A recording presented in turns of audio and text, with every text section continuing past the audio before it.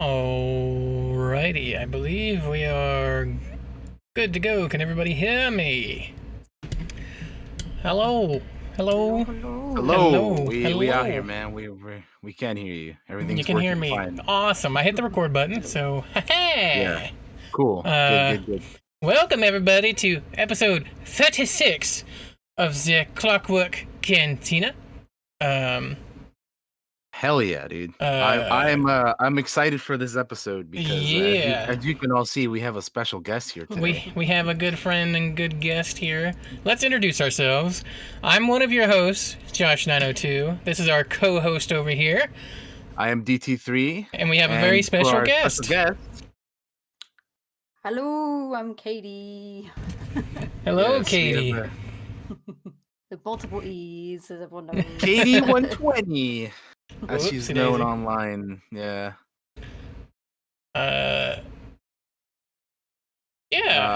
It's gonna be a fun one, man.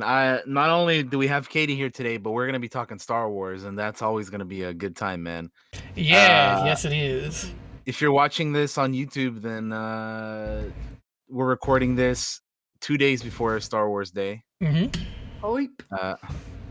Which is gonna be very exciting because of some things that are gonna be happening. But yeah, man, I'm always down to talk Star Wars, so I'm very excited for this. Same. Before we go forward, this is the first time we've had a guest on the Cantina, and I made some new overlays for it. And it's possible that we'll run into technical difficulties, and I appreciate everybody that's understanding when that happens. So just wanted to get that out of the way because it's a first-time deal, but it opens up so many possibilities for the future as well. So. And I'm greatly honored. I want to say thank you already, but also I'll thank you guys later. We ready to hop into this first thing? What we've been up to this past week? Let's do it. I'm ready, man. I'm ready. All right, Daniel, what have you been up to this past week? What you been playing? What you been watching? Yeah. So I haven't really been watching a whole lot. Basically the only thing that I have watched is the Last Dance Chicago Bulls Michael Jordan documentary. Yes. I saw they've been coming out with like 2 episodes every week. I saw the last 2, and it's so good, man. It's like, even if you're not like a fucking like a basketball fan or anything, like if you're just a sports fan in general, I think it's pretty cool to see like some of the behind the scenes about one of the greatest teams ever, you know. And like the last ones were about like Dennis Rodman and like the bad boy Pistons and stuff. Like those guys were crazy, man. Like it was a different time in the 80s and stuff. But yeah, I've been watching that. In terms of games, I've been playing a little bit of Ark. Little this, a little that. I've been playing obviously Animal Crossing, and I'm trying to think what else. I played a little bit of a few things yesterday, but I didn't really do a whole lot of that. Other than that, though, I mean, Clone Wars, dude. Like, oh my god, I'm sure we'll get into that a little bit later. Yeah. But oh man, so good. Haven't watched it yet. Just saying. Oh, okay. Then we will not talk about the latest episode, but you've seen the other ones, so we can talk about that stuff. Yeah, for sure. Yeah. I'm just gonna quickly turn my light on. Yeah, you could go for it. Yeah. So I guess we can move on to what have you been up to, Josh? What have I been up to? For me, I have been planning been busy, huh? many. I've been busy as a mother. I played some D&D. Can't really talk about it, but you'll see it all hopefully soon, tomorrow, possibly. So keep an eye out for that. Along with planning for our season 2 finale of Frozen Decimation, which is also going to be tomorrow. Congrats. Yeah. So we've played 2 years. We're coming up on like 2 years. That's crazy, man. I foresee the game going probably at least another year, unless something catastrophic happens. Hopefully not. At least another year. Unless the party completely dies tomorrow, which is completely possible. Yes, exactly. TPK. Season 2 finale, TPK, all gone. We all die. That's the end of that, guys. At that point, we'd be playing in the world where the bad guy wins, I guess. That'd be cool. Would it though? Yeah. We gotta Not that usurp. bad guy. We gotta usurp that the bad fuck. guy. Then, Not that bad guy. at that point, I tried out some new software called Dungeon Draft to make tomorrow's map. So it's got a completely different style to it. It's really cool. I like it. It's still got some. It's still very early access though, so it's got some bugginess to it. It crashed a lot. Like, is it kind of like Roll20, like the maps you can kind of put onto that? Yeah, it makes it for Roll20. Yes. I usually make my own maps anyway, not using Roll20. So I use outside software, and then it okay. So I was using Dungeon Painter Studio. I'll still probably use that sometimes. But yeah, I wanted to give Dungeon Draft a go. It has some bugs. It has some really funny bugs. There's a really funny bug that happened, which resets all the doors when you put them in walls. And I didn't actually realize it till the map was done. And I'm like, uh-oh. I had to put jury-rig some doors onto some walls. Yeah. But it's a big work in progress. But I like it a lot. It's got a lot of potential. The biggest thing I like on it is it lets you you can design multiple levels. So I can do a whole ground floor, and then I can add another level to it and go under it. And then I can compare those levels to the top, right? So let's say I have a kitchen, and maybe it has a cellar. I can turn the opacity down of the top layer under like the kitchen and literally see what I'm building under it. It's really cool. I like it a lot. That sounds pretty neat. Yeah. Maybe we'll make a map or something on stream sometime using it. It's really cool. But yeah, Dungeon Draft. It crashed a lot too, unfortunately. I got 15 minutes into something at one point and it crashed like right before it's supposed to autosave. And I'm like, sucks. Yeah, I think I saw you. I think I saw Peter. Yeah. I was so not mad. I was just like disappointed. Like all that work gone. Now I have to start all over that again. But it's cool. I really like that. I haven't played. I played some XCOM Chimera Squad.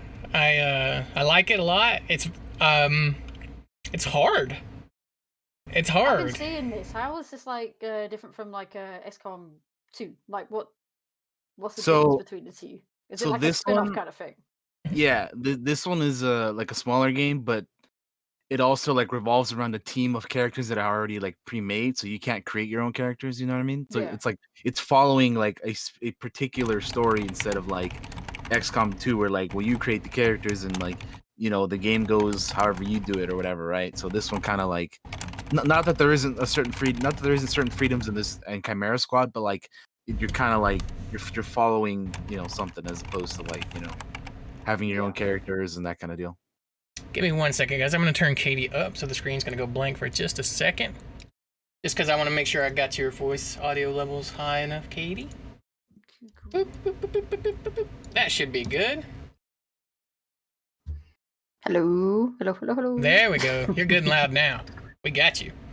All right. Good. Yes. We're good. Excellent. But yeah. That's basically like the difference. I mean, if Josh, if you want to, you can get into a little bit more detail, but that's like the gist of it, I think. I didn't actually hear what you said, so oh, I'm sorry. Well, we'll move on. The stream heard you, but we're good. No, it's because I was like distracted with making sure audio levels are good. First time, guys. First time doing this, so gotta adjust on the fly sometimes. But yeah, I like it. I like it a lot. It's hard as fuck. Yeah, I mean, I was streaming it like a week ago, and I got to get back to it, but I've been having fun with it for sure. Yeah, the fun one. I think I like the new breaching stuff too. Yeah, we didn't talk about that. I don't think breaching's really cool. I like it. I think it might be overdone just a tad. I think they could cut back on it a tiny bit. They do it a lot. Maybe every 2 rooms instead of like every room. But other than that, I think it's cool. I think it adds a lot, and I think it makes it a more cinematic. Like fucking, we're breaching this room. It's really cool. I like it. Yeah, I mean, I'd have no problems with it. I think it's fine.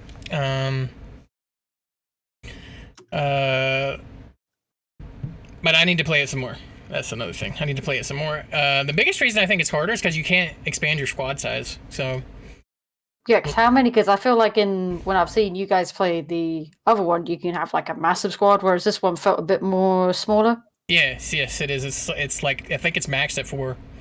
You only get like 4. 4, damn. Yeah, that's the thing. Compared to how many people you get in the other games, that's probably quite a big game changer trying to like work with like 4 people. Yeah. You can have like up to like I know with mods you can have like more, but I know like through the some of the facilities in game you can get to up to like 6 or something. You probably would have to make the player like really think on how to deal with certain situations because you've only got 4 people rather than like I think it's like 6. Yeah. Or 5 of you. Yeah, like 6 or depending on like where you're at in the game or anything. But yeah. Yep. I wonder if I haven't looked at the mods much yet for them. Have you looked at the mods for Chimera Squad? For Chimera Squad, I haven't. No. I'm gonna look right now because I'm just curious. Because I've just been like trying to get through the game, even though I haven't played it in like a few days. I'll probably get back to Chimera Squad on Monday. Yeah, I feel you. I haven't gotten to it, but yeah, we'll get back on that. But yeah, no, I haven't really messed with the mods yet. I've just been playing the game. Gotcha. When I have. Yeah. Well. Somebody. I'm looking at the mods. Somebody added Big Boss as an agent from fucking Metal Gear. Sorry. I love mods. Mods are the best. And that's a good game to mod. I've seen like it's not really my type of game, but I love looking at the mods for that game, like Game of Thrones ones, Star Wars. That's where like they have tons. XCOM has a shit ton of mods. It's crazy. I feel like it's up there with like Bethesda games and how many mods it can have. Yeah, we've talked about it before, but they built the game. They built like XCOM 2 just from the ground up to be modded. Like they released mod tools when they released the game, so it's crazy. It's crazy. Other than that, I have not played much of anything else. I'm trying to think if I watched anything. I know I watched at least one thing, but I can't think of it at the moment what it is. I watched Godzilla again. Which one? King of the Monsters. That one. Oh, the latest one. Yes. It's still good. Still good movie. Still haven't seen that. Still need to see that. It's pretty good. Yeah, you should check it out when you get the chance. All right. How about you, Katie? What have you been up to this past week? Outside of work, because I still work, in the middle of all this, because I work in a shop and all that. So I've still been working, but on the off days, what I've been playing, been playing a lot of Oblivion, which obviously I get on my streams and stuff like that, which is always a good time. It's one of my favorite. It's my favorite Elder Scrolls game. It's my 5th favorite game of all time in that top 5 list, and it's just a good time. I mean, I have it heavily modded right now because I can play it unmodded, but it's a bit of a struggle, and I hate to say that because I love the game so much. Well, it's an older game, right? It's an older game, like 2006, I think it came out. So, yeah, well over 10 years old. And the main thing I try to mod is the faces, because the faces look horrible in vanilla. Faces. They look ugly as hell. So, but no, Oblivion's always a good time. Even when mods mess up and, you get the glitches and that, it's still funny. It's still funny. Other games I've been playing and getting back into Fallout 76, obviously with the big update they had called the Wastelanders DLC, expansion, that obviously adds NPCs to the game, which should have been there in the first place, but they're there now, so it's definitely made the game a hell of a lot better, much better. It's definitely made it more enjoyable, yeah. Yeah. I always enjoyed it on my own. Well, always. When I did kind of play it, I would play it with friends, and that would be enjoyable. But I'm the type of person that I do play those type of games still on my own and can find enjoyment. Can get enjoyment out of it. So I'm always still having a good time with that. And then obviously in the last week or so, I've gotten back into Star Wars Battlefront 2 as well, which we'll obviously be talking about in a bit. But it's kind of crazy because I was playing that today, and someone popped into my chat and said, it's like you're playing the games that were when they released, they weren't very good. And 2 years later, they're really good games all of a sudden, like Fallout 76 and Battlefront 2, because they both had quite dodgy kind of were Rough releases starts. for different Yeah. reasons. For different reasons, I think, but they both are really good games now. Yeah, for sure.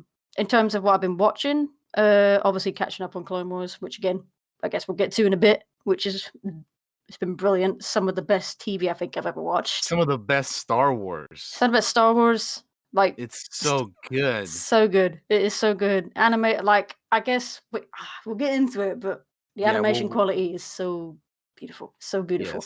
Yes. What else I've been watching? Westworld. Just watching obviously Westworld season 3, which is finishing 10 episodes, right? Tonight is it 10 or is it 8? I think it's 8, right? I believe it's 8. Oh damn. So it finishes this week. But that's always good. I mean, I'm still confused as fuck, but that's Westworld, but they always do a good job of kind of tying it up in a nice, neat ribbon, like at the end, and it makes a lot of sense, and it makes you go, "Holy crap!" So I'm looking forward to that.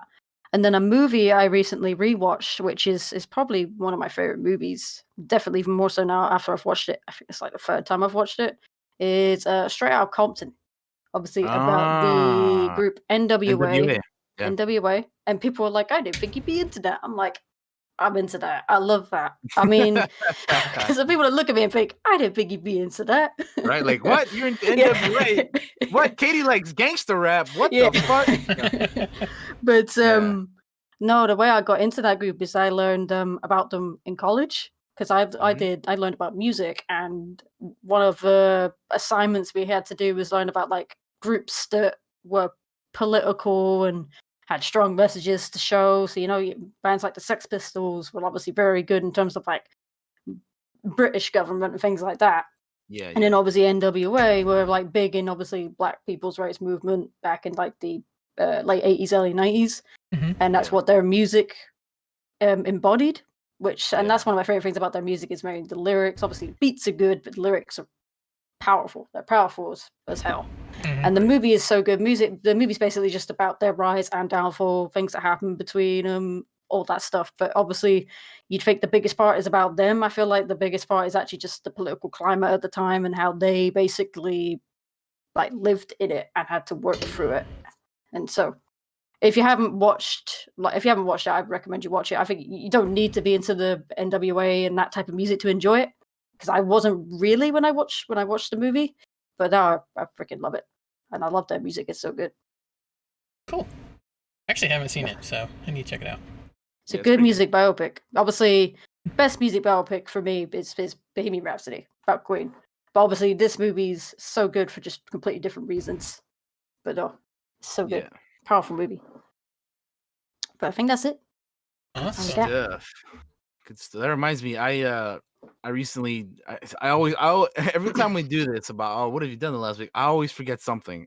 Dude, I forget shit constantly. I rewatched the Spider-Verse because you did. I love Spider-Verse, man. She hadn't seen it, so we're like, well, let's get a little group watch going, and man, just like rewatching it again, I'm like, man, this is such a good ass movie, dude. And like John Mulaney as Spider-Ham, it can like never fails to crack me up, man. It's so good. The art style never gets old. It looks absolutely stunning. Yeah, it's a phenomenal movie. I love that movie. It really is. Yeah, it's so good. Great soundtrack, just everything. Would you say it's your favorite Spider-Man movie? Because there's a lot of people I know that say it is, and it's obviously that's for them. Yeah, that's fair enough. I don't know.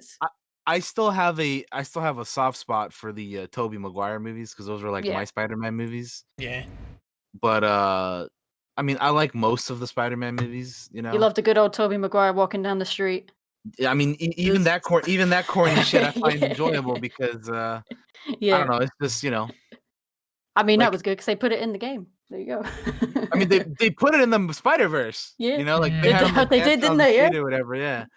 And like they had like the popsicles and the a lot of cool, like the spider buggy, a lot of cool Easter eggs. And I got reminded that Oscar Isaac is going to be Spider-Man 2099 too. I was like, oh shit. Oh yes, that's good. He was it's always an indicator for me. Hey. That post-credit scene where they do the Spider-Man meme where they're like looking at each other. So great. That shit, oh my god, it cracked me up all over again. It's so good. I have a soft spot for Spider-Man 2 with Tobey's. with Tobey Yeah. Maguire's. I saw that one in theaters.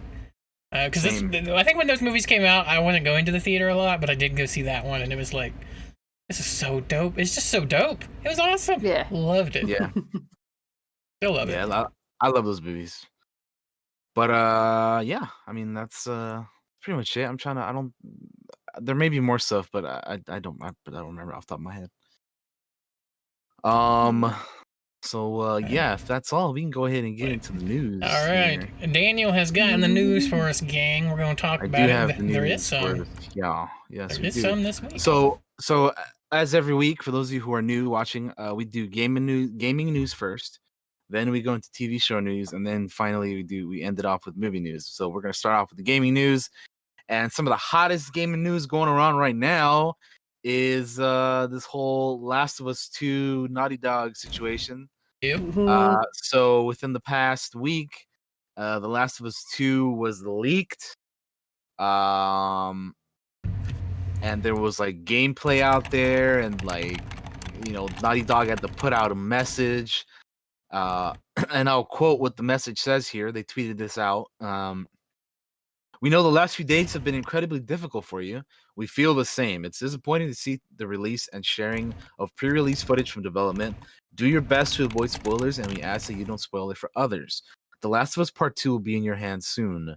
No matter what you see and hear, the final experience will be worth it. Naughty Dog. So that was their message that they put out. They tweeted this out, I believe, it's like 2 days ago. Monday. Oh, really? So it's been a little bit, but yeah. So not only did they do that though, but then like I think it was yesterday they found out that the leakers were not affiliated with Naughty Dog at all. So there had been rumors going around that it was like a disgruntled employee from Naughty Dog or whatever. Yeah. But apparently that's not the case, because Sony or Naughty Dog found out that wasn't what happened. Thing is, sorry. Go for it. No. If you have thoughts, feel free to chime in. So thing is, I do love Naughty Dog because I love them from back when they made Crash, Bandicoot, and Jack and Daxter. Yeah. And then they obviously went to to bigger waters. Made Uncharted and then The Last of Us, and they've earned that right to be one of the biggest video game developers in the world. Yeah. And this is annoying and terrible, especially for them when obviously the game's out in a couple of months. So obviously it got pushed back and stuff due to the COVID-19. But then I'm in a weird place because I've heard things that obviously, crunch time in the video games industry and stuff is like a big thing, and it's huge, yeah. And there have been reports coming out about them with The Last of Us Part 2. And then there's another thing that I heard off of the YouTube channels that apparently they were taking down videos of people that they were apparently I didn't watch most of these videos that apparently were taken down due to whatever reason, but like copyright striked or whatever. But apparently these YouTubers claimed they were just speaking their opinion. It was a negative opinion about Naughty Dog, not about the game, about Naughty Dog, the company. And yet these videos were being taken down apparently by Sony or Naughty Dog. I would imagine it was probably Sony, because obviously Sony own Naughty Dog. So that's kind of like, it's put me in a weird place with Naughty Dog or Sony, because like it feels like they may just be taking down videos of people that are just speaking bad about their games, not letting people kind of express their opinions. I don't know the whole story about that, but that's what I've just heard about that. And it's like, I love Naughty Dog, man, but it's a tough time for them, and I do feel bad for the developers that have worked really hard in this game, and some assholes, spew most of it all over the internet right now. Leaking gameplay and plot pictures and spoilers. Yeah. But I mean, but yeah, I mean, apparently they so they found out who. Apparently Sony knows who these people are. Yeah. I wonder what the punishment would be, because it's not an employee. If it was an employee, we were like, they're gonna get fired. But it's like,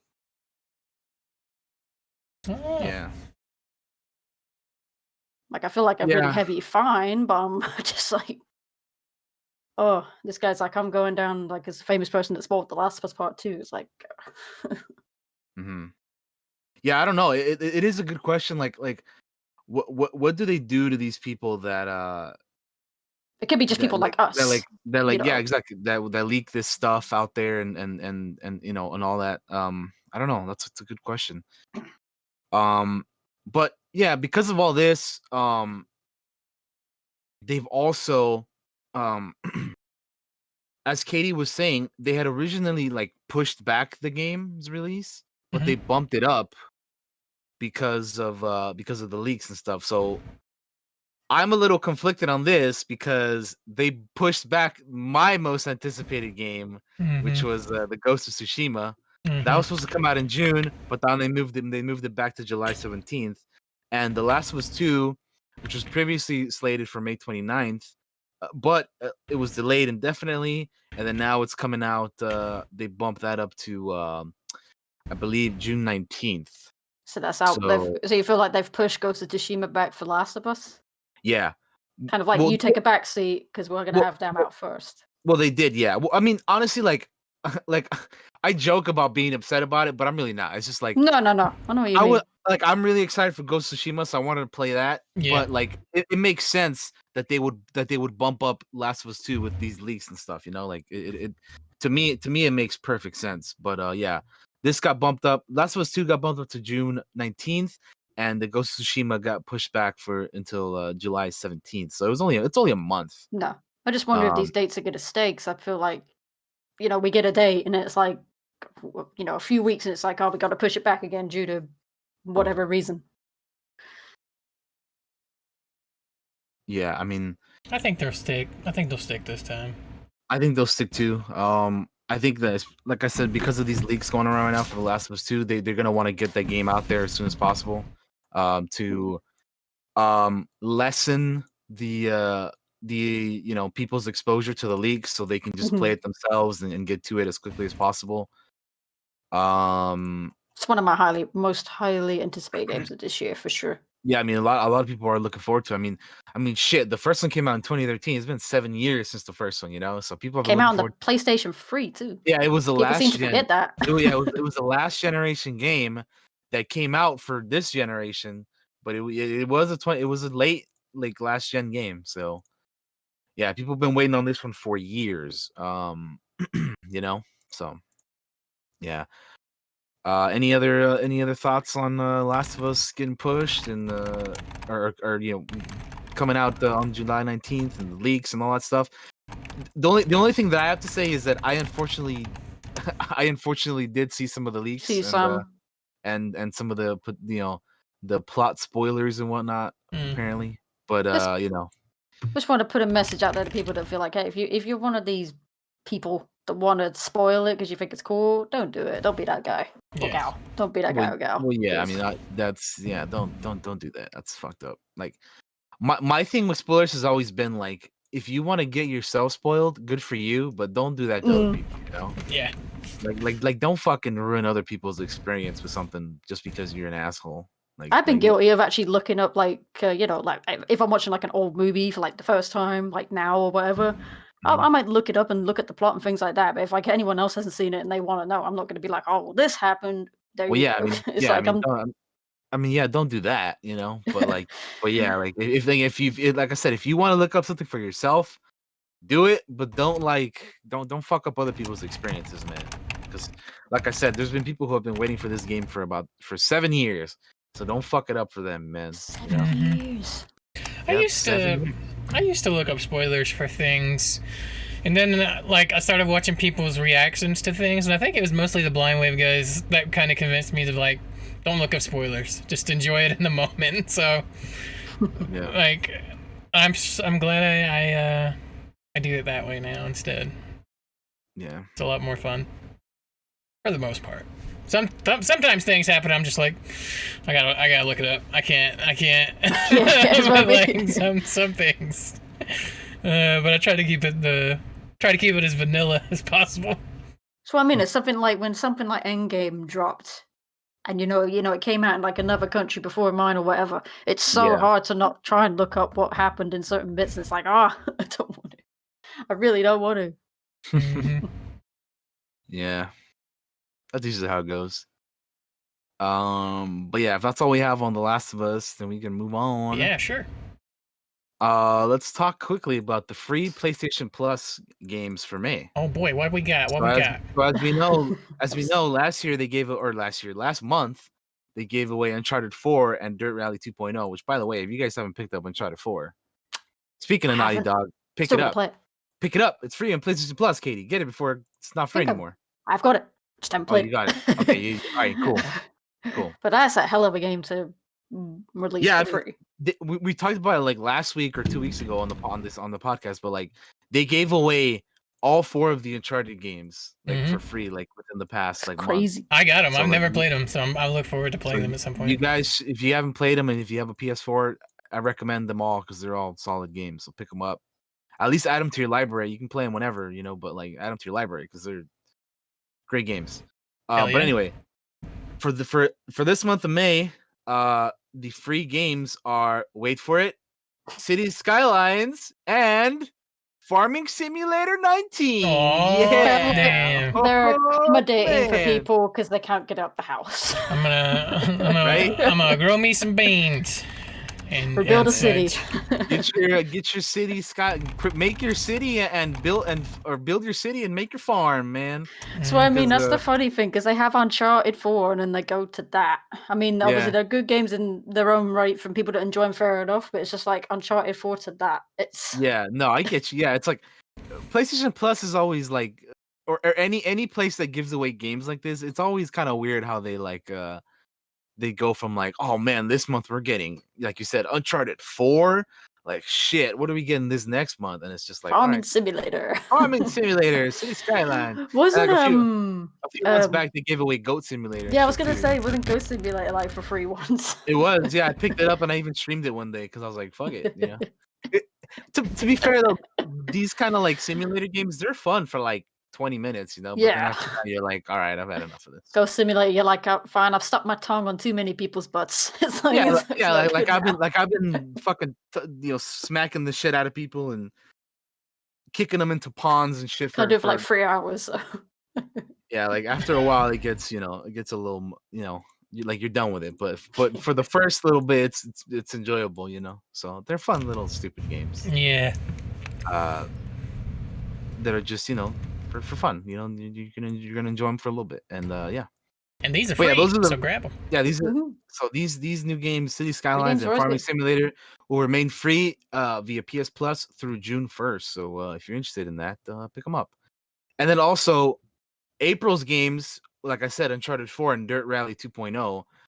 If you're watching this live, you can still get them because they don't go away until Go, go. Star Wars Day, May 4th. So if you want to get them, pick them up. Go get your freebies, y'all. Go do it. But yeah, those are the free games of the month. Moving on from that, here's something that I know Katie will be excited about. Oh boy. And to be honest, I am too, even though I haven't played the last couple games. But Ubisoft has announced Assassin's Creed Valhalla. Oh yeah, there was a trailer.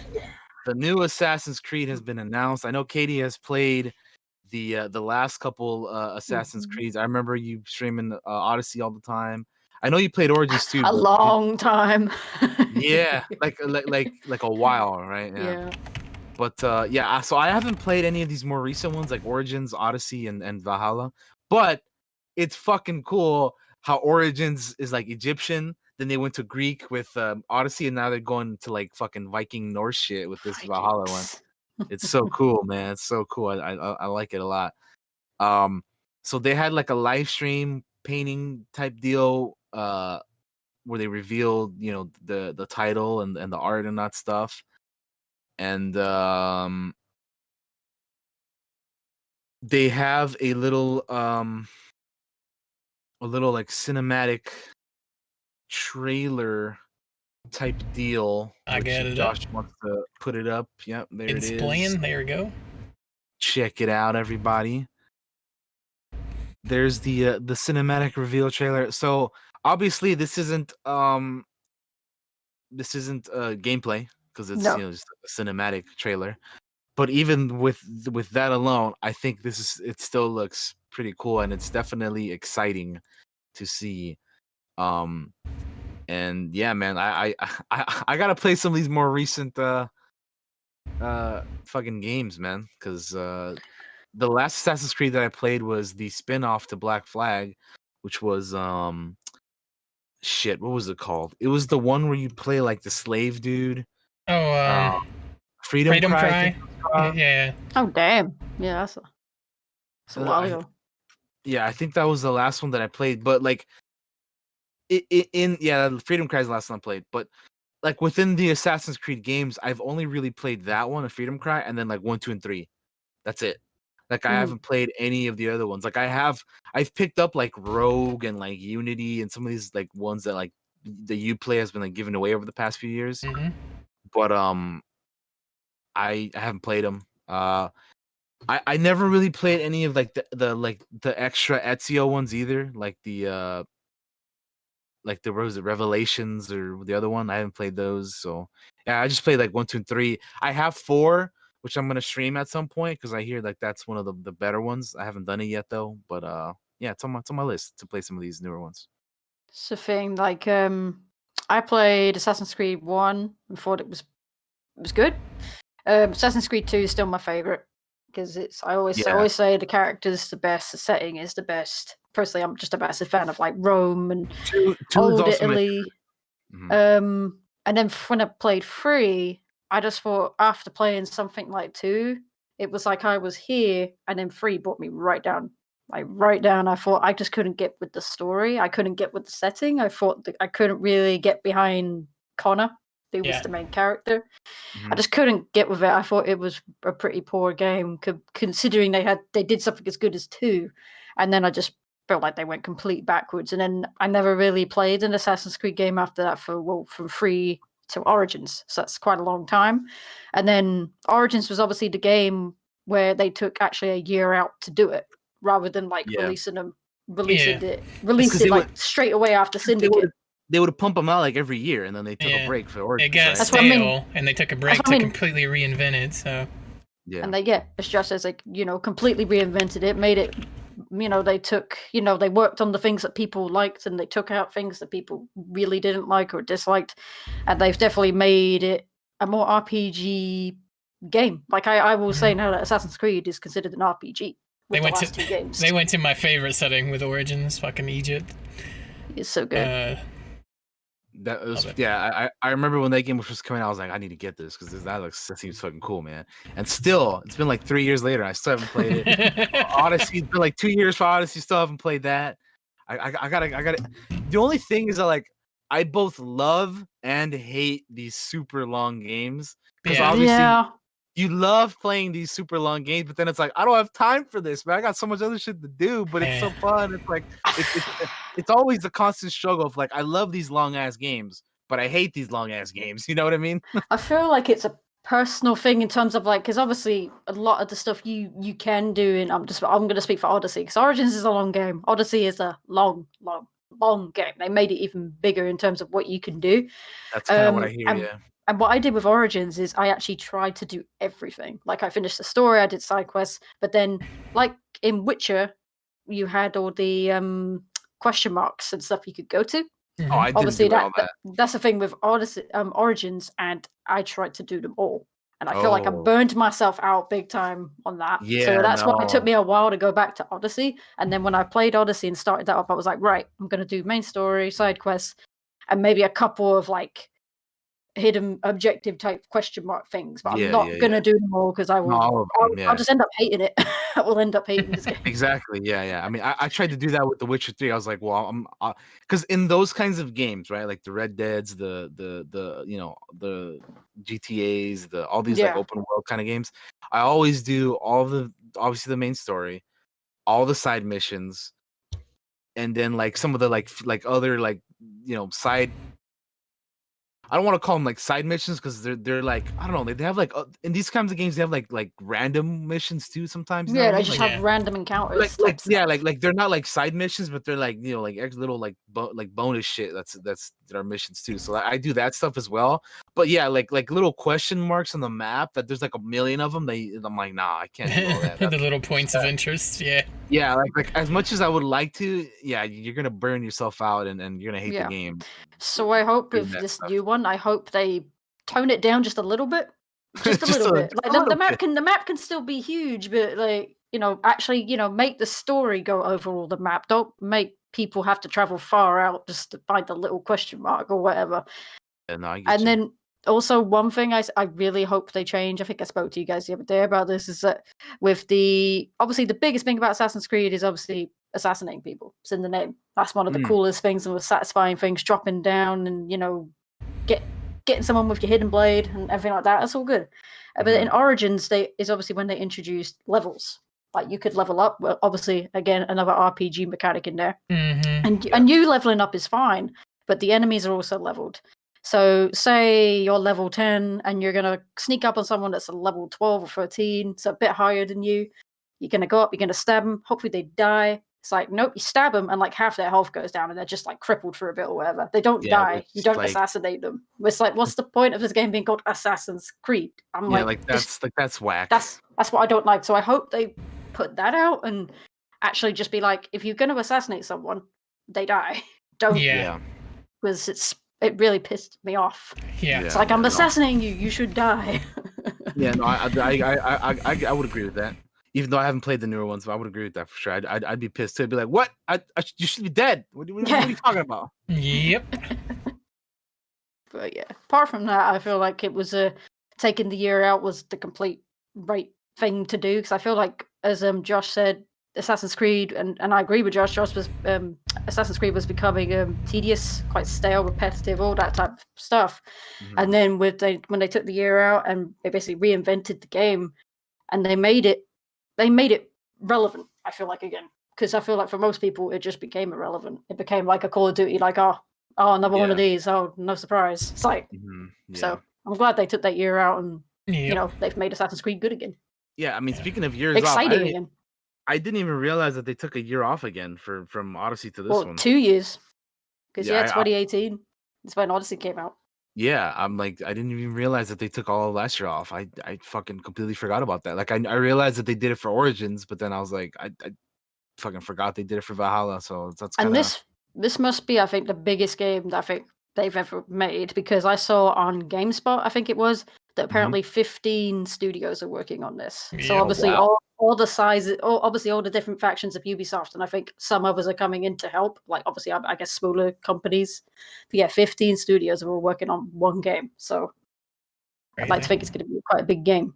I mean, yeah, if you have that many people working on it. The biggest thing I'm excited about for it is they said you can dual wield anything. You can dual wield 2 shields if you want to. I was gonna say that. Yeah, you could dual wield shields, right? I heard about that. Captain America people, man. I was really hoping that I can dual wield 2 flails, like they're like the flail. They have little small one-handed flails that are like one-handed. Let me dual wield them almost like nunchucks. Let me go around and just beat the shit out of people with them. Please let that be a thing. I want that to be a thing. That would be hilarious. And then there's also settlement building as well, I think, which they're going to be doing. Because I feel like that's become a popular thing. Like, I guess photo mode became a popular thing in video games, and now, like, settlement building, like building your own villages or houses and stuff, is becoming a thing in games. So that's probably going to be a thing. I love that shit. Like, every game nowadays has a photo mode, is all I was going to say. Yeah, you talking to a guy that plays RimWorld nonstop. I love fucking building settlements and shit. We'll draw a little Viking village. Yep. I hope it's awesome. I really do. But yeah, Assassin's Creed Valhalla. Valhalla. You're gonna be playing as a character named Eivor, a fierce Viking warrior raised on stories of fighting, fame, and glory. But apparently, Eivor can be either a man or a woman, because that was another thing that people were wondering, right? Is like, it's like Odyssey. I know they introduced. That's what I was wondering, if they were going to continue with that, because with Odyssey, it kind of fit the story having 2, because it just worked. Yeah. So, but with this, I was kind of like, was it going to be a one-time thing? Are they going to keep it up? I was like, so I'm glad they're keeping it up, because I think it's cool. Yeah. They also said that they consider both versions canon. So I'm interested in see how that works out. They said they can't really talk about it till the game's out, but they said you'll find it interesting in how they do it or something. I read the other day. So well, that's pretty definitely dope. Sounds intriguing. Yeah. Also, they have an awesome collector's edition. Just saying. I already looked at it. I've I was seen like, that. I was like, Yeah, I yeah. don't want to buy If that. you guys, if you guys want to see a little picture for it, I'll put it in the chat for those of you who are so watching many- live.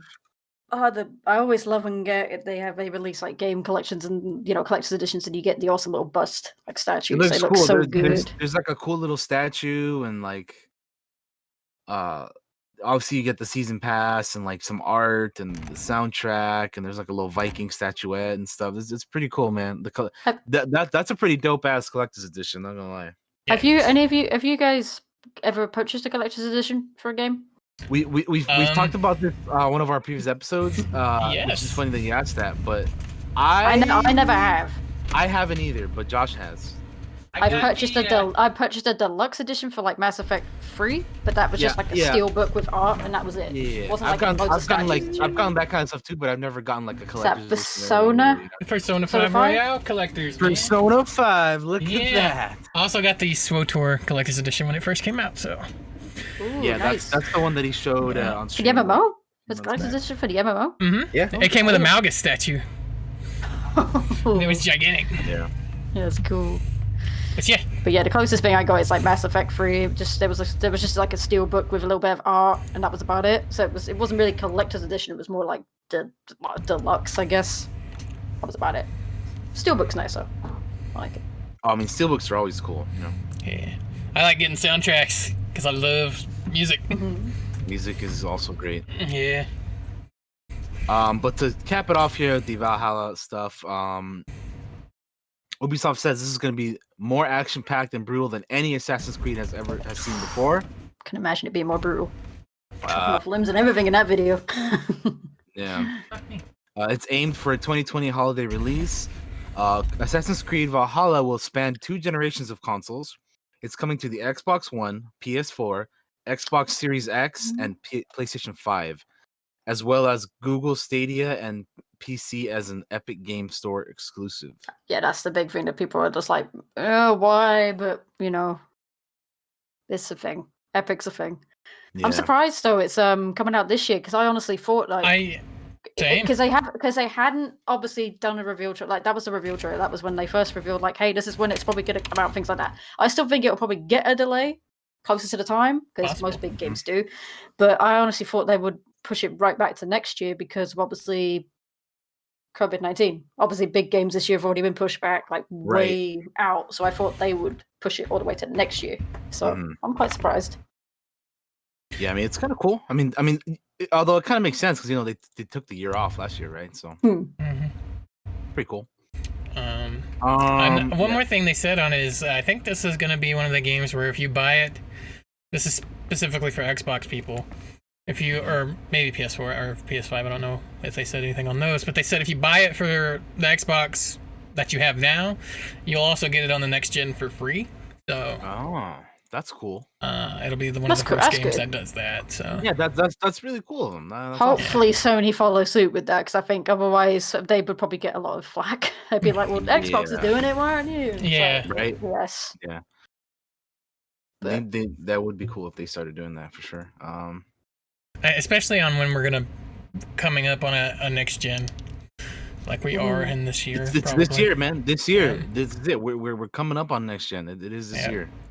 Holiday season, man. It's pretty crazy because I remember when, obviously, like when the PS4 was first coming out and the PS3, and it's like, man, it just feels like it hasn't even been that long with the PlayStation 4 in my mind. Personally, for me. All right, it's been like 7 years. Yeah. Yeah.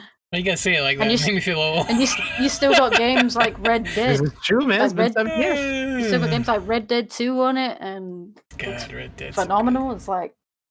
It's crazy. It's only gonna get better. Mm-hmm. But yeah, we good on some Assassin's Creed there. Hell yeah, I think so. All right, let's move on to some Star Wars Battlefront 2. They released unfortunately they put out a video saying that this past Battle of Scarif update would be the final one. The final community update. They're still going to keep the game servers up and all that stuff and everything, but they said they are no longer going to be continuing to add content for the game. So this final update that we got, Battle of Scarif, it's one that we've been waiting for a while. They're adding obviously the planet of they added already because this update is out. Mm-hmm. By the time you're watching this is out It's already. out. Go play it. Scarif is really cool. I've played it already. It's such a I always enjoy playing on Scarif, man. It's such a cool, for lack of a better term, it's such a sexy planet to play on, man. It really is. I love playing on Scarif, man. Rogue One is beautiful. I still haven't got on it yet because I didn't realize it was just a map for supremacy. So I played it on co-op. Oh, did you? Yeah, you can't get it on co-op. What mode do you have to pick? You have to pick Galactic Empire or Rebellion. I played with the Empire. Okay. On co-op. I didn't get it once today. Then. But they're adding obviously new skins. They added Kylo Ren's hooded Rise of Skywalker skin, which looks fucking awesome. They added the Rise of Skywalker, Palpatine, Rey with the yellow lightsaber. They added the Rebel Pathfinder from Rogue One, the Scarif Stormtroopers or the Shore Troopers from Rogue One. So they added the old Master skin from Maul from Rebels, hooded Rey from Rise of Skywalker with the blue saber.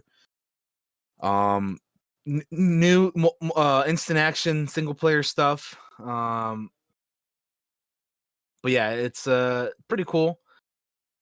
It just I like everything that they added, but it sucks that this is like the last update because like there was for years there's so many characters and heroes and stuff and skins that we wanted for this game. Like obviously we were never gonna get everything, right? It's like it's unrealistic to think we were gonna get everything because there's just too much in Star Wars to add everything into this game. But like when you think about the last heroes that they added to the game being BB-8 and BB-9E, you're like, so add a bit more. Come on. Don't get me wrong, they're fun to play as, but like you'd expect that not to be the last set of heroes you get. Those are the last heroes we ever got added to this game. When people wanted Asajj Ventress and Ahsoka and Jango and Mace and like all these other characters for years, man. You don't think enough people will they'll see the amount of love online for those characters and how much they want them. You don't think they'll add those in? I know they say they're done, but you don't think they'll go back and do it? It's like honestly, a surprise, like here you go. I mean, honestly, that's very optimistic, and I like it. But as much we've been wanting them for years, man, and they haven't added them. So any other company, I would say there's a chance. But it's like I think they're officially done because even the guy who was narrating this video, Dennis Brownville, he's officially done with Star Wars. He tweeted something out. He was like, "I'm done with this," and thank you for because he worked on both the first EA Battlefront and then now this second one. So yeah, he's they're like moving their resources to like the new Battlefield game or whatever, So I think unfortunately Battlefront 2 is over and done with, but it's still disappointing because like even though like we were saying earlier, this game had a rough start when it first launched, but over the past 2.5 years they've like added and improved on it so much, and like the game is like at a good spot right now, so it's kind of disappointing for them to be like, that's where it ends. That's all, folks. Which that's all, folks. Yeah, that's all, folks. But so it sucks because I really had fun playing this game when it was currently in its current state as good as it is right now. It's super fun. They added so many new heroes and skins and stuff, and I feel like they could have just kept going with it, but it is what it is. I'm glad we got that this past update. I would have wished for them to keep going, but I'm happy for what we got. I think EA's license is actually up in like 3 years. 3 years, and I feel like I was saying it again the other day that obviously their final Star Wars product is probably Jedi Fallen Order 2. I would imagine. That's probably that'll probably be their last one. But then I think like if they do a great job like they did with the first one, like would Disney be like, okay, you've kind of proved that you can do good single player games or whatever, let's give you like another 3 years or 5 years. But here's my thoughts on that. Is that if they do a good job, or here they have 3 years left, right? So yeah, the very likely the next Jedi Fallen Order game is going to be their last one. So or of this contract. So if they do as good or better than they did with this last one, then I feel like you let them do a third one if they want to do like a trilogy of those, but under no circumstances whatsoever. And this goes for anyone, not just EA. I feel like they should stop with these exclusive contracts. Don't give an exclusive contract to anyone. Just let whoever wants to make a Star Wars game make a Star Wars game. Stop being like only these guys can make a Star Wars game. Because no, man. yeah.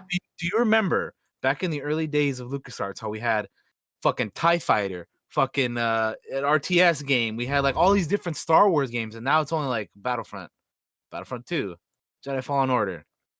And I understand that games require more people and resources to get done nowadays because they're like, games are a lot more, expensive, and like they require more than they used to like 20 years ago or whatever. But like, Yeah.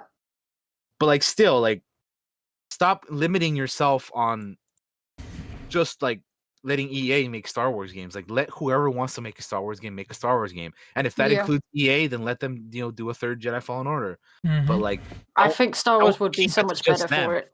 In terms of in the gaming industry, because obviously there's so many great developers out there now, like CD Projekt Red, obviously Ubisoft, and I'd say even Rockstar and things like that. Get some small indie devs in there, man, or indie, because give some of them a shot. Josh would love a fucking RimWorld Star Wars. You know what I'm saying? Yeah, man, be awesome. Exactly. My RimWorld's already Star Wars anyway, but. I mean, yeah. With mods nowadays, you can make most things in Star Wars, but like, why not have an actual fucking built XCOM game, built with it in mind? Exactly. Yeah, why not have an actual Star Wars XCOM game, or you know what I mean? Like, yeah, man. Fucking give us another flight sim game, or give us another fucking Jedi Academy type deal. You know what I'm saying? Like, stop limiting yourself on just letting EA do stuff. I really love the ingenuity of indie devs now more than I used to. I don't think I ever when I was younger, I never gave them enough credit. And like, they're literally the lifeblood of some of the coolest shit you will ever see. No, I'd be the same. I was the same, because it's just like, when you're young. When I was younger, it was just like, oh, I want to see all these big games. I don't care about all the small stuff. So, yeah, for sure. I feel like Star Wars would be so much better for it in the gaming industry. Give me Kenshi. Because there'd be so many different types of genre of games in the Star Wars universe. Yeah. Whereas right now, I mean, Fallen Order came out, but before that, it was just first-person shooters. It was just Battlefront 2. That's it. That's all we've had for like 10 years. It's all we've had. That's it. It's disappointing, As much as I like these games too, but like, sucks when we used to have like so many of them per year, or like, back in the day, so yeah, that's just my thoughts on that. But this is a good transition to go into our next little topic here, which is something that I just wanted to bring up that I thought was kind of fun. Speaking of older Star Wars games and Battlefront, the original Star Wars Battlefront, the one from 2004, has recently gotten an update on Steam. And that is the OG Star Wars Battlefront now has multiplayer. Yes. Oh yeah. The 16-year-old game got a new update, and you can multiplayer now with other people, which I think is pretty neat. I actually I don't think I own this game on Steam, because I obviously own it I own it on PS2, and I own it on PC, but I have it on I have it on the disc. You know what I mean? Like back when they like had PC discs and all that stuff. That's how I have it. But they re-released it on Steam in 2019. Last year. and they had the GameSpy online multiplayer, but that got shut down like in 2014. So multiplayer hadn't been an option, but now they've added it. So I thought that was That's pretty pretty cool. Oh. It's $5 on Steam too, by the way. Yeah, I mean, I think most Star Wars games are on sale right now too because of Star Wars. Yeah, it's on sale. Can always get a decent sized bundle. The big So collection. if you want Star Wars games, now's the time. What's all in this collection here? I think I have most of this.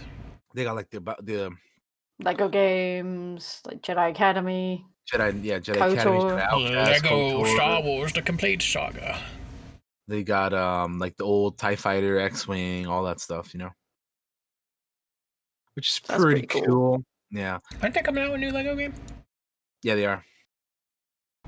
Lego Star Wars: The Skywalker Saga. That's coming out at some point this year. I get the Complete Saga and the Skywalker Saga mixed up.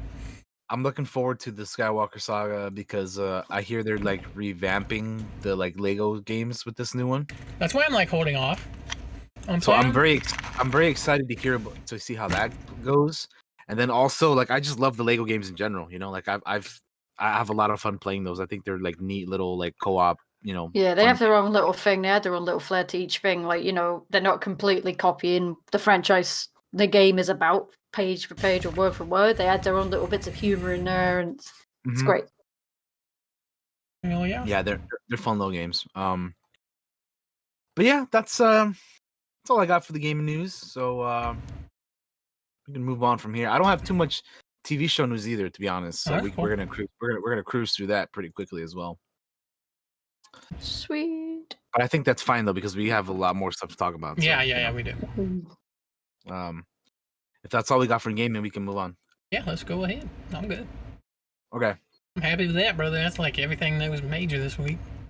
So, in terms of TV show news, Goosebumps is getting a live action series in the works from Neil H. Moritz and Scholastic. So, as you guys know, Goosebumps, the best, you know, the books. They recently had like 2 movies too, I believe, with was it Jack Black or who's in those movies? I forget. But they did like two Goosebumps movies. And they're making it into a TV show now.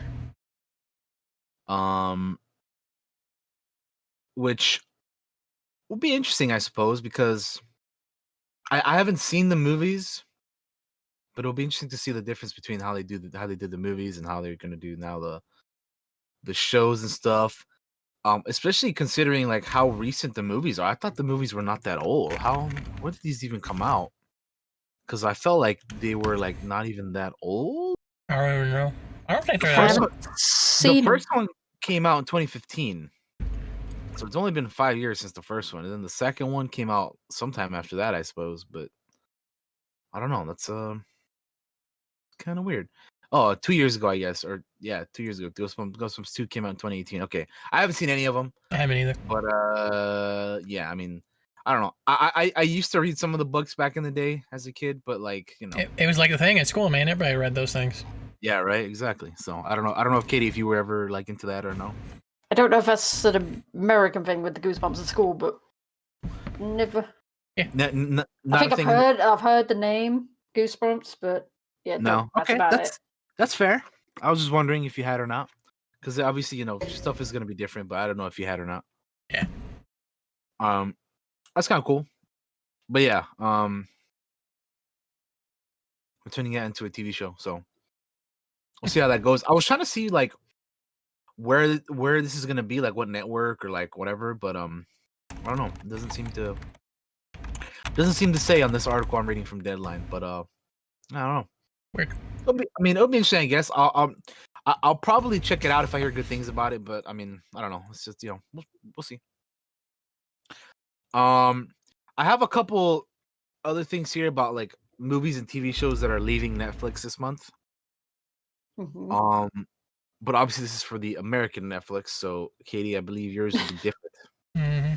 Probably. We like to be different. Yeah. Like yesterday, May 1st, John Carter left Netflix. No. Is that the movie with Jake Gyllenhaal? That's the movie with I believe his name is Taylor Kitsch. Yeah. Jake I like Gyllenhaal, John Carter, man. You're thinking of Prince of Persia, Katie, right? Okay, that's right. Yeah. Yeah, you're thinking of Prince of Persia. That's a different movie. Give me the dagger. Other stuff leaving. There's like on May 15th, Limitless, Place Beyond the Pines. I'm just gonna go quickly through this because Shoot it. Royal Pains, May 17th, May 18th, Scandal seasons 1 through 7. Leaving May 19th, Black Snake Moan, Carriers, Evolution, The First Wives Club, It Takes Two, Love Rosie, She's Out of My League, What's Eating Gilbert Grape, that's a pretty good movie. Young Adult, Yours, Mine, and Ours. May 25th, Bitten, seasons 1 through 3. May 30th, Bob Ross, Beauty is Everywhere, collection 1. You can't take away Bob. And Bob. then May 31st, Austin Powers in Goldmember, Austin Powers International Man of Mystery. I just watched all those. Austin Powers, The Spy Who Shagged Me. That's what it's called. Dear John, Final Destination, Final Destination 2, Final Destination 3, Ghosts of Girlfriend's Past, Looney Tunes Back in Action, My Girl, The Naked Gun, The Flies of the Police Squad, The Naked Gun 2.5, The Smell of Fear, Outbreak, Red Dawn, and Richie Rich. Those are all leaving on May 31st. So that's all the things leaving this month. Red Dawn's fun if you want to watch just a fucking like 80s action movie. Patrick Swayze, Charlie Sheen. And then I can try to quickly go through here the things that they're adding this month. So yesterday, oh man, that's a lot of stuff. Ace Ventura. Ace, I'll go through them quickly. Ace Ventura, Pet Detective, All Day and a Night, Almost Happy, Back to the Future 2, Charlie and the Chocolate Factory, Cracked Up, the Daryl Hammond Story, The Curious Case of Benjamin Button, Den of Thieves, Four Color Girls, Fun with Dick and Jane, Get In, Go, Corey Carson, The Chrissy, The Heartbreak Kid, The Half of It, Hollywood, I Am Divine, Into the Night, Jarhead 2, Field of Fire, Jarhead 3, The Siege, Madagascar, Escape to Africa, Masha and the Bear, Season 4, Material, Medici the Magnificent, Part 2, Monthly Girls, Nozaki-kun, Season 1, Mrs. Serial Killer, The Patriot, Sinister, Song of the Sea, Thomas and Friends, Marvelous Machinery, A New Arrival, Thomas and Friends, Marvelous Machinery, World of Tomorrow, Thomas and Friends, Thomas and the Royal Engine, Underworld Evolution, Underworld Rise of the Lycans, Urban Cowboy, What a Girl Wants, Willy Wonka and the Chocolate Factory. May 4th, Arctic Dogs. May 5th, Jerry Seinfeld, 23 Hours to Kill. May 6th, Becoming and Working Mom, Season 4. May 7th, Scissor 7, Season 2. May 8th, Chico Bon Bon, Monkey with a Tool Belt. Those words? Chico Bon Bon, Monkey with a Tool Belt. That is what it's called. I'm reading what these are called, okay? If you love Tiger King, here comes Chico Bon Bon, Monkey with a Tool Belt.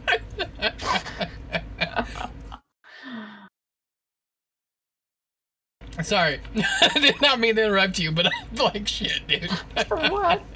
Dead to Me Season 2, The Eddie, 18 Regali, The Hollow Season 2, House at the End of the Street, Restaurants on the Edge Season 2, Rust Valley Restorers Season 2, Valeria, May 9th, Charm Season 2, Grey's Anatomy Season 16, May 11th, Border Town Season 3, Have a Good Trip, Adventures in Psychedelics, and Trial by Media. May 12th, True Terrific Tales, Unbreakable Kimmy Schmidt, Kimmy versus the Reverend. May 13th, The Wrong Missy. May 14th, Riverdale Season 4. May 15th, Chichi Patos. District 9, I Love You Stupid, in Human Resources. Magic for Humans Season 3. She-Ra and the Princess of Power Season 5. White Lines. May 16th, La Reina de Indias y El Conquistador. Public Enemies, United 93. May 17th, Soul Surfer. May 18th, The Big Flower Fight. May 19th, Patton Oswalt, I Love Everything. Sweet Magnolias and Trumbo. May 20th, Ben Platt, Live from Radio City Music Hall. The Flash Season 6. Rebellion de los Godines. May 22nd, Control Z, History 101, Just Go With It. The Lovebirds. Selling Sunset Season 2. Trailer Park Boys, the Animated Series Season 2. May 23rd, Dynasty Season 3. May 25th, Neza, Norma of the North, Family Vacation, and Uncut Gems, which I hear is a good movie. Definitely going to be checking that out when they add it to Netflix. Yep. May 26th, Hannah Gadsby Douglas. May 27th, I'm No Longer Here and The Lincoln Lawyer. May 28th, Doro Hedoro and La Corazonada. May 29th, Space Force and Somebody Feed Phil Season 3.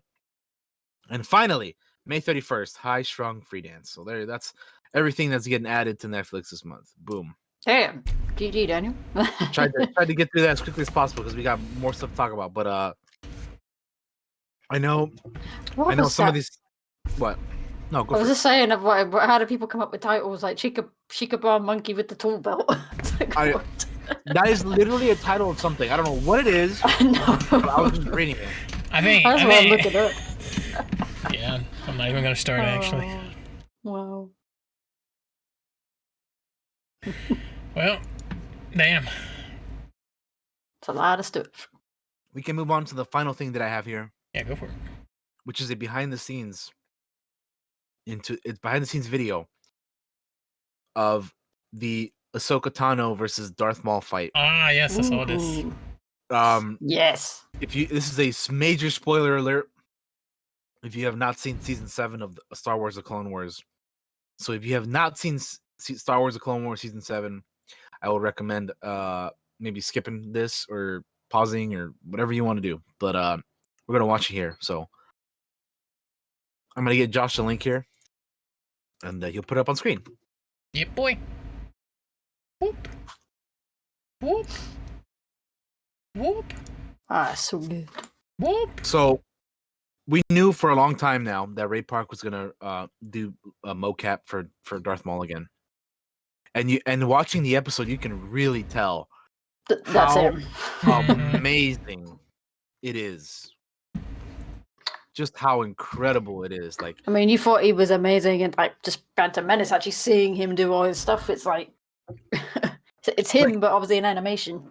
You can so tell the difference between like just having like them animate the whole thing and then just having like Ray Park do it. You know what I mean? Like it's so fucking. It's incredible, really. And I said, like, I'm not sure because with animation, like, there's not a lot. I don't have a huge backlog to reference or whatever in terms of like, has this ever happened in animation before? Like, have we actually had mocap in this scale before? Because I feel like I want to say no, but I haven't watched a load of animation, so I could be wrong. But I feel like if this is probably a big thing for animation, like going forward, if they want to do big fight scenes and stuff. Absolutely, it really is like it's super cool how like, you know, how good this fight looks because they have actual people doing the stunts and stuff. You know what I mean? Did he do it for Rebels as well, or was that No. not? That wasn't mocap. No, that wasn't him. So this was really the first time that they had done that because he hadn't done it until now. Young Ray Park. Yeah, you get to see 22-year-old Ray Park in Phantom Menace, and now currently he was stocking shelves in the supermarket before that. He's so cool, crazy. Man. I've seen him like in person at Celebration. He's such a cool fucking guy, man. Yeah, he seems like a cool dude. Ray Park is the man, dude. He's awesome. It's just... And there's Sam Witwer. I was gonna bring up the point that like it's so cool seeing Ray Park and Sam Witwer like interact and stuff too. I was watching Sam Witwer stream yesterday, and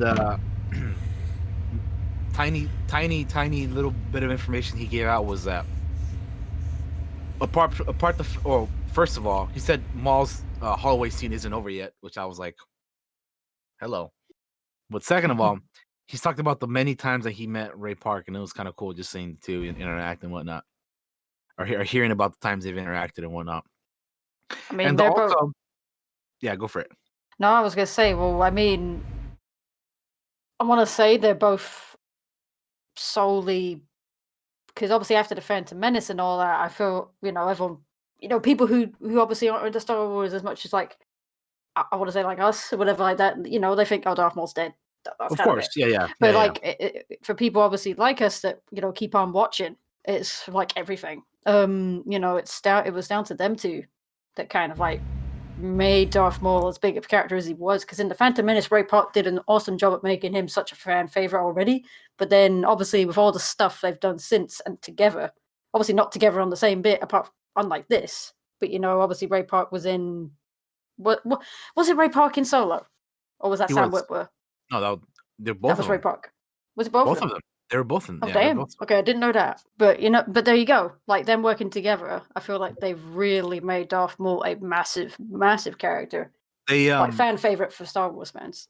They had Peter Serafinowicz, who's the voice of Darth Maul in Phantom Menace.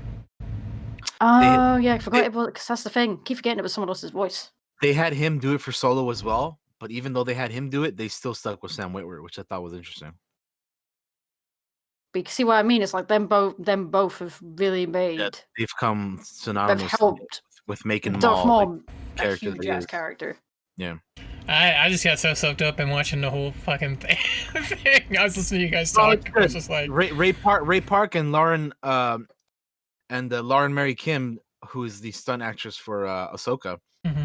She killed it too, man. She was whooping ass, dude. If you see her, so shout out to her as well. Which, by the way, she also was a stunt double in The Mandalorian. Oh, cool. She was a stunt double for Omera and the armor and the armor. Oh, nice. Yeah. Nice. So nice. she's done a lot of cool stuff. She's been in a lot of good things. So shout out to her as well, because she's awesome. But yeah, I mean, you can just tell the difference. You can just tell the difference between God, I bet that was fucking fun doing this shit. You can tell the difference between him actually, making the movements from Maul and stuff, as opposed to like the animator just animating Maul. You know what I mean? So yeah, it was. It's pretty sick. It's pretty sick. It's so cool to see like the side by side comparison between the two actors moving, and then like on the side you get to see like the Ahsoka and Maul. It's.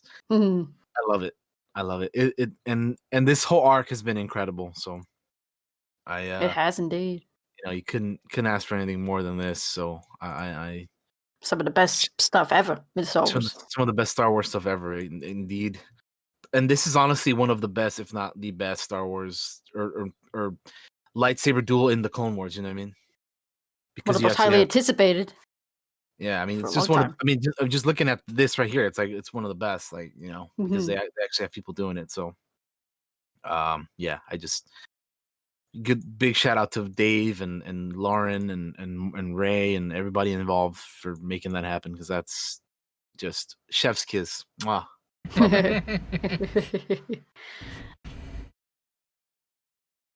Very cool, man. Yeah. But yeah, we can move on from that. That's all I got for TV news. It was pretty quick, like I said. We can move on to movie news now. We sure can. Alrighty. So for movie news, let's start off with there's a new animated Transformers prequel in the works, and the Toy Story 4 director is in charge of that.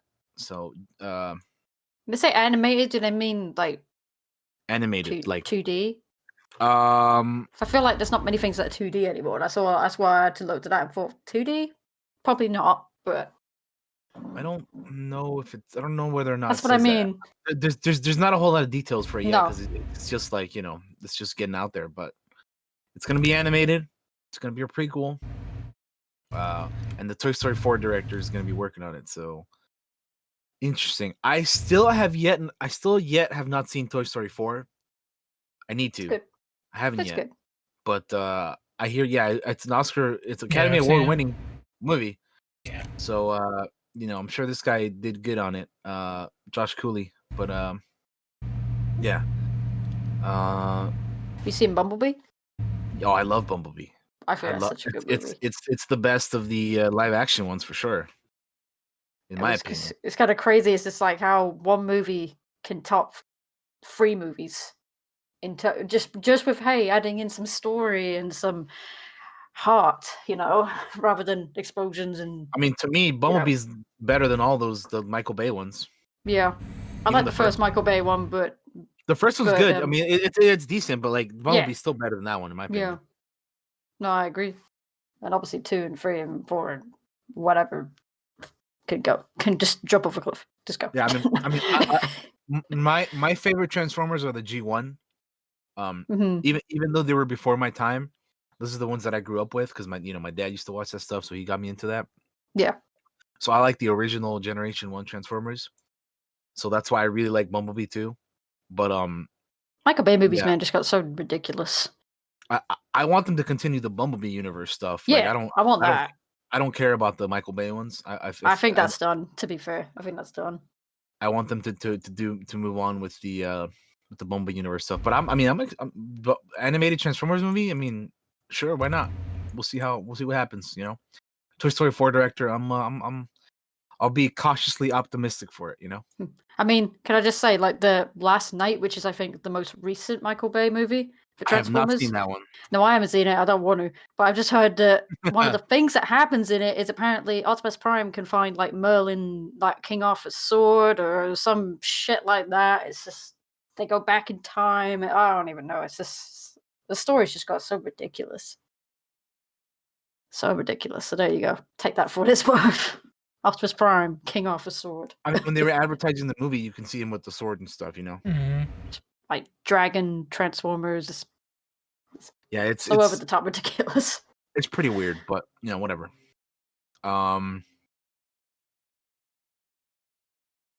Moving on from that, there's some more Transformers news because apparently, they have a Transformers film scheduled for 2022. I'm gonna assume that's a Bumblebee. This one, I believe it just says the latest installment of the sci-fi action film franchise, the untitled Transformers movie, will receive a wide release on June 24th, 2022. Well, they say franchise, which makes me then think, oh, it's probably going to be another Michael Bay movie. Maybe that might be what it is because Bumblebee's just one, so it's like. Paramount currently has multiple Transformers projects in the works. Joby Harold, Army of the Dead, and James Vanderbilt, Zodiac, have been tapped to write separate scripts in the story universe.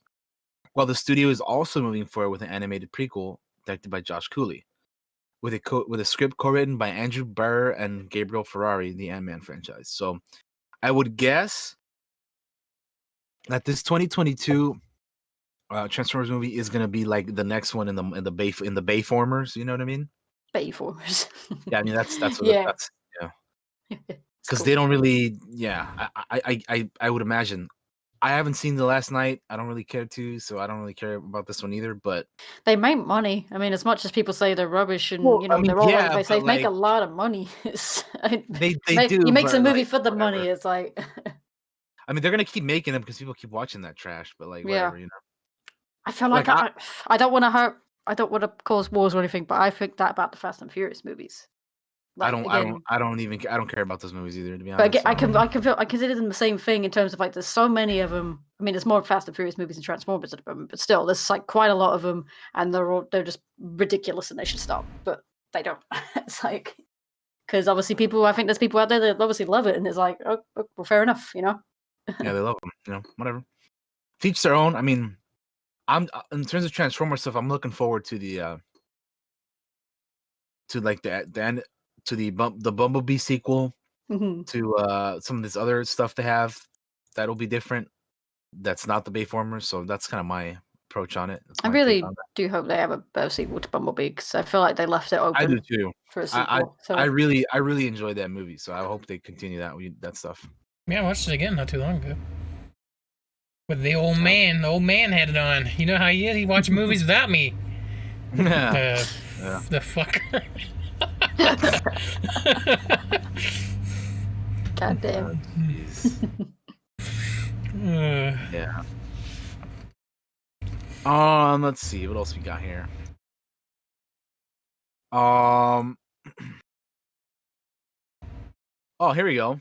LeBron James reveals the Space Jam sequel is called A New Legacy. So the new Space Jam movie is going to be called Space Jam: A New Legacy.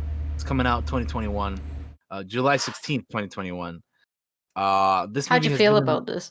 This movie has been in the works for a very long time because obviously 24 years ago the first one came out, with Michael Jordan, of course, and whatnot. So, I mean, we'll see.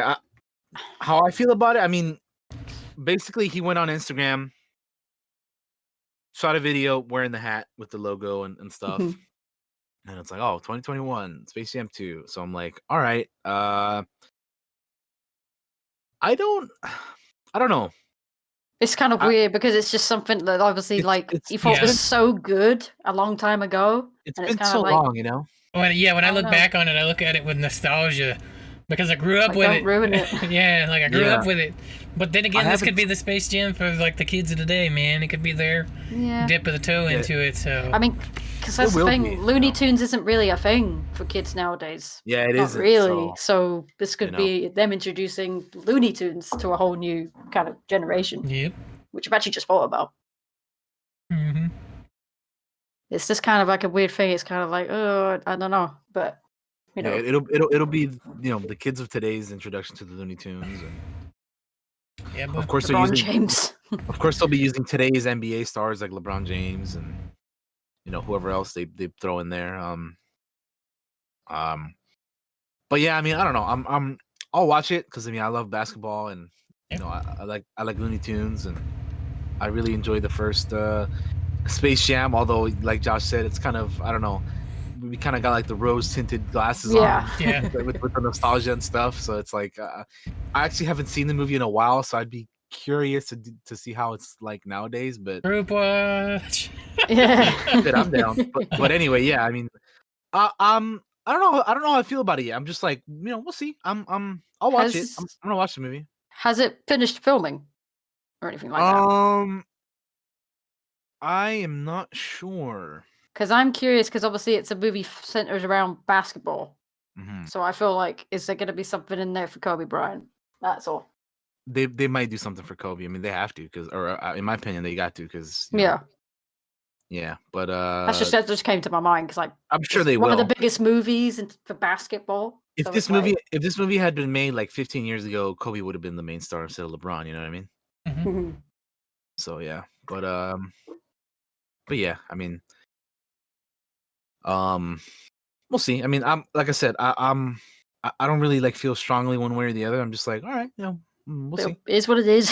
When it drops, it drops. I'll wait for the trailer and stuff, to see how that will be. But yeah. Moving on.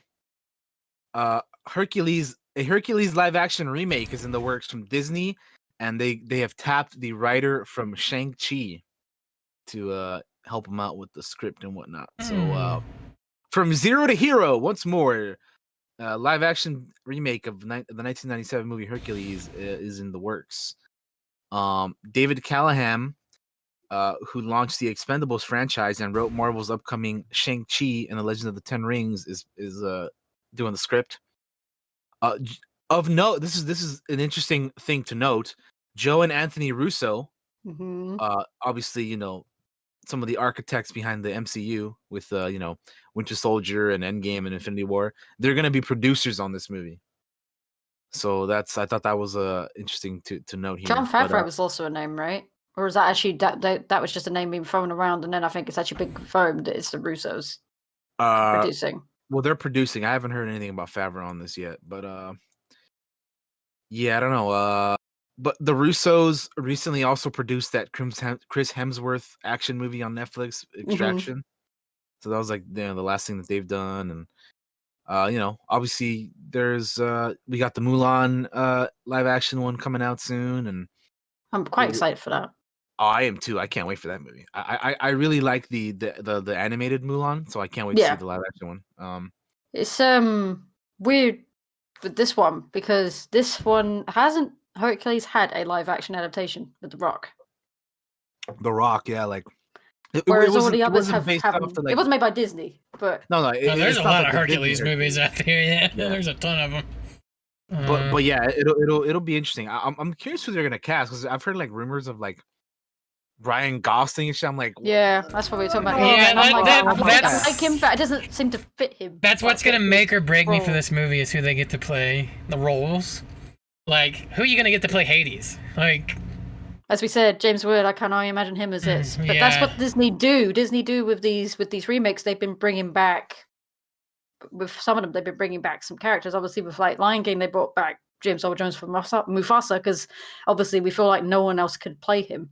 So I feel like maybe would I think that about Hades, that James, you look at Hades or you hear Hades and you just hear James Wood. I really love this movie, like the animated Hercules. So I do too. And the mythology of it alone, Hercules just in general is awesome, and I love that shit. So casting really matters to me on this. Imagine if they casted The Rock again. Mm-hmm. Come back and do it. I don't see it happening because he did that other one, but it would be funny. It would be funny though. Yeah. He can be a little Easter egg thing, like he's like the poor imitation of Hercules. Yeah, they could have like the crappier version. This is a joke for Josh. They could have like a fabulous flatulence of the. Oh my god! No, what they should do? Yeah, go ahead. Sorry, I mean cut you off. I was gonna say they can have like the Rock play like the play or the fake version of him or whatever, Yeah, I was thinking like he could play one of the heroes. He could be Achilles when fucking Phil's talking about training heroes. They should show the fucking Rock or fucking Brad Pitt.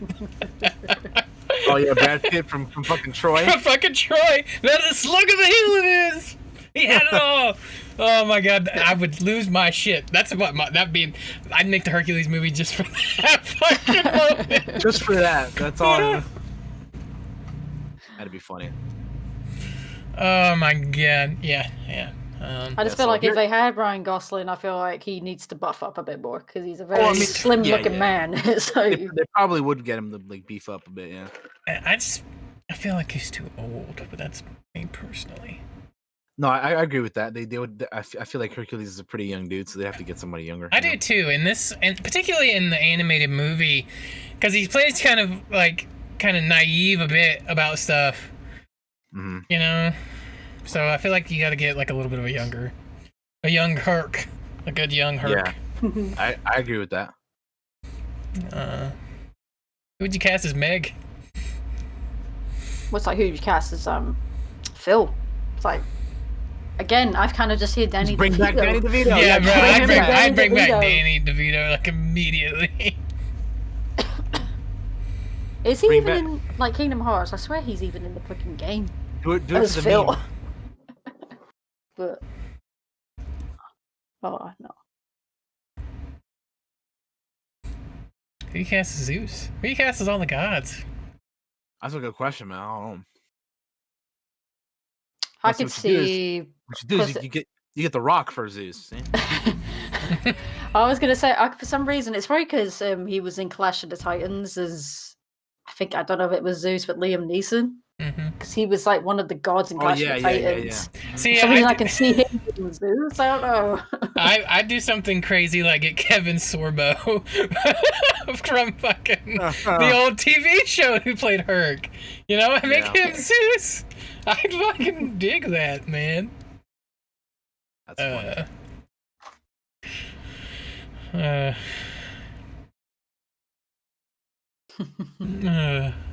That'd be great. I don't know. A lot of things. It's some fun little fucking fan casting there. Yeah. Which often happens when these come up. We fan cast like a motherfucker. It's like who would be this person? Who would be that person? It's interesting. You had it in like the Edward Norton Iron Man when he came up and Luke Ferrigno was the security guy. Yeah.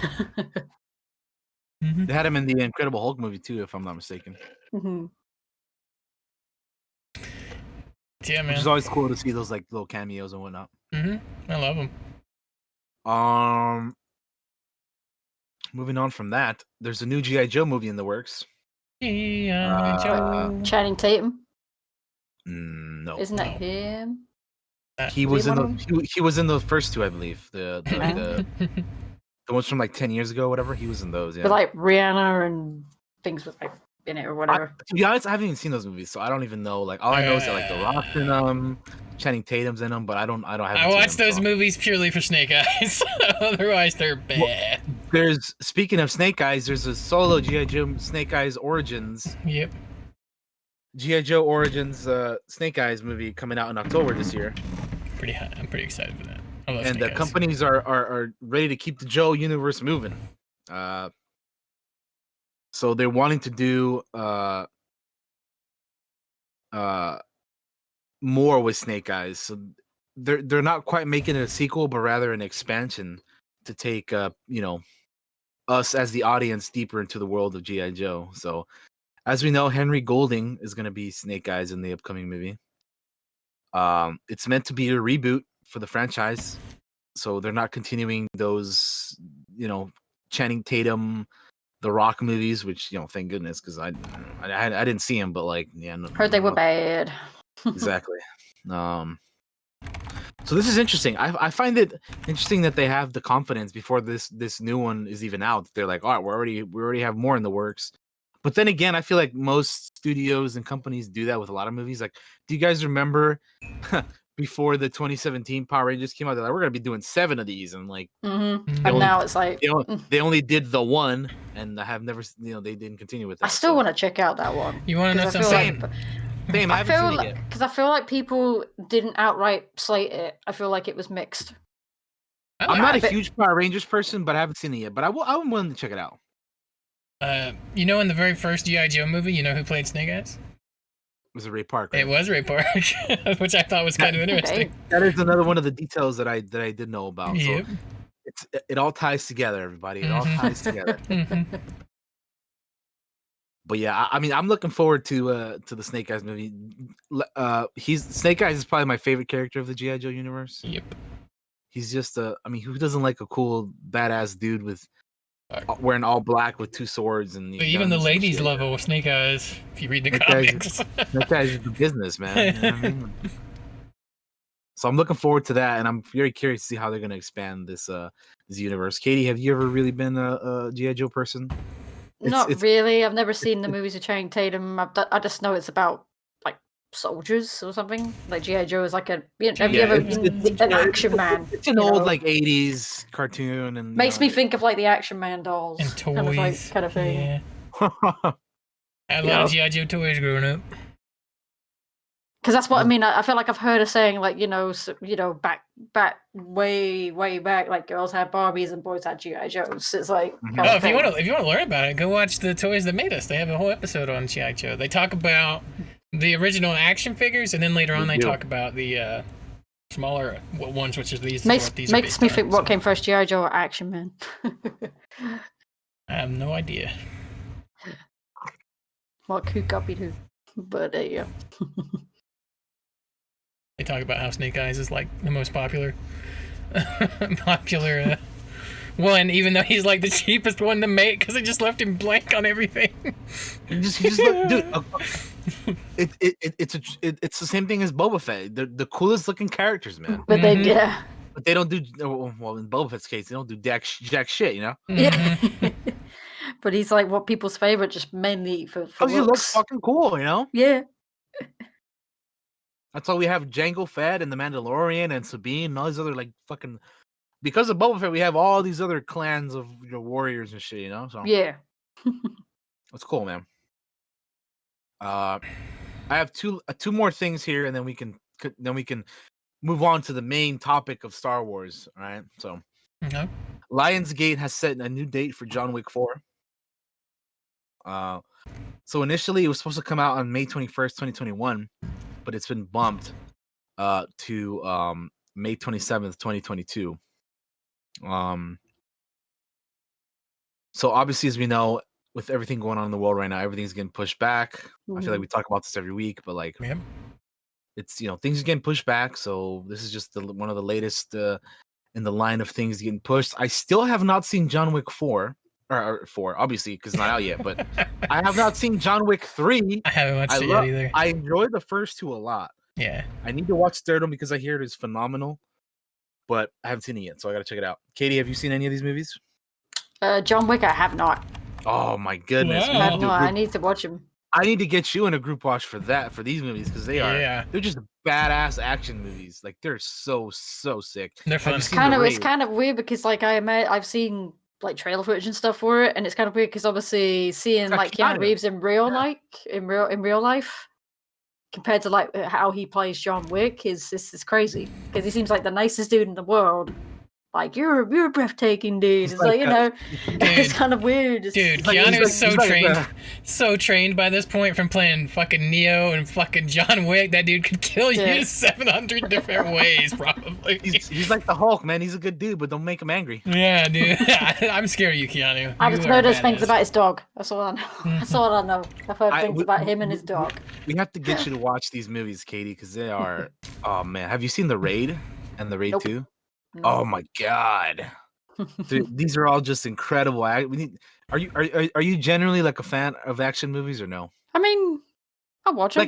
I mean, I just even for the choreography and stuff, like it's incredible. Like you like, oh man, we gotta get you to watch them. Yeah.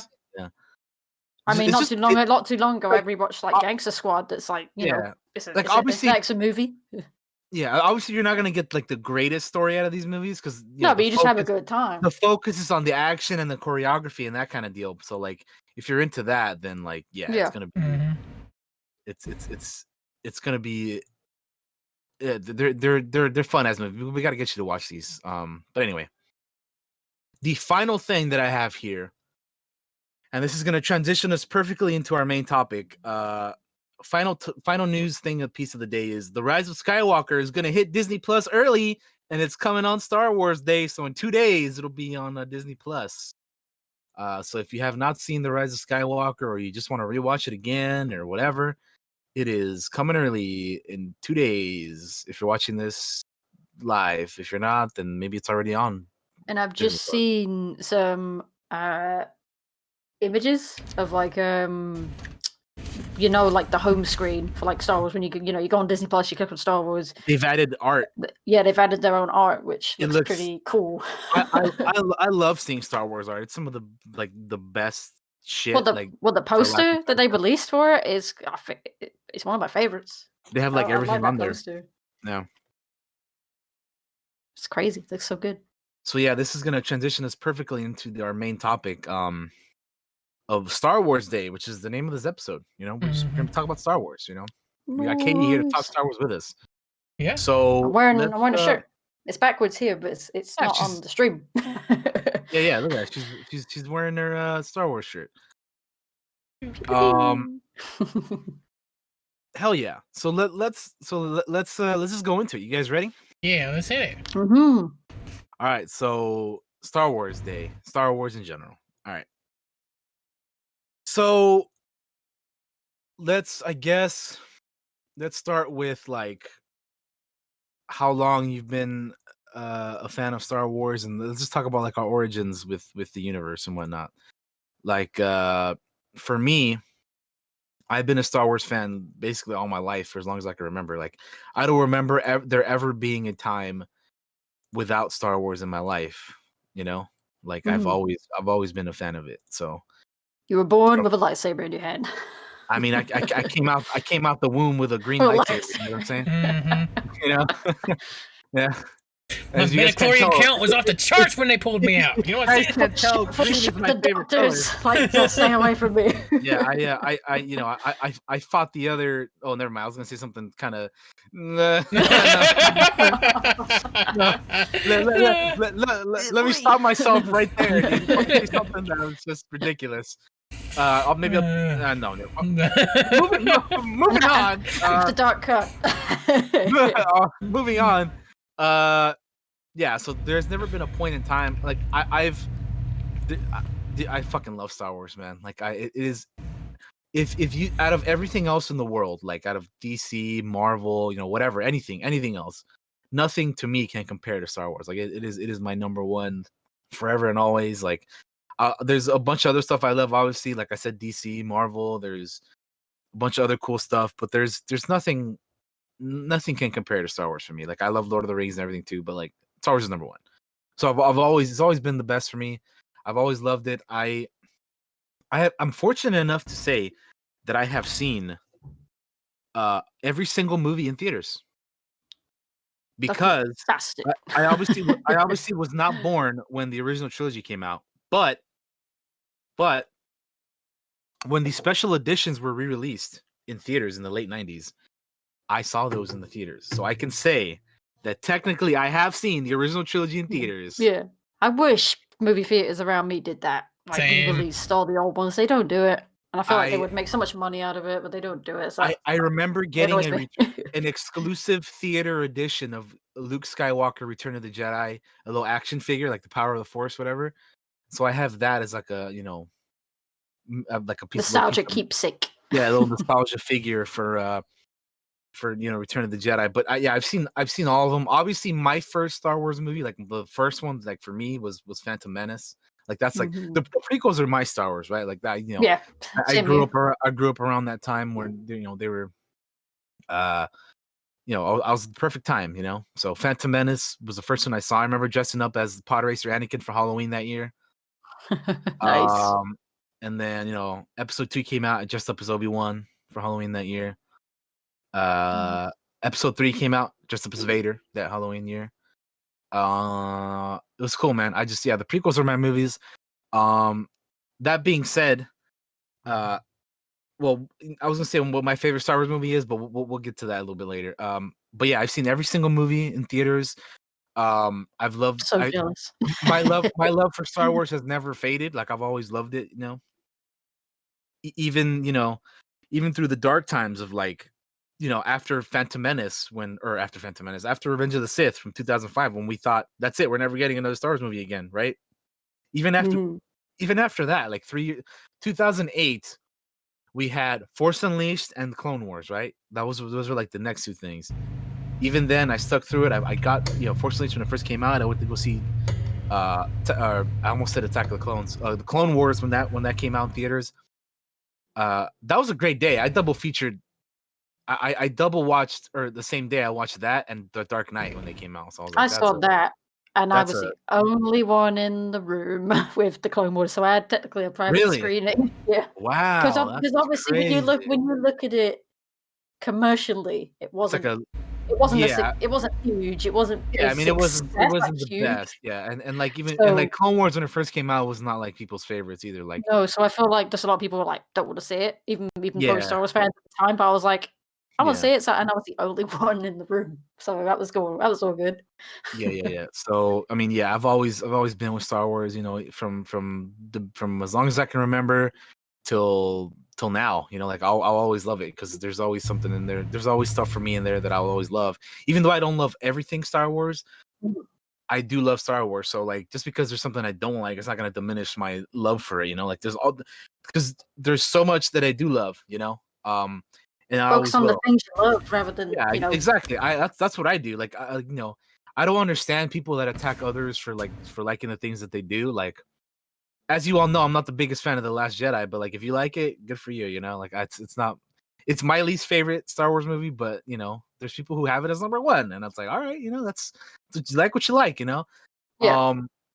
I'm not gonna shit on you for liking it, you know, because I mean, there's channels out there that I'm not gonna name names. I feel like people know the biggest one that like just I feel like their channel is most popular because it's around negativity. It's become in the recent years, like in the Disney era, it's become popular to like hate on things and shit on things, and that's in general for everything, you know, like that's like in every fandom or whatever, you know. It's unfortunately it's become a normal thing, but you know it shouldn't be. But anyway, yeah, I mean, again, I love like so many different aspects of Star Wars. Like, there's so many different. The cool thing about it is it's like a never ending. Like, there's the original trilogy, the prequels, the Old Republic. You know, there's so many different eras and characters and things that you can love in it. So, yeah, I mean, there's so much. So I've always stuck through it. I've always loved it. So yeah, there's never been really a point for me that I've never like not loved Star Wars. But yeah, let's if you guys want to talk about your little origin stories like I did, feel free. If not, then we can just talk about like some other stuff. But go ahead. I was just gonna say I've been a fan for as long as I can remember. You know, I just remember waking up on Christmas and getting lightsabers and shit like that for it, watching all the movies with Dad, with just myself, getting the old VHS fucking little collection deals. I had all three of them, you know, and I just, for as long as I can remember, I've always been a fan. There were times, when I saw Phantom Menace in theaters. I did not, unlike Daniel, get to see all the movies in theaters. I would love to if I ever thought the opportunity ever presents itself. I would absolutely love to go back and watch them all. Yep. That'd be just the dopest experience ever. But I saw Phantom Menace in theaters. I saw Attack of the Clones in theaters. I did not see Revenge of the Sith in theaters, which I kind of regret. But I didn't really have much of a choice in those days for going to the movies. I was just a kid. Clone Wars I missed out on early on. And I don't even really know why. Why? Truly, that I kind of missed out on it. It's just... It came out in a weird time for me, I guess. 2008, yeah. Yeah, so I kind of missed out on that until later on. Although I do like what I've seen and am seeing. You're talking to a man that used to fucking 16 years old get on fucking pro boards and like all those fucking fan-made forums that people make and fucking make Star Wars role-playing stuff. Yeah. Like it's super like nerdy and super cringy looking back on it because you're 16 years old. You're the worst writer on earth probably at that point in your life. But it was fun.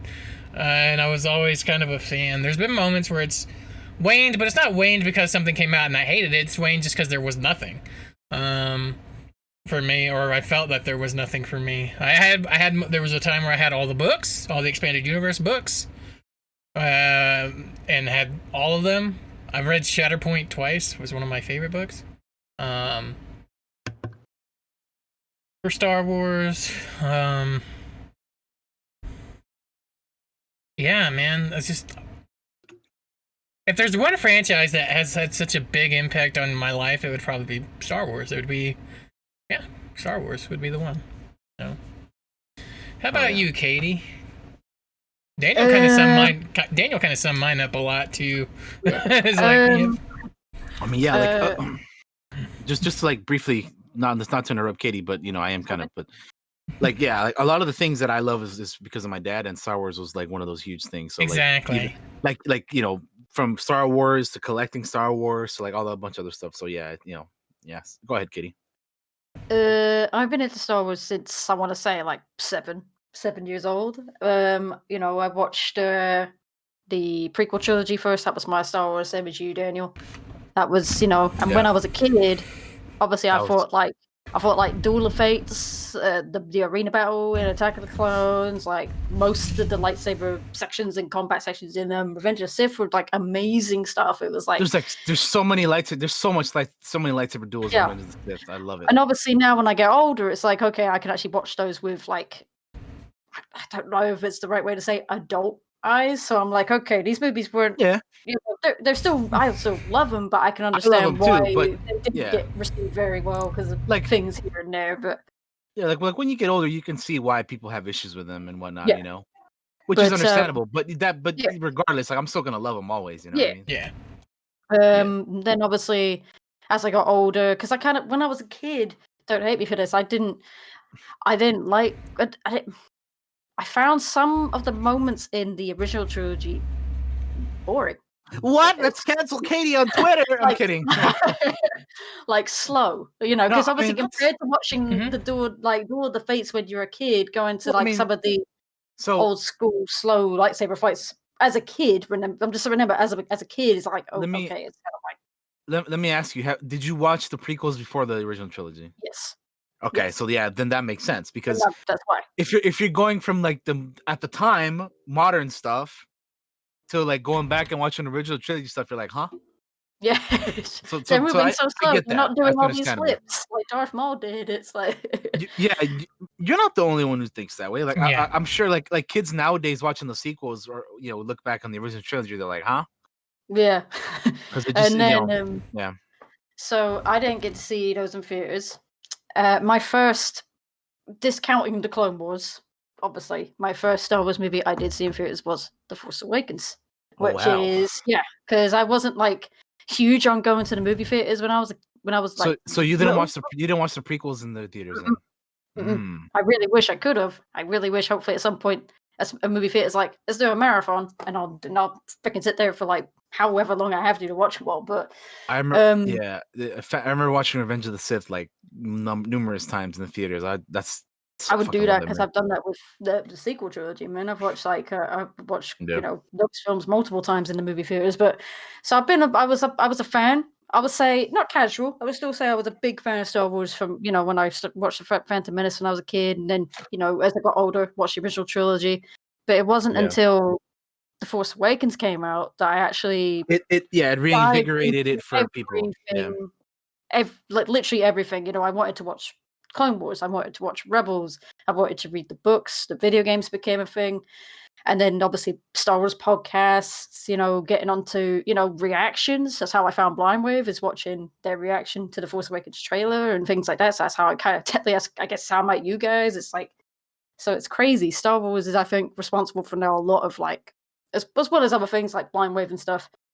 Star Wars is a big part of how my friendships with people, making lifelong friendships over this beautiful franchise and things like that. Yeah.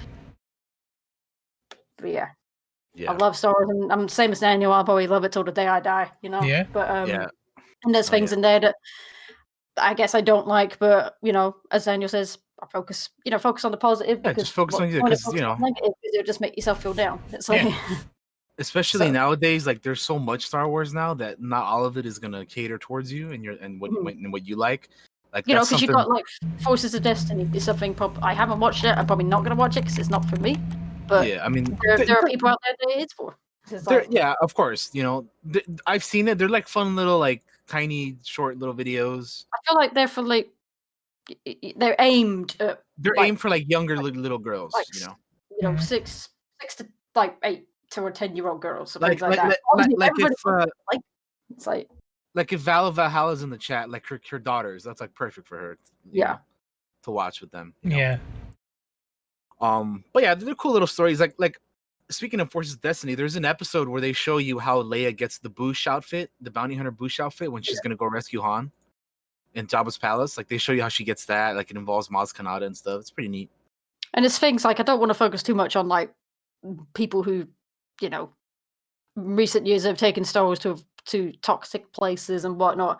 But like people, I feel like a lot of people on that side of the fandom, I know there shouldn't be sides, but I feel like they forget that Star Wars is aimed for 12-year-olds, because that's what George Lucas himself said. It was originally aimed for kids and things like that, and I feel like some people do take it, like we take it seriously, but there's people that take it way over the top too serious. It's like we take it seriously because we love it, but like it's not like to the point where it's like, every like little like thing like I love Star Wars and love having fun with it too. You know what I mean? Like like you gotta learn to have fun with things. You can't take. I always say it's a movie about people with laser swords and spaceships flying around and robots fighting. It is, and it's about that, and it also has deeper themes too. Like like the perfect example of that is like what George Lucas did with the Jedi and the Sith, right? So for example, he made the Jedi become Force spirits or Force ghosts after they die, right? Mm-hmm. And he didn't let the Sith do that. Guess why that is? Because he wanted to show you that if you're a good person in life, all of your good deeds and all your good actions, aka the Jedi, that once you die, when you become a Force ghost, the people who love you and remember you and all that stuff after you're gone will continue your legacy forever, right? Mm-hmm. So that's why they have Jedi, like all become Force ghosts and whatnot. And the Sith are trash people, they get forgotten. They're deathly afraid of dying, right? So they're terrified of dying because they can't come back. You know what I mean? That's why they're always searching for it's like Palpatine's always trying to stay alive and immortal, and he's trying to clone himself and all that stuff. Because once you're dead, if you're a terrible person in real life, no one's gonna care about you, right? Like once you're gone, they'll be like, "Good riddance, you dirty bitch," like see ya. So that's kind of like there's things like that like is a little bit more like, you know, they relate it to real life, right? Like where that George wanted to, you know, make things, you know, like lessons and whatnot. Like it's Star Wars is about hope and about, you know, family and all these other Family, love, things too. hope. Yeah, exactly. So all these like great themes and whatnot. So redemption.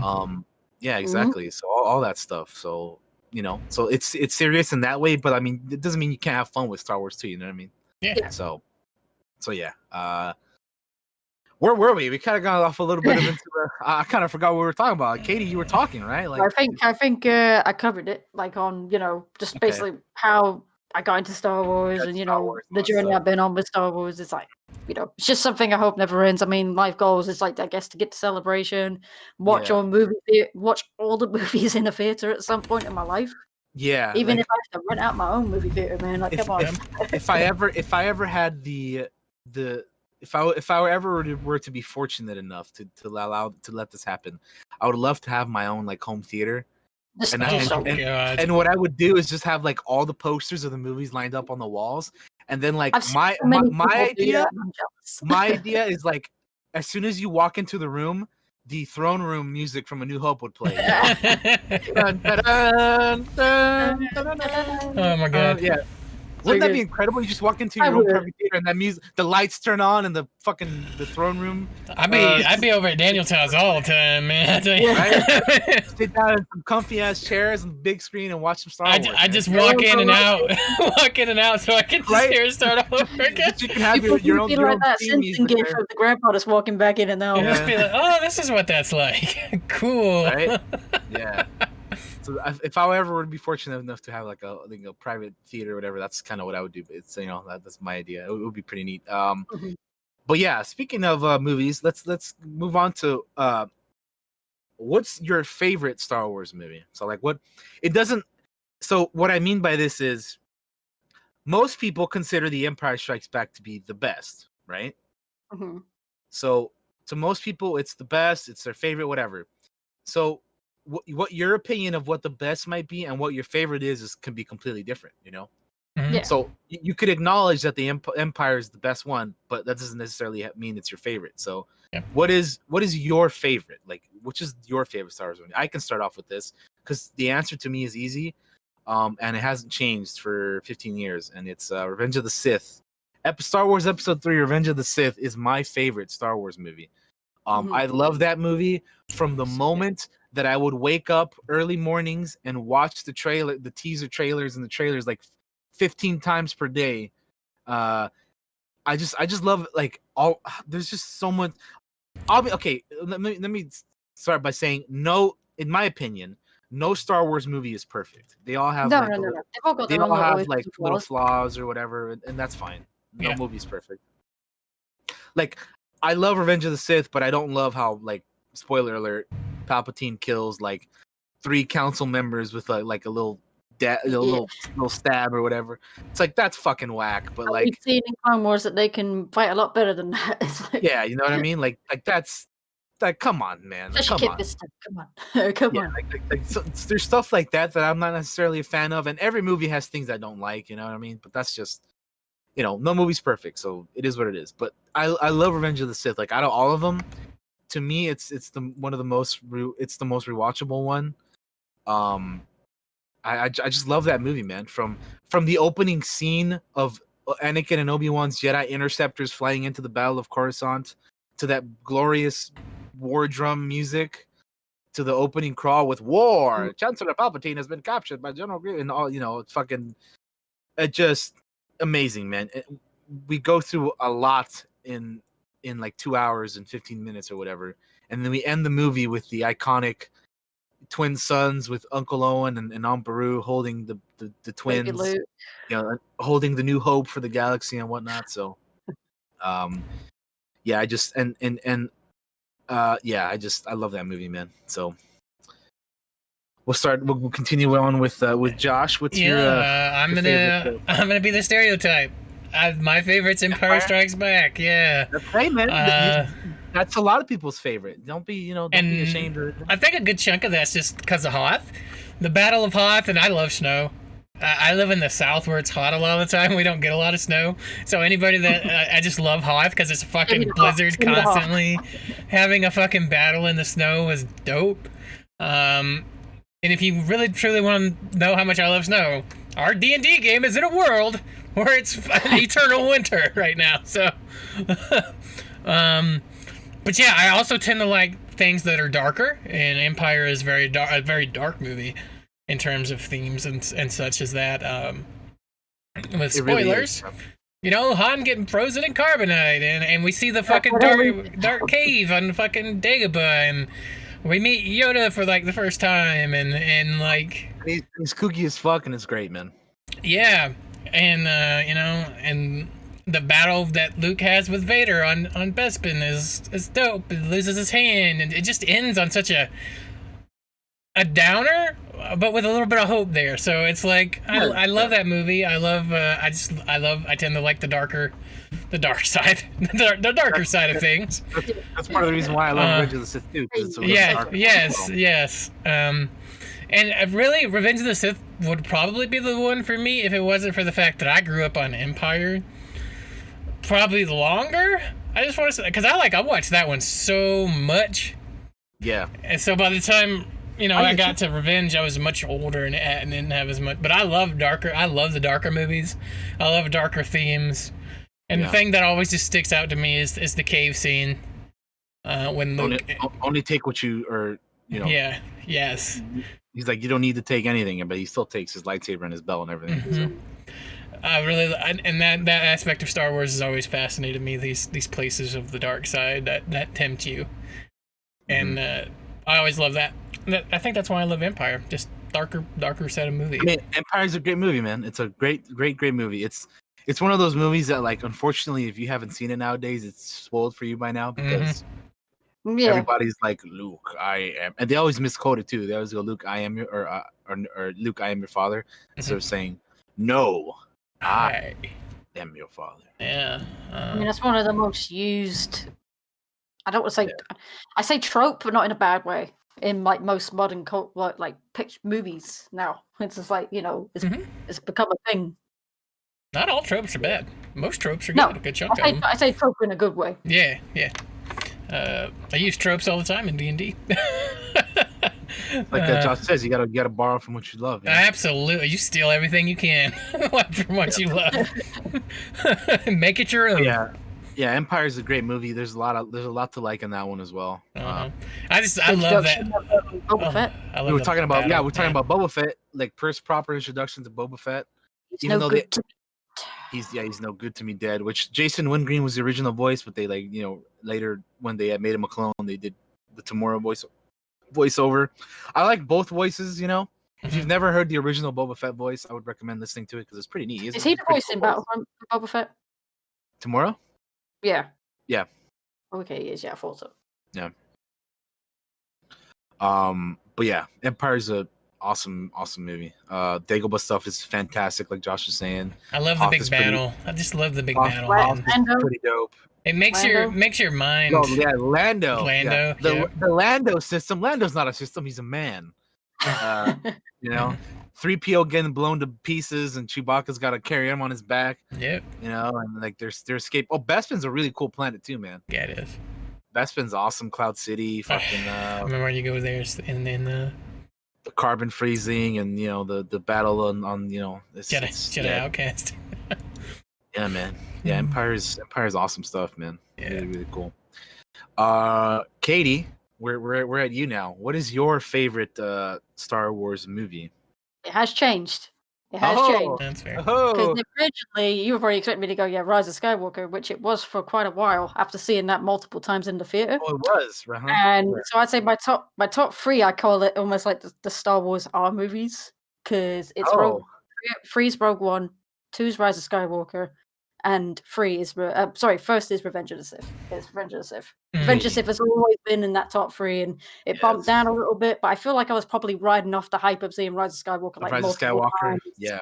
I still love that movie. It's my favorite out of the sequel trilogy. So your top three is Revenge of the Sith, Rogue One, Rogue One, Rise of Skywalker, Revenge of the Sith, from third to first. Okay. So number 3 is Rogue One. Yes. Number 2 is Rise, and then Yeah. 1 is And then Revenge. Revenge of the Sith. Gotcha. And it's the same as you, like just seeing how all the ones that start with R, except for that's what I mean. Apart from Return of the Jedi, which is probably Jedi. Which Jedi is my second favorite. I love Return of the Jedi. Like there's some goofy shit in there with like the Ewoks and Jabba's palace and stuff. But I can forgive that stuff because honestly, like the final confrontation with like Palpatine and Luke and Vader on the second Death Star is some of my favorite stuff. It's probably like all Star Wars movies are memorable for me, but like Return of the Jedi is probably the most memorable out of the original trilogy for me. It's my favorite of the original trilogy. Like to a lot of people, it's like the weakest one of the original trilogy, but it's my favorite. It's just I love like it. the first time you see Luke wearing all black with the cloaked hood and stuff, choking out. He's choking out Gamorrean guards in Jabba's palace like it's nothing, you know. And then like the moment you see that sexy ass green lightsaber, I'm like, oh man. I love it. I love it. I love it. I love it. I love it. And yeah, it's just so cool seeing like Luke go from the Empire Strikes Back Luke to the Return of the Jedi Luke. Like it's such a different dude. You know what I mean? It's different because he's just coming into his powers still with an Empire, and he's still he's nervous of things, and he's so much more confident. And he's such a badass. Return of the Jedi Luke is my absolute favorite Luke. He's just such a badass in that movie. But yeah. So for you, it's Revenge of the Sith also. Okay. Revenge of the Sith, and I just love that it went to places that probably people didn't expect in terms of just how dark it actually was. And it's a movie that gets to me every time. Like Order 66, it's a horror. You know, maybe quite concurrent because talking about Clone Wars as well. Yeah, Order 66, as tragic and sad as the scene it is, it's probably one of my favorite sequences. It's good.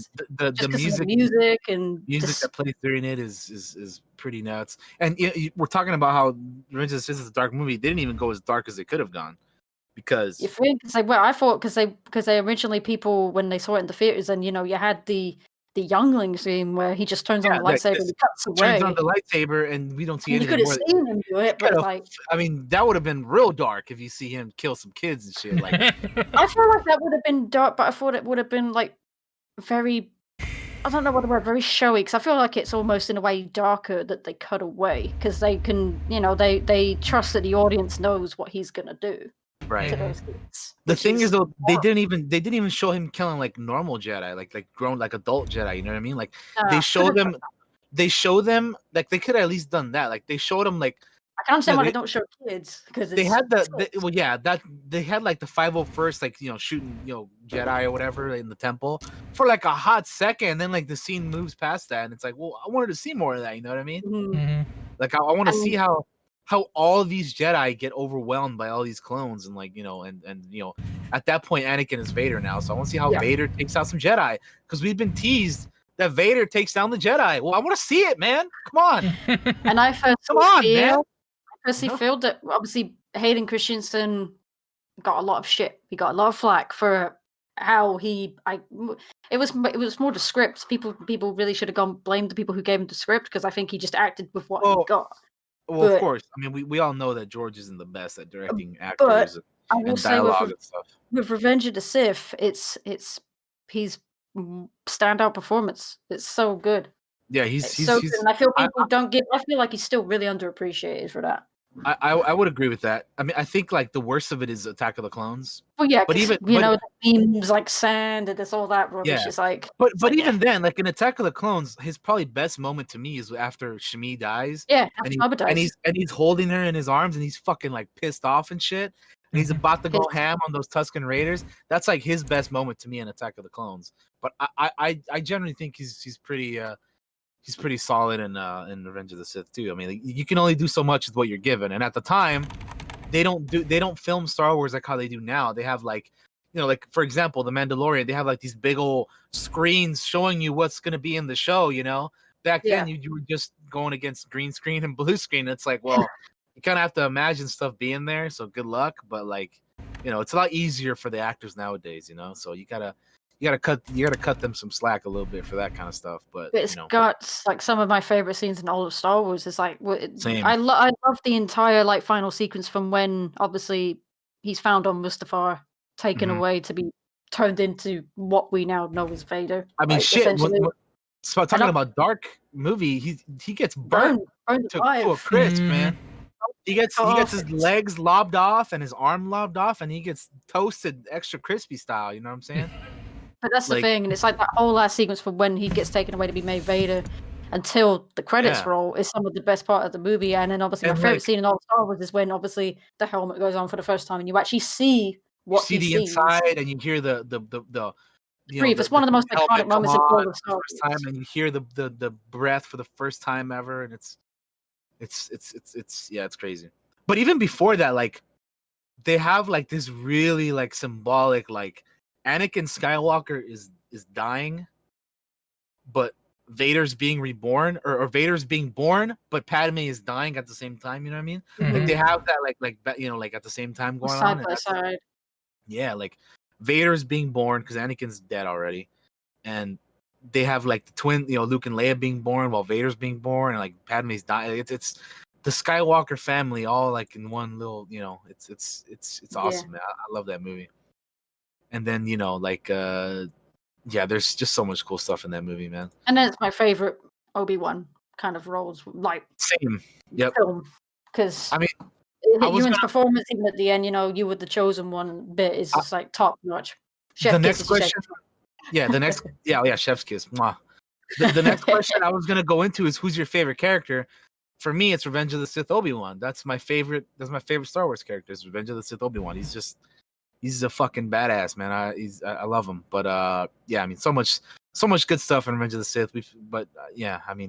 It's my favorite. Your favorite, Katie. So we're very much alike. It's my favorite character. If it is Obi-Wan, but it's prequel Obi-Wan. Like I do love Alec Guinness, but obviously I'm such a huge fan of Ewan McGregor. Yeah. So I felt, I said after I watched him in, I think the prequels, I actually sent him like some fan mail.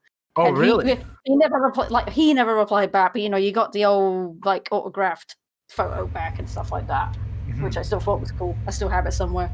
Oh, but no, I was cool. that. I was that much. And that's the thing. I was so in love with Ewan McGregor. I loved him so much in Star Wars, and I went and watched this movie called Stormbreaker, I think, which is based off a book. Yeah. And he died in, spoiler, it's not a big movie, but he died in like the first 2 minutes of the movie, and I literally was sobbing in the cinema. I'm like, no, Ewan McGregor's dead. Obi-Wan. Yeah. I was still young enough. I was like, oh my god, it's Obi-Wan. They're killing him. But I love prequel Obi-Wan. Yeah, he's my favorite Star Wars character. Throughout all those movies, he was my favorite character too. Like even in episode 1. And I can still find things to like with Alec Guinness, obviously. Especially with, the Rebels and then things like that. It's like things like that. Hello there. Yeah. So it's like, that invented it first, obviously, but then prequel trilogy like personified it as a big meme. Yeah. So yeah, those are our favorite Star Wars movies there. So yeah, let's go into like who's your favorite character. For me, I already said Revenge of the Sith Obi-Wan is my favorite. Yeah, I think I'm the same actually. I think prequel Obi-Wan. He's awesome, dude. So good. So sassy. He's got sass. Yeah. The moment I saw him go apeshit on Maul in episode 1, I was like, yep, I'm on board with this guy. Loved him in every movie since, so yeah. I even loved him when he had the mullet in episode 2, man. Like, you know what I mean? that horrendous mullet they made him. I don't know why they made him have that hair, but you know what? He gets mistaken for Jesus because of it. It's like there's always the memes like if you love Jesus, retweet this or reshare this or whatever, Picture of Obi-Wan. Yeah, he has just the best one-liners and everything as well. It's Yeah, it's pretty great. Yeah. So are we all? Is this our first like trifecta? Like all in agreement? So. Obi-Wan. Yeah, I believe so. Yeah. Damn, that's awesome, man. Yeah, I mean he's awesome, man. There's so many good characters, but like at the end of the day, like if I think about it, he's my favorite. So I will say high up though, like my second favorite character isn't even in the movie. It's just Ahsoka Tano. It's Oh yeah, she's had a hell of an arc, throughout and the shows. Getting her in live action pretty soon. I'd like to think so. That'd be really cool to see. Yeah, it will be. Here's a little bit more difficult one for you. What's your favorite well,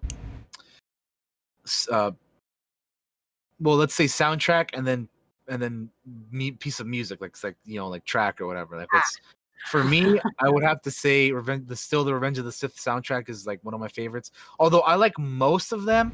Like I think the Force Awakens soundtrack is pretty good. Yeah. I think the A New Hope soundtrack is obviously fantastic. You got like the Return of the Force theme Jedi. and all that's like they're all pretty good, but like, and obviously Phantom Menace, you got like Duel of the Fates and, you know, all that stuff. But I think Revenge of the Sith for me, there's a lot of like different, like cool, you know, interesting, like you got the battle music with like Battle of the Heroes and Anakin versus Obi-Wan, and then you got like the sadder stuff with like, you know, Anakin's Dream and like you know, the Order 66, you know, Ruminations or Padme's whatever it's called. Ruminations, yeah, and then you have like all that kind of thing. And then also, sorry, gotta say the best thing about that soundtrack is that the final track on the list is A New Hope. It is, yeah. It's the music, you know, it goes into from like it's almost like prequel music kind of going into original trilogy music. If you go through the whole thing and listen to like credit music, which is really cool. Yeah.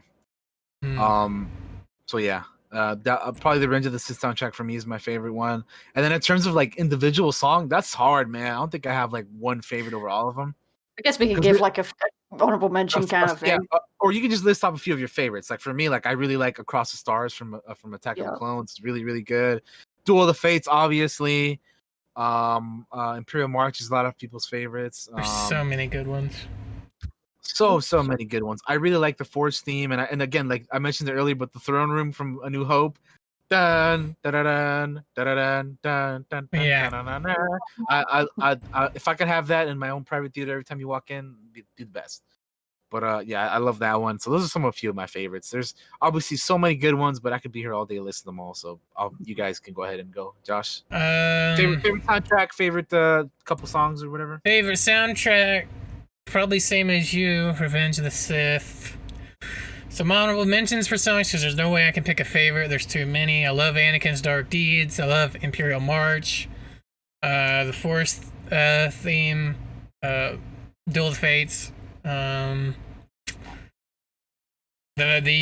funeral, Qui-Gon's funeral music is pretty dope. Yeah. And I love the music that also plays during the Death Star battle during the fucking first movie. Yes!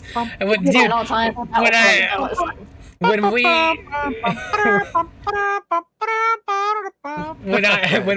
made Troops, for any of you that have watched the movies, Troops, when that fucking song comes on, I love it. Like I lose my shit all the time. There's so many. It's hard to pick. I really love this. So good. Also, I forgot to shout out fucking Hope from Rogue One when Vader's wrecking shop in the hallway. Yeah. Oh, I love that one too. There's so much good music in Star Wars. Sweet. So for me, it's probably top again, Revenge of the Sith, because there's a lot like with Revenge of the Sith. I can actually, you know, list a lot of like the track names off in my head and stuff. Whereas with some of the others, I can't do that, only with like a few or whatever. But it's probably Revenge of the Sith, and then Phantom Menace is probably a close second with obviously Duel of the Fates and you know, the Qui-Gon's funerals music and stuff like that. Yeah, that shit sticks with you. Always. And then favorite tracks, obviously, Duel of the Fates, Across the Stars. Right. Yeah, I love Across the Stars. March of the Resistance, Rey's theme. March of the Resistance. Oh yeah, Rey's theme is fantastic. And then one special one, I guess as close as a favorite as it can get is Your Father Would Be Proud, Rogue One. Oh my god, yeah. The Rogue One soundtrack, I think, is the Rogue One soundtrack. I think is pretty underappreciated. There's, like, I think Michael Giacchino killed it with that one, man. Like, there's a lot of good stuff in there. Like, I'll name off a few from the Rogue One soundtrack that I love. One of my favorites is, or a few of my favorites are like, the Hope one you said. The one, ripping up Hope, shit. Your Father Would Be Proud, Jyn Erso and Hope Suite, the Imperial Suite, Guardians of the Will Suite.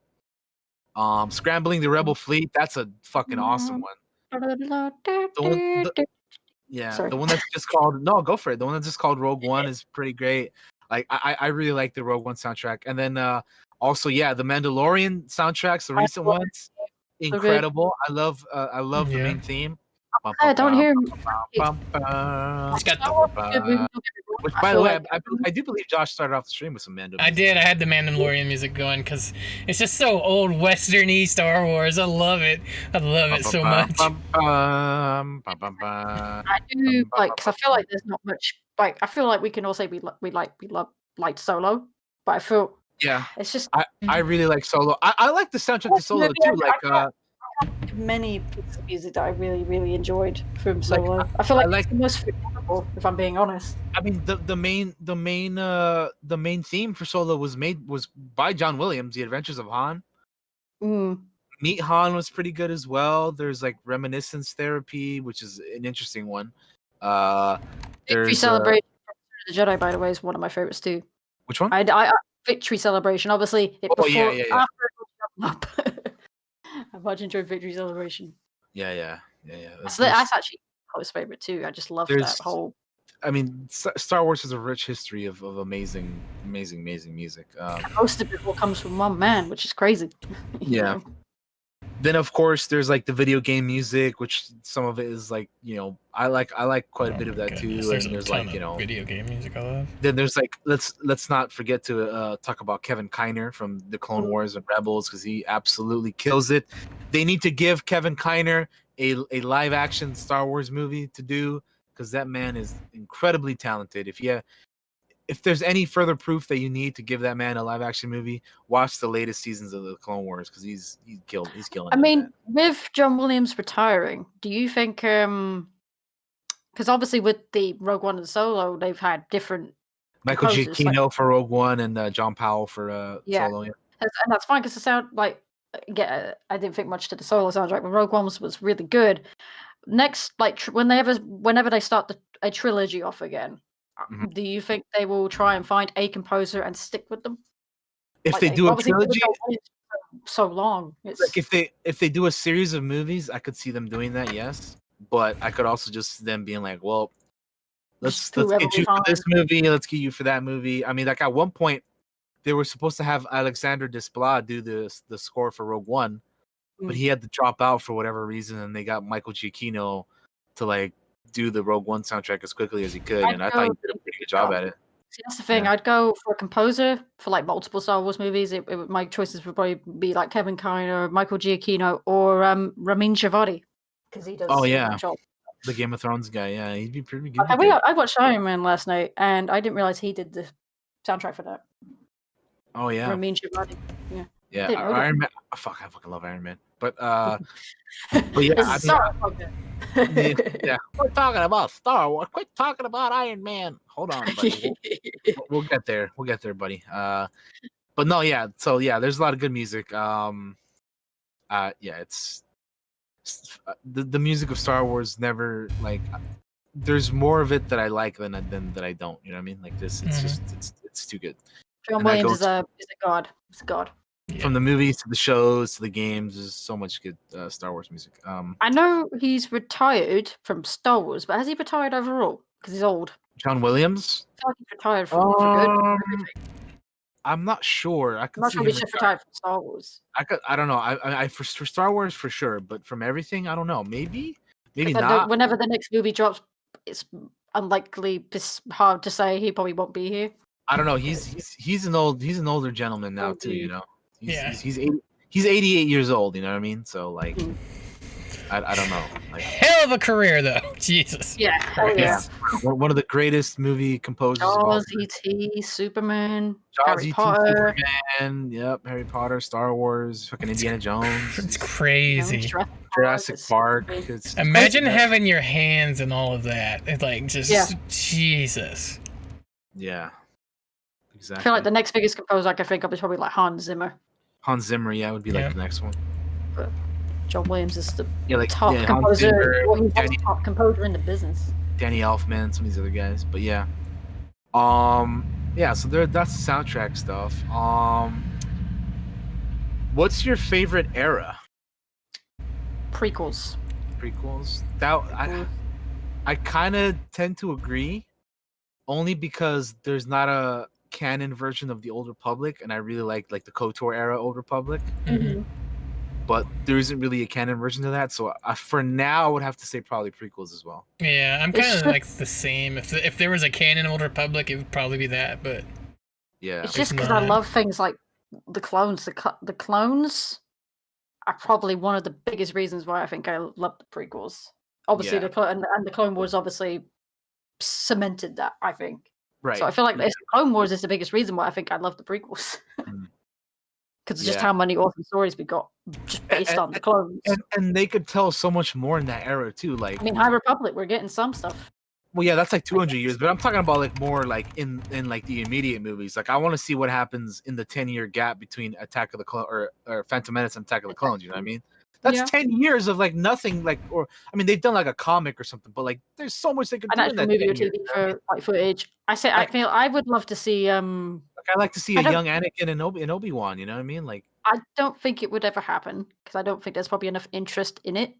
But for like the casual moviegoers or whatever. But I'd like to see movies based off clones, you know, kind of like how Rogue One was. But I guess it's like a war movie or clones, war movie like, for like clones. We felt like clones around, man. My idea was like I love them for them to do like a Disney Plus series of like Clone Commandos. You know what I mean? Like yeah. Like I mean, Disney Plus is here now. There's kind of like Delta Squad. You get like a squad of clones, and there's like it's kind of like a war show, you know, with clones and stuff. I guess a Tame Band of Brothers type stuff. Yeah, exactly like a Star Wars Band of Brothers with clones, like set in the Clone Wars era. Like how cool would that be, man? I'd put that on Disney Plus. I would watch the shit out of it. Bradley Baker, do it. It's like, come on. Yeah, like get him or like fucking or tomorrow, like you know what I mean, like both of them. It's like, come on. Yeah, both. I mean, yeah, exactly. Yeah, like I'd love to see that. But yeah, and then like also like I love to see like pre-Phantom Menace, like there's the story of Qui-Gon and Obi-Wan protecting Satine on Mandalore. Like where's that story? I want to see that, man. Like that sounds fucking sick. I guess we've only gotten really like the Master and Apprentice by Claudia Gray. That's probably the only time. Yeah, I would like to see more stuff like that. You know what I mean? Like give me a pre-Phantom Menace show with younger Qui-Gon and Obi-Wan and like and Dooku under Yoda and you know and that kind of stuff. Like that would be sick. I love to see that. What also would be interesting is just, you know, like 1,000 years after the Rise of Skywalker, like a way in the future type thing. way into the future, and just you know see what you could do. That it reminds me of like the Legacy comics and stuff. If you guys remember that, like the Cade Skywalker and the Darth Krayt and like that the Darth Talon and those people. You know. Yeah. I mean that kind of stuff. I am like going back to favorite era being prequel. I mean, when I play Battlefront at the moment and you go to co-op, I'm always starting off on the Galactic Republic. always starting off on that. Gotcha. Yeah, I mean, the prequel era is great. Like I wish in the movies we would have gotten a chance to see more of the Clone Wars because like that Battle of Geonosis at the end of episode 2, I fucking love that stuff, man. Yeah, that's all I ever wanted. That's all I wanted. When the massive like, thing falls down and all the dust comes up and you just see basically like laser bolts going everywhere. Like, blue blasters and red blasters just in the fucking like dust covered. Yeah, I love it so much.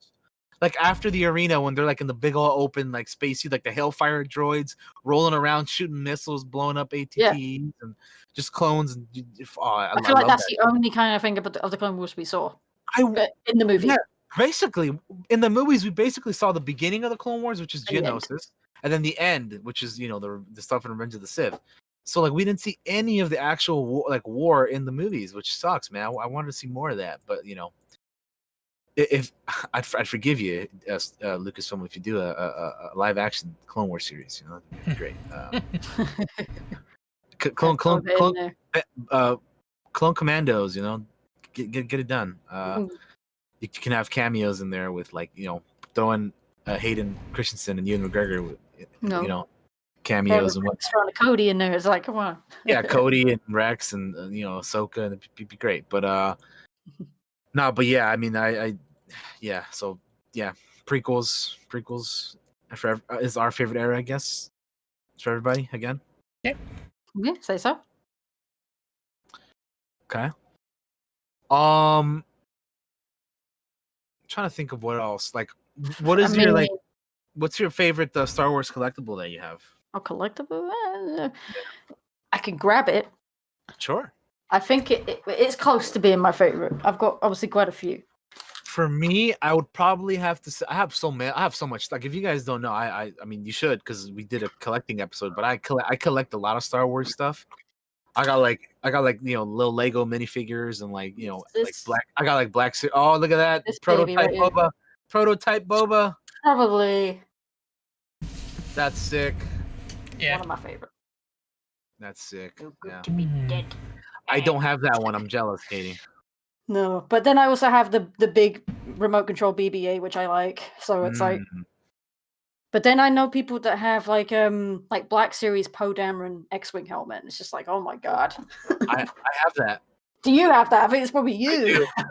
I do have that. Yeah, I do have that. It's hidden away somewhere. I have it hidden away somewhere because it kind of doesn't. I have a big head, so it kind of doesn't fit my head. I kind of have to.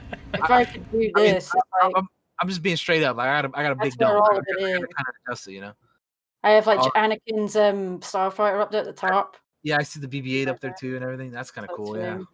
Yeah. Like I have a lot of stuff, but for me, probably it carries like the most sentimental value as well. Star Wars Celebration 4, which was 2007. For my birthday of that year, I was at Celebration, which was over here in LA at the Convention Center. This is pre-Disney Star Wars, post Revenge of the Sith, that kind of deal. Mm-hmm. For my birthday, my dad got me the Revenge of the Sith Obi-Wan Kenobi Master Replicas blue lightsaber, right?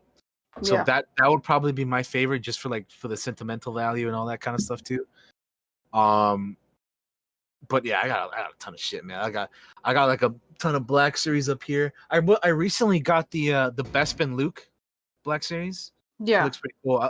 Because the new Black Series, they kind of like they like changed the they've like been getting better with the faces, because I don't know, like the early Black Series were rough, man. They look fucking terrible, to be honest. I mean, I don't know how early on the I think this is in Force Awakens, but Poe Dameron in his X-wing suit, I feel like I want to show it to you because the face is terrible. Yeah, no, that's before they did the better faces. They started doing the better faces like I think like after Last Jedi came out. So I mean, because it looks nothing like Oscar Isaac.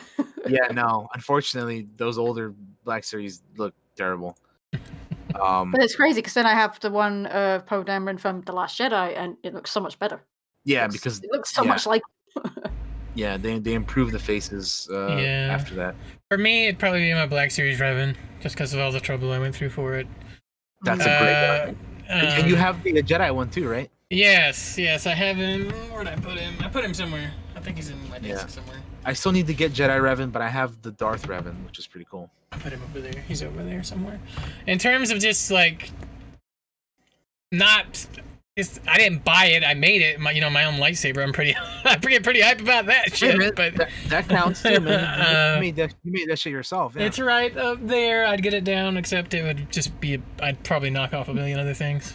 No, it's fine. Yeah, it's all good. Like my lightsaber's up there too. I'm not gonna go get it. Yeah, it's too much. I got a lightsaber, but it's a very crappy one because it just turns different colors. So I haven't got like a proper one that just one color, which is kind of annoying. I need one. Katie, we gotta get Josh to make us a lightsaber. I'd be happy to. I'll actually. It's cool.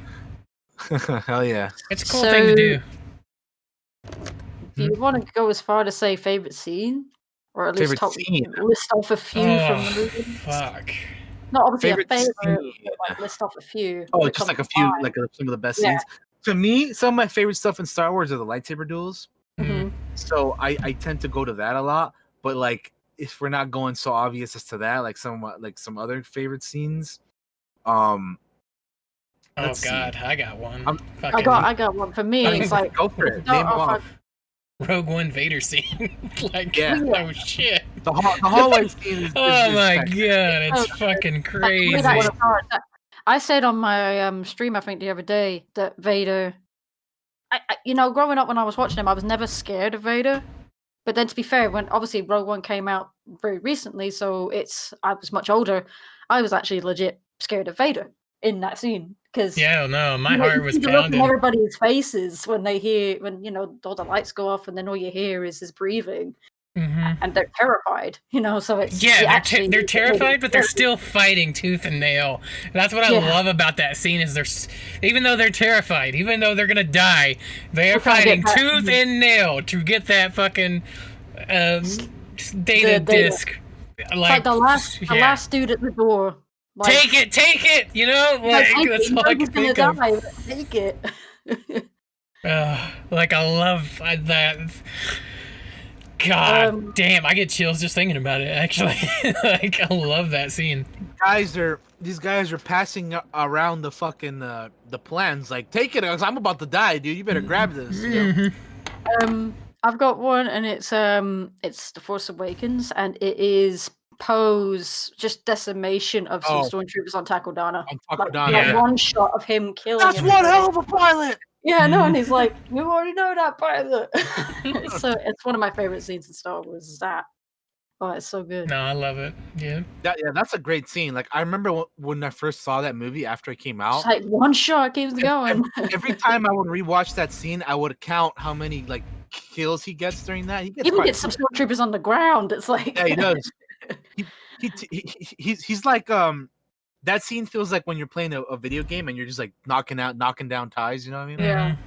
And then you just shoot at the ground because you're like, fuck these guys. That's kind of what I felt like you playing a video game, like just shooting everything. So that was I really like that one too. What I thought you were gonna go to is the moment in Force Awakens when this is like towards the end of the movie when Kylo Ren slashes the back of Finn. He's laying down in the snow like he got fucked up. It's a good one, man. And then he like looks at Anakin's lightsaber. He's gonna reach out with it to the Force. And you think it's going to him. And then it's going to him. And then it's right for him to Rey. And then Rey just grabs it. And you're like, oh my god. I mean, that was actually quite mind blowing because obviously the promotional footage at the time kept leading you down the path that it's Finn. Finn's gonna be the Jedi, and it's like it's Rey. I never fell for the trap because kind of because the first thing you see of Finn is him holding the lightsaber, and then it's just like, oh god. I never fell for it though. I always figured it was gonna be Rey because they like did it too much, and anytime they like promote stuff too obvious in like the marketing material, like Finn's the dude with the lightsaber on the poster. He's the one with the lightsaber, Yeah, so you don't. They did that just for a misdirection thing. Like I never buy that shit because it's just like it's too obvious. Like they're trying to too obviously hide the stuff that they're trying to do. So I never bought that, but that's a pretty cool scene, and I think the music really helps out in that. Yeah. I'll give a couple. I mean, it's a small one for Attack of the Clones. When Shmi dies, and we see obviously one of the first Anakin. dark deeds that he did. That's one of his first steps into becoming Beta. And he has that talk with Padme afterwards about I slaughtered them, the women and the children too. Yeah, all of them. And I hate them or whatever. And then you hear dun dun dun dun dun dun. You hear it, and it's so. Whew. Yeah, I mean that's he talks. Yeah, that's like one of the first points of him like going down that path. Yeah, exactly. Like it's and I really like Hayden in that scene when you see his like pissed off face as he holding his dead mom in his arms and stuff. It's really good. That's one of those scenes where I wish you would have seen like him fight the Tuskens, a little bit more, because like all he really does is come out the thing, chop some heads off, and the scene's over. It goes to Anakin or Yoda and Mace like sensing shit going bad. Pod racing scene, obviously. Oh yeah, pod racing. I mean, shit. It spawned the video game everybody loves. The pod racing scene. I think for me maybe it goes on a little bit too long, but I really enjoy it. Like it's definitely fun for sure. I think the best thing in that scene is like the sound. The sound. It is incredible. Definitely tell. I think Lucas got some inspiration from like F1 racing and things like that. You hear almost what sounds like a car engine on some of those pod races. Like fucking Sebulba's engine, like it's awesome, man. It's really really cool. And then like Anakin's racer, it's great. Yeah, it's great, good stuff. I mean, all the stuff, Jabba's Palace, Return of the Jedi, him being choked out, Boba Fett falling into the Starlight Pit. The Rancor. Right, the Rancor, actually, yeah. And then you see Malakili, the fucking Rancor keeper, crying his eyes out when he sees the dead Rancor. You know, that's pretty great. I like the arena in the Attack of the Clones. Mm-hmm. You know, when the Acklay and the Reek and the Nexu all come out and they're trying to stop themselves from that. Oh, another one.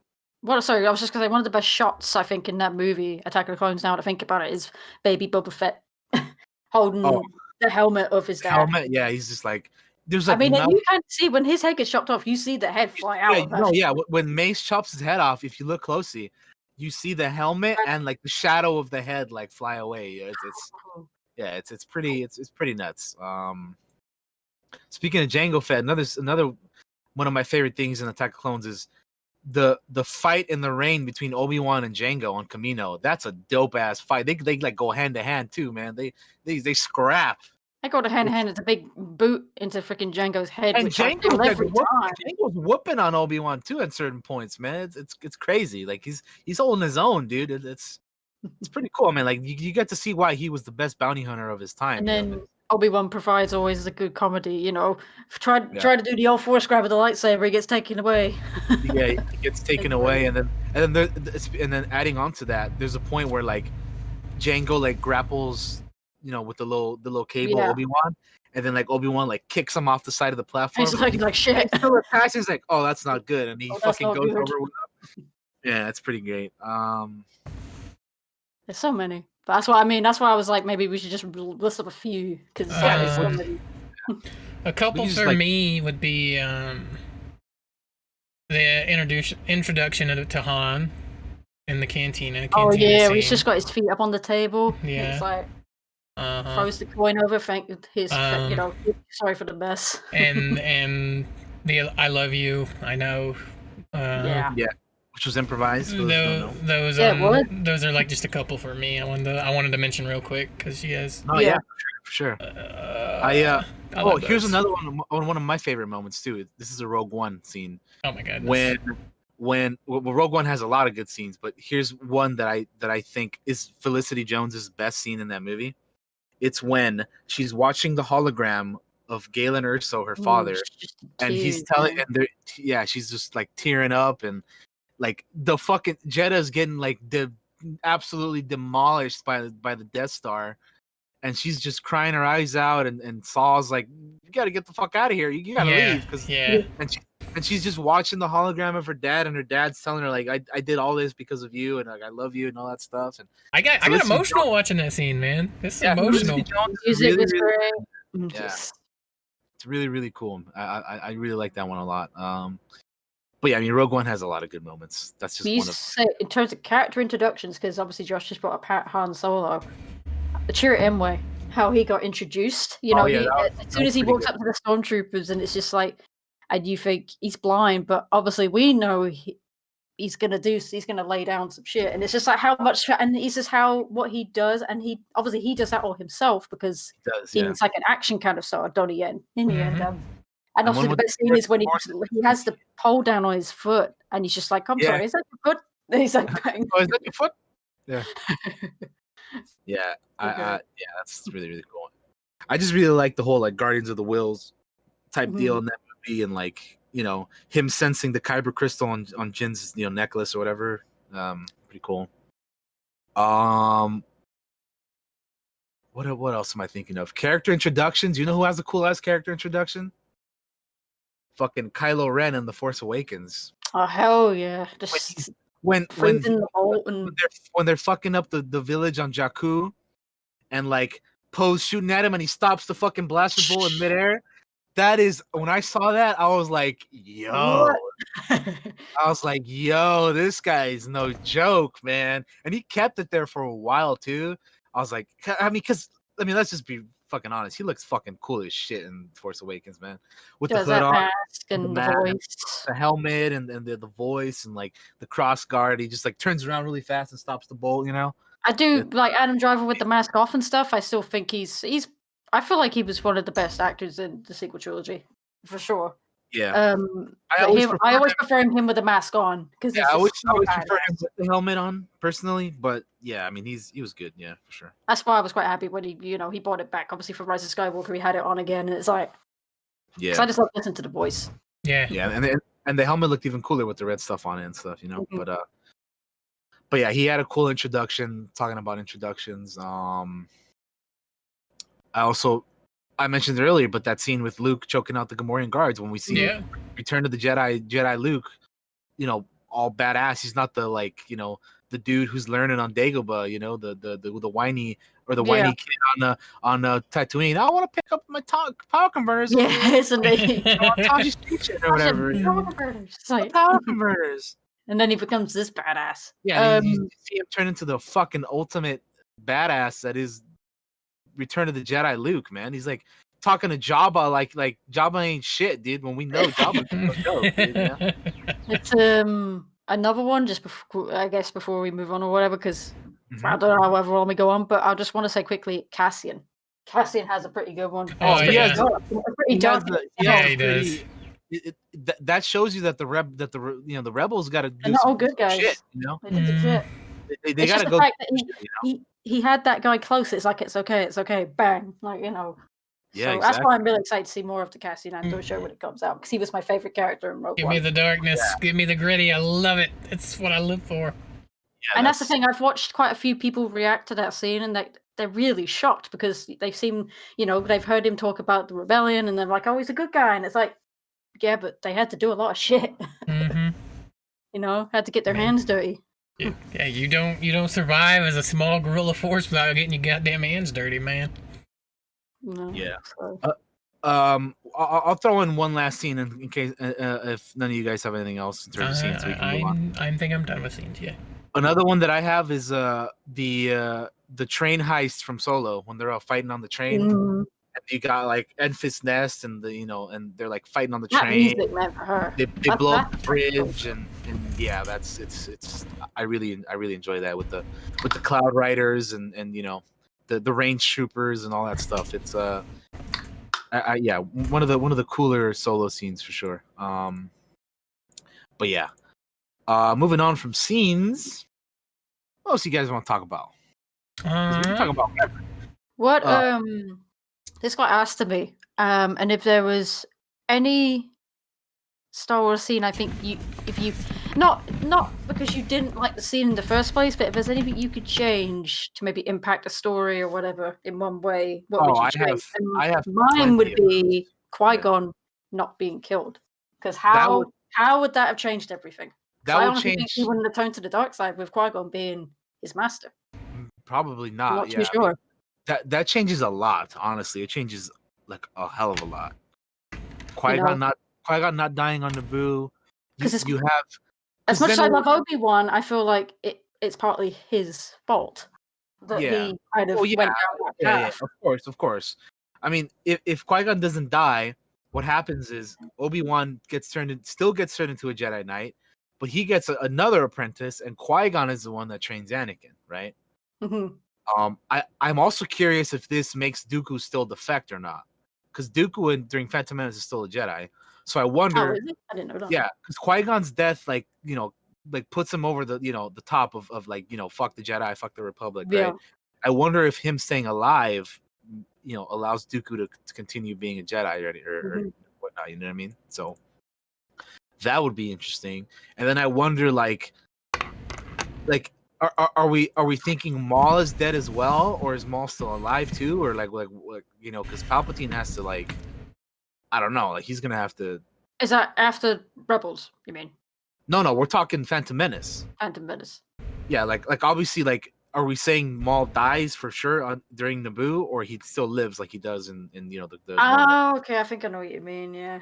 Because if Qui-Gon does Obi-Wan still because if Qui-Gon doesn't die, then he and Obi-Wan still. Oh, that's Maul, what you mean. Okay, yeah, that's what you mean. Yeah. Sorry, I thought you would asking you a question.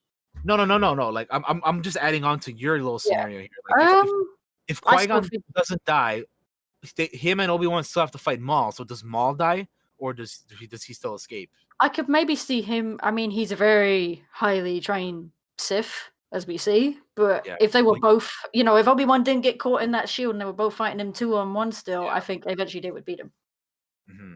I'd think so. So in this scenario, Maul is like dead, not Yeah. like dead, but he comes back in the Clone Wars. Comes back multiple times, but for the better. Like they like cut his head off, or instead of cutting him in half, Yeah. So okay, so in this scenario, you have Qui-Gon alive and Maul dead. Okay. That would change up a lot because Sidious would still have to get another apprentice. Yeah, it just heavily changes all of Star Wars. It does, because I don't think Dooku turns in that case. You know what I mean? Anakin doesn't, potentially doesn't turn to the dark side. And then Anakin, potentially doesn't. He could be, if when they had Luke and Leia, he could have been the one to train them, and it's like, or whatever. It just would change so much. It really would. It changes a lot. It really does. Another thing that could change stuff too is, remember on same movie, Phantom Menace, when they're fleeing Tatooine, and you have Qui-Gon and Anakin going back to the ship, to the Queen's ship, and then Maul is like right after him. What if Maul just kills Anakin right then and there? That would change a lot. That would be like I think it was Margin said in my stream, he was like, roll credits after that, because it's just like what if he just Maul just takes out little kid Anakin right then and there, and done. That changes a hell of a lot. I mean, it just ends Star Wars. Yeah, basically, you don't get Luke, you don't get Leia, you don't get a lot of stuff. Like that changes. You don't get Kylo Ren. It's like, it just changes so much. Yeah, you don't get any of that stuff. It changes like so much if Maul just kills Anakin on Tatooine right there, because he literally his speeder races right past Anakin. Obviously Maul's focused on Qui-Gon, but it's couldn't detect obviously anything from Anakin at that time. Yeah, it would have changed a lot. That is interesting. Like a lot of what ifs. Like another one of my what ifs is what if Anakin wasn't a punk bitch and Mace killed Palpatine on Coruscant? Yeah. What if he wasn't a little punk ass motherfucker and they actually took out Palpatine on Coruscant together? Right? Yeah, what if he trusted Mace? Because obviously Mace and Anakin do not have the best relationship. No, they always have a rocky relationship. Mace never trusts him. Mace never trusted him from Phantom Menace. When he was a kid, he's too old to be trained, and how can we trust him? And Mace never bought into the whole Chosen One prophecy bullshit. Mace was always more of a he was a harder Jedi for sure. Even in the Clone Wars episode that we just saw, there's, I don't want to spoil it for Katie, but there's something that he does that you're like, yeah, he's Mace he's a no bullshit kind of guy. You know what I mean? So yeah. I was gonna say a lot of these what ifs come from the prequels, because I can't think of much else that would actually, because obviously all this stuff impacts what happens in the original trilogy, you can't think of much else to change. I mean, you could. There's always, maybe, in Force Awakens, what happens if Han Solo doesn't die? Kind of thing. Yeah, it's right. What if Luke doesn't die in The Last Jedi? Or another one that I could think of is Empire Strikes Back. I don't know if you guys have ever heard of this, but there's the old Star Wars Infinity comics. Mm-hmm. They basically did what ifs. For example, they did in Empire Strikes Back, what if Luke died on Hoth and he never went to Dagobah, but Leia went to Dagobah and she was the one that trained to be a Jedi, Mm-hmm. What if Leia was the Jedi instead of Luke, you know what I'm saying? Yeah. That would be an original trilogy what if, what if Vader turned to the light side and didn't die? You know what I mean? Before all that happened, No, well, I mean, just didn't die. You mean all that, but he just didn't die. There's a what if where the one that I was talking about, what if they kill Palpatine on Coruscant and Anakin, Padme's still pregnant and he gets to train Luke and Leia himself, and they're all have a happy family on Coruscant or whatever. But the one that I was talking about specifically was what if everything still happens normally the way it does, but Return of the Jedi, what if Vader doesn't die but still turns to the light side, Mm-hmm. and he fights the Palpatine with Luke, and Vader's got the white armor or whatever, he's got the blue lightsaber. Have you ever seen that picture? Or no? Yeah, I've seen it. I haven't, but yeah. Okay, well, it's basically from the Infinity stuff. Yeah, Vader turns to the light, and fights Palpatine and with Luke and everything. So he doesn't die, basically. He stays alive. So that's one of them. There's a ton of Star Wars has a ton of what ifs. You know, like you could change the smallest thing could change like literally everything. Yeah, everything. It's a whole bunch of like, you know, effects that you know. Margin as another one. If like Luke was killed on Tatooine with his aunt and uncle. I mean, could you imagine? Could you imagine that? That would change a lot too. You know, I mean, fuck. What if 3PO and R2 never made it to Tatooine? You know, what if they got like blown up on the Tanaviv or then you know then when they shot out of the escape pod, they're like, fucking blow that thing up. You know, like that would have been it. Like Luke would have never got the message from Leia, and like none of that stuff would have ever happened. You know, yeah, evil would have won essentially. Basically, yeah. Like there's so much that could have been different. Like what if Jango Fett was never the template for the clone troopers, you know? Mm-hmm. What if I mean, man, there's so much. So much. What if Darth Plagueis never died and Palpatine died, or you know what I mean? Like there's we can go on forever. Yeah, we really could go on forever. There's so much we could change. Yeah, there really is. What if Maul stayed Sidious's apprentice and Dooku never turned, you know? Like what if in the Attack of the Clones we didn't get Maul, or we didn't get Dooku, it just stayed Maul, you know what I mean? Like that would have been sick. Dude, I'd watch Yoda versus Maul any day. Yeah, right. Yoda versus Maul. Fucking that would have been amazing. But yeah, the what ifs, yeah, they can go on for a long time. Yeah. How you guys feeling?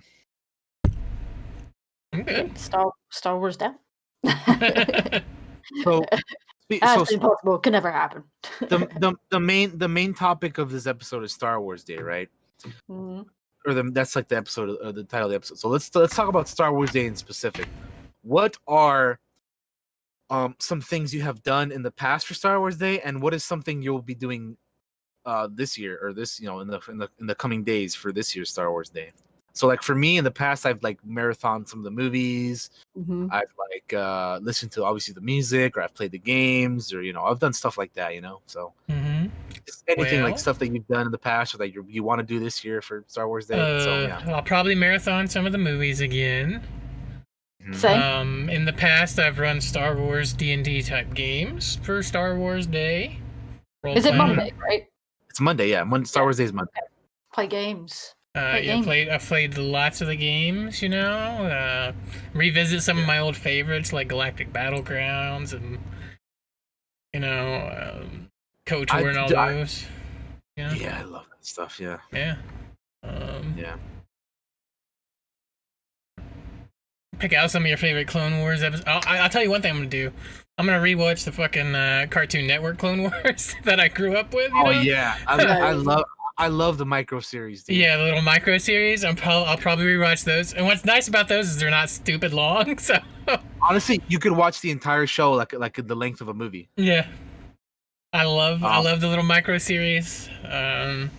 To this day, the best General Grievous ever was that General Grievous. Yeah. And also, my favorite clone trooper, like, you know, people love the ones from the current Clone Wars or whatever. Mm-hmm. My favorite clone trooper is Fordo, man. Yeah, your boy Fordo. Yeah. Fordo is my dude. He's fucking wrecks shop in the micro series, man. I love that guy. Anakin's duel with Ventress in that series is... Oh, dude, that's one of my favorite lightsaber duels ever. Next level. The Anakin Ventress duel on Yavin 4 is the business, dude. That is an insanely awesome duel. When Anakin... It is a crime that's not canon, because it's so good. It is. It's dope. When Anakin saves the big guys, I know you said the name just the other day when we mentioned it. Nebulons, yeah. Yes, when he saves them and like all their arms are destroyed and his arm is destroyed. Like oh my god, it's so dope. Like these primitive, people, and then they get like experimented on by the Techno Union, and they get turned into basically killing machines. For the separatists, and Anakin has to stop that. And I think it's dark. It's dark as fuck when you think about what they do to those people. It is, it's really, it's. I love incredible. the micro series. Me too. I mean, I grew up with that, so I have a lot of I have a lot of love for the micro series. Looking back at it now, you acknowledge that the Jedi and stuff are like way too OP. You know, like Yeah. Mace Windu single-handedly like punching out that army of battle droids and stuff. Like that's a little ridiculous. Like it's so cool to see. Don't get me wrong. It's But, like, so overpowered. But if the Jedi were actually that good in the movies, they wouldn't have lost to the clones. They would have fucking. They would not have all died. They followed the D&D rule, which is the rule of cool. Yeah. Yeah, it's such a cool series though. Like if you guys haven't seen it, I would recommend checking out the 2003 to 2005 Star Wars Clone Wars of the micro series. You could literally watch the entire thing like it's a movie because it's only like it's not that long. It's the entirety is the length of a movie. So plus you get to meet the greatest Jedi ever, Shaggy. Yeah, man. Yeah, Shaggy. Yeah, he goes up against General Grievous and gets his face smashed in. it's a great 5 seconds. But, he gets destroyed. But yeah, and then that is literally the best General Grievous in that show. I mentioned it already. Yeah, you can see how badass ARC troopers are, and I'm excited to watch it now. I can't wait. and then you get to meet this insanely ridiculous OP badass bounty hunter called Dirge. Oh my god, Dirge! Who has a really cool ass swoop bike with a skull on it. He looks cool too. He's got fucking badass armor. He does, yeah. He's really cool looking. But yeah, Katie, have you seen the micro series? I forget. I think either you or someone else, because it was because of you that I watched the Clone Wars because we did a rewatch. We did a big, massive rewatch of it, and I think you did the micro series. I think we did a group watch of the micro series at some point in the Discord history. Yeah, I think I remember it. I remember the duel with Anakin and Asajj. Oh, that is it really is one of the greatest duels ever. Like I think so. It's got like everything in it. Like it's got like it's so good. It's so good. But yeah, I mean it's been almost 4 years, so I don't remember what we have or haven't done on the history of Discord. Yeah, I think I remember that because that was the last time I'd seen it. I think we definitely have though. Like it seems like we would have. I remember I definitely talked about it a lot. But yeah, that's. I got a question for you guys. What's that? If we're done with talking about this. Well, we got to get Katie's response. But yeah, Katie. What about you? Well, mine's pretty much the same as that. It's like, I'll watch probably some of the movies. I'll watch, obviously, the Mandalorian documentary that's dropping on the day. Yeah, that's what I'll be doing that as well as watching the Clone Wars finale. The real finale, like that's it, series finale for Clone Wars. So I'll be watching that. I'll be watching the Mandalorian. I'll probably be binging the Mandalorian documentary. I'll probably watch Rise of Skywalker again because that's then on Disney Plus. It's like it'll be available that day. Yeah, it'll be a mixture of watching movies. I'll probably stream some Battlefront. I was thinking about streaming some XCOM, but I'm like, wait a minute, Monday is Star Wars Day, so I'll probably stream some Battlefront on Monday as well. Yeah. But yeah. So yeah, that's a mixture of everything. We talked about the micro series. I forgot we were talking about this. No, I mean, yeah, you mentioned you were wanting to watch the micro series. We went deep on that, didn't we? Dude, I adore the micro series, dude. It is like one of my favorite Star Wars things ever. Like I said, I like admit that there's like certain scenes that are a little bit like too ridiculous, like in terms of like the OP-ness and all that stuff, but of how OP some of the characters are and whatnot. But I love it. I just love it. I'll still continue on with my current book, which is Twilight Company. So you're reading that one, huh? Cool. Yeah, it's pretty good. I love it. Yeah, that's what I mean. I want a kind of like a TV show kind of based around things like that, which would be cool. I would, what I would like to see. Speaking of TV shows, before Josh asks his question real quick. Yeah, go ahead. I would like to see like a Rogue Squadron type TV show where it's just like a bunch of pilots, Oh hell yeah! Like we kind of get that with like Alphabet Squadron at the moment, but it's like I know what you mean, like actual TV show or something. It's like, and I know people are going to be like, what about Resistance? But first of all, that was like kind of that, but not really. And kind of like half and half. Yeah, it was more based off like the people of the Colossus and all that stuff, But I'd like to see like a legit like Rogue Squadron. Like here's a bunch of pilots, like you get like red Squadron and like green Squadron and like all these just pilots being pilots. You know what I mean? Like some Top Gun type shit or like I don't know, just something like that would be really really cool to see. I think for like a Disney Plus show in the future. But yeah, what's your question, Josh? My question is, if you could pick something out of the old canon that isn't canon anymore and make it canon again, what would you pick? I'll just say I'm not too familiar with much of the stuff that was not canon, so I probably wouldn't actually know. Apart from, I guess I'll say KOTOR stuff, even though I haven't played it. It's like. Thank you for answering that, because that is one of my favorites. Yeah. No, but my question to your question is, do we get okay? This might get a little weird here, but yeah. So do you mean like a specific, like, if we get a character, do they become canon? Or like if we make like Knights of the Republic canon, is only number 1 canon but not number 2? Or exactly. Like if you said KOTOR, I'd probably put like the whole KOTOR series on it. You know, like all those characters are canon. Or you could just pick one character if you wanted, or one other thing that's a whole that you liked. Like for me, I mean, I mention this every time, but Knights of the Republic to me is one of the greatest Star Wars stories ever told. Mm-hmm. It is my favorite Star Wars video game. It's probably my favorite video game of all time, to be honest. So the story to that is so good. It's better than some of the movie. It's better than a lot of movies to me. Just the whole story is like from start to finish is absolutely incredible. I would love to see that.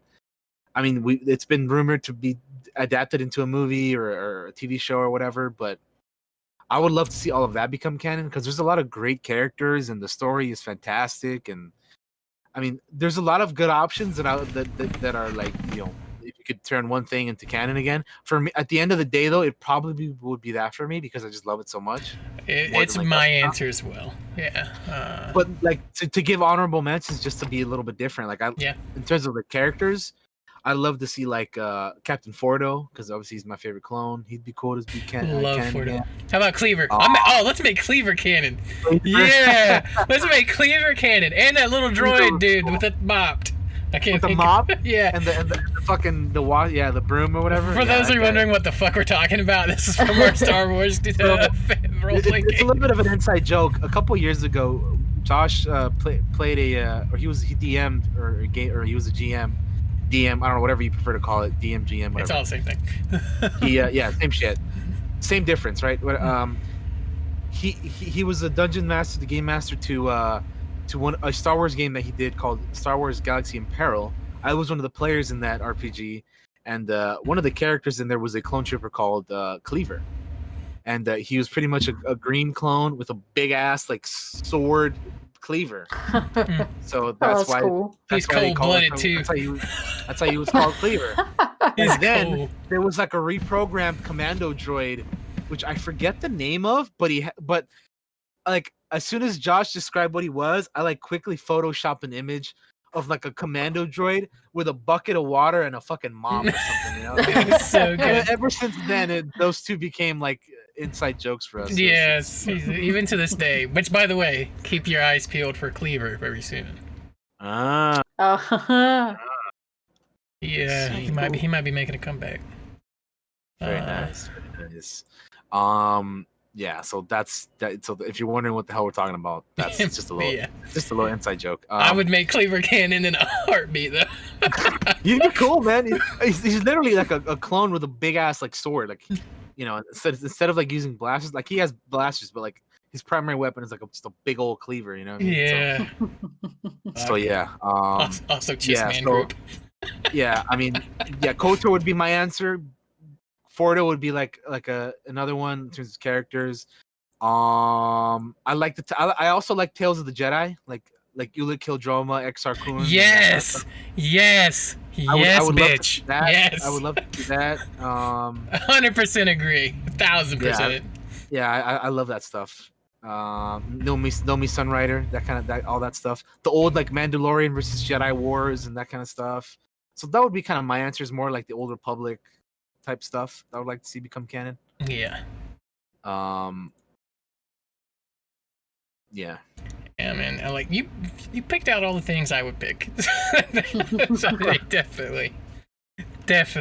I'm trying to think if there was any other thing. Probably not that I can think of at this moment. I'm trying to think. There's a lot of stuff in the old canon.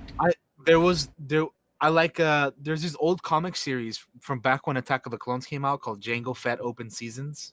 Mm. That is a really cool comic of basically like early Jango Fett stuff with like Jaster Muriel and how Jango Fett was like recruited by the Mandalorians and like how Jango it kind of ties into the Bounty Hunter video game, like how he was recruited by the man named Tyrannus on one of the moons of Bogdan or whatever, you know, like how he became the template of the clone army and how he killed Komari Vosa and all that, it all ties in. Like there at one point there's a battle where Count Dooku and his Jedi apprentice Komari Vosa at the time, who were both Jedi, go up against like a bunch of Mandalorians led by Jango Fett. So it's basically Jango versus Dooku, and with like a bunch of Jedi and Mandalorians just like going at it and like on like a snow planet.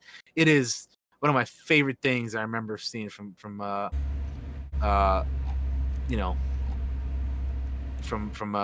era of stuff. So I really like Jango Fett Open Seasons, and I would recommend it to those who haven't read it, because it is, if you really like Mandalorians, because Mandalorians are in style, or like they're in style right now because of the show. I've always been a Mandalorian guy, but like if you want to know more, even though it's not canon, I would recommend checking out Jango Fett Open Seasons, because it is a fantastic little comic run. Nice. I got one more. What's that? Kyle Katarn. I'd make him canon. Oh yeah, Kyle Katarn. Mara Jade would be cool too, but I honestly don't see how they could put her into the current canon, because there's a lot of stuff that kind of prevents them from doing that. So I don't know. Kyle would be cool though. Yeah, I love Kyle.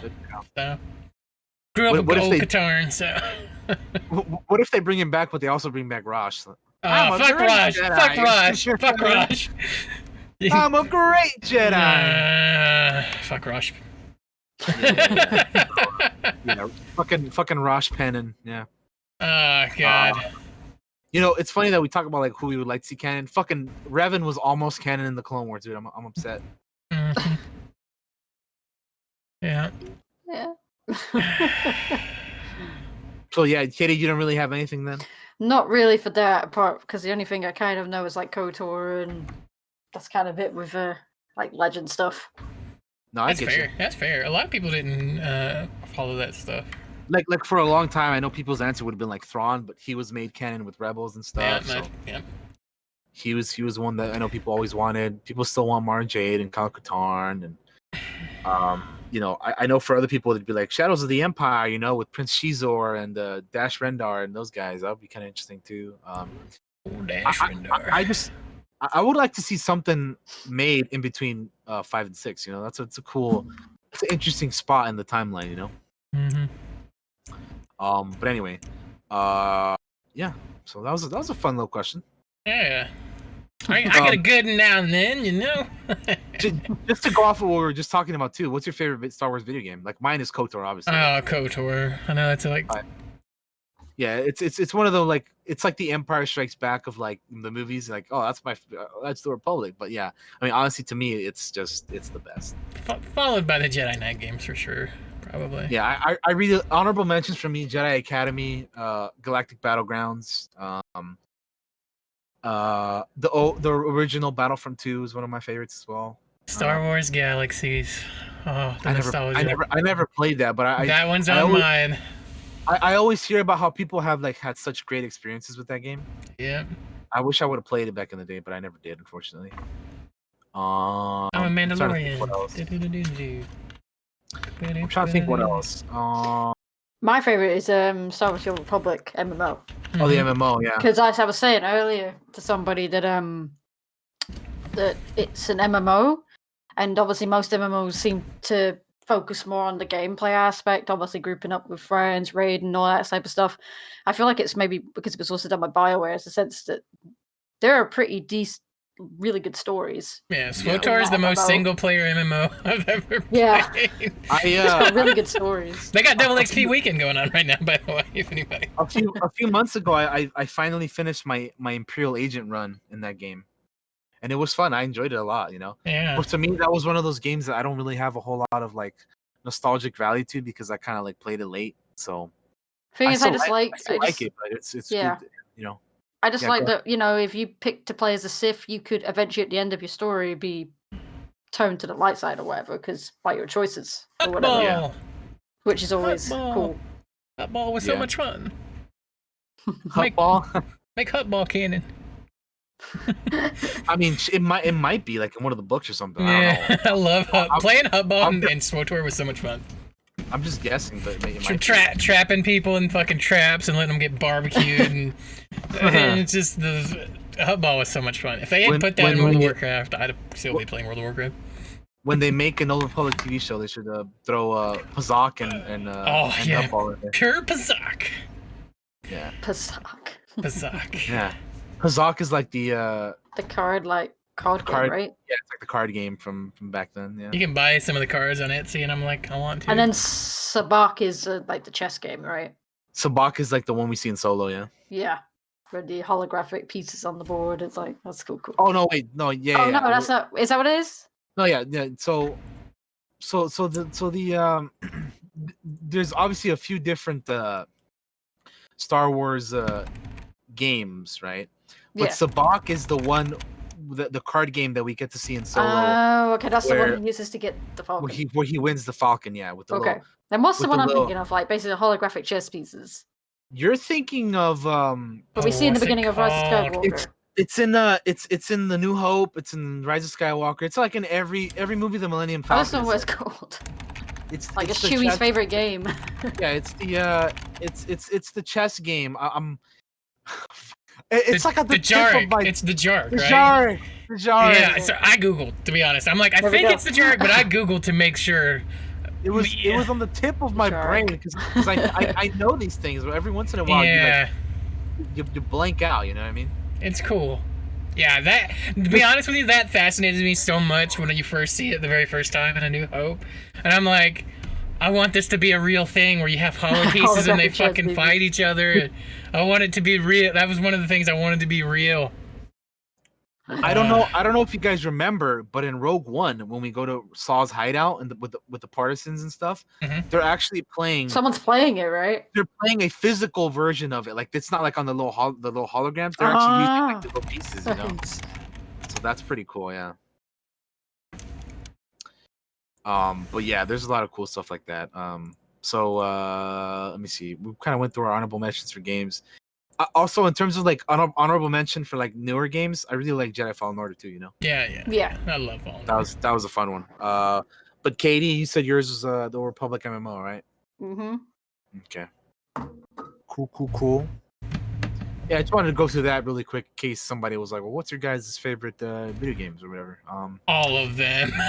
Do you guys have a favorite of the shows?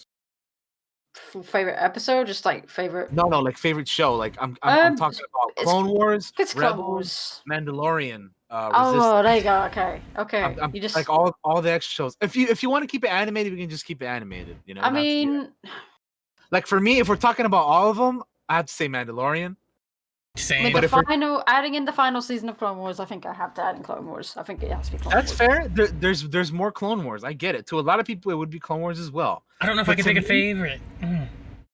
But to me, as much as I love Clone Wars, and I really do love Clone Wars, don't get me wrong, there's something about live action over animation for me that always like, I don't know, like I'll always prefer live action if I have the option to, you know. That doesn't mean that I don't love the animation, because the animation quality in this new season of Clone Wars is fantastic, on another level. If Star Wars could do that for all their animated shows, man, it would be like cinematic. Like I love this current season of Clone Wars; it's so good. But yeah, if we're just talking animated, then yeah, it would be Clone Wars for me as well. Although I really like Rebels too. Rebels. I love it all. I really like Mandalorian. I really like Rebels, but there are certain things in there that kind of like that I'm not like the biggest fan of. Like I don't like the super thin lightsabers, you know. Yeah. I don't like the look of Yoda. Like Yoda looks ugly as shit. He definitely looks weird. You remember how he looks in that? He looks terrible. So I mean, I although I love the story and you know some of the art style in Rebels, I just overall like Clone Wars. I just really love Ezra and. I just had to look up Sabine and Kanan. Yeah, he's so. I remember horrible. that. He's so bad. It's like why did they do that? It's like they've made him like his eyes really thin, and they pretty much Phantom Menaced him again. They made him look ugly. Like, what are you doing? But yeah, I mean, yeah, I mean, to me, it's Mandalorian and Clone Wars are like the top two, and I really like Rebels, but yeah, those are like my two for sure. Yeah, trying to think. Yeah, I mean, there's just so much. If you want to, we can go into some of the Twitter questions. Go for it. What you got, man? Let's do it. So let's go into some of these Twitter questions here real quick. First question we have here is, if you could be any species in Star Wars, humans being excluded, what would you be? What would your occupation be? And would you have any Force sensitivity? Continuing on with this question, they say, personally, I'd be either a Dathomirian Zabrak or a Kaleesh or a Sith pureblood, high sensitivity. So if you guys, I'm gonna give Josh and Katie a chance to think. If you guys don't know what a Dathomirian Zabrak is, think of Darth Maul. That's what Death means. And if you don't know what a Kaleesh is, think of General Grievous before he turns cyborg. And then a Sith pureblood is those red dudes from the old Republic MMO. Those like the red Sith dudes. That's a Sith pureblood. Yeah. So yeah, if you guys could be any species in Star Wars, what would your occupation be? Would you be Force sensitive? Would you not? What would you do?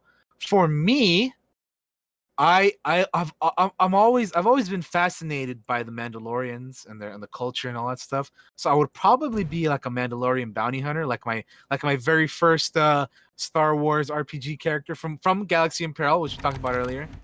I'd probably do something like that. Like, but then again, he said no humans. So if humans is not an option, then one of the other species in Star Wars that I've always liked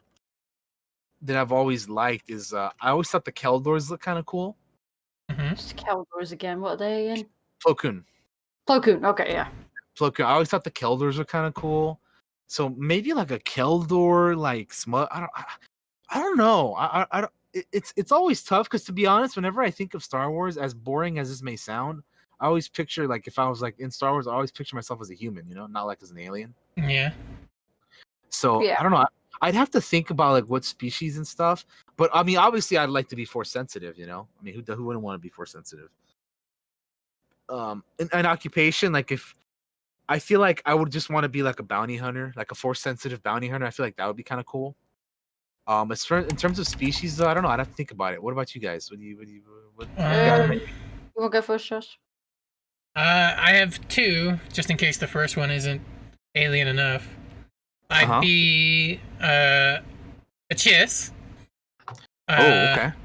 That works. It's not human. A Chiss, probably Force sensitive. He might not know it, and he'd probably be like a fucking secret agent kind of deal. So basically, you want to be Fiernan, or what's yes, his name? I'd like to be Tyler's character. Like Tyler didn't realize that. Tyler's character from fucking exactly. Peril, yeah. Exactly. Tyler didn't know that. Like, if I had to pick something, what he was, yeah. And my second one would be, I'd be a fucking Wookiee, just berserker warrior guy. Oh, dude, yeah, Wookiee would be. Yeah. Sure. Those would be my two. That's pretty cool. Yeah, those are some solid picks, Katie. I'd probably, because one of my favorite species in Star Wars is Bosk Trandoshan. Oh, Trandoshans. So you and Josh would be fighting. We're gonna fight each other. Is that what's gonna happen? I'd probably like to be like a bounty hunter / smuggler with like Force sensitivity there. Yeah. All good with the shooting and shit. So that'd be mine. Yeah. That'd be pretty cool. Yeah, I'm trying to just think of like which species would be cool. I don't really know. Like I always found like the Mon Calamari pretty interesting. Like like an Akbar type dude, or like a species is Togruta. Togrutas. Yeah, Togrutas. Yeah, Togrutas are cool. I like Cathars. I think Cathars. I like me some female Twi'leks. You know what I'm saying? No. No, but I also find like Celestins interesting. Those are like the 9 nub kind of dudes. Yeah. I always found those dudes kind of cool, even though they look a little goofy. But I don't know. I always like a little bit of more. When I first saw him, I was super creeped out by him. I remember thinking, this dude looks weird. Hey, he's got like one of the best laughs in the galaxy. He's 9 nub's a cool guy. Pantorans would be kind of cool too. Like you remember the blue people from Clone Wars, the like almost like the Avatar looking people from Clone Wars, like Senator Chuchi, I think was her name. From the Clone Wars arc where they were fighting the Talls on the Snow Planet, they had to like have some diplomacy between them or whatever. Those guys were kind of cool. I don't know. This is one of the ones that I have to like think about a little bit more. I have to like look at all the species and be like, well, I don't know which one I would want to be. Motherfucking Gungan. No. Oh god. I mean, honestly though, someday I feel like it'd be cool to play a Gungan character, but like make him into a badass. You know what I mean?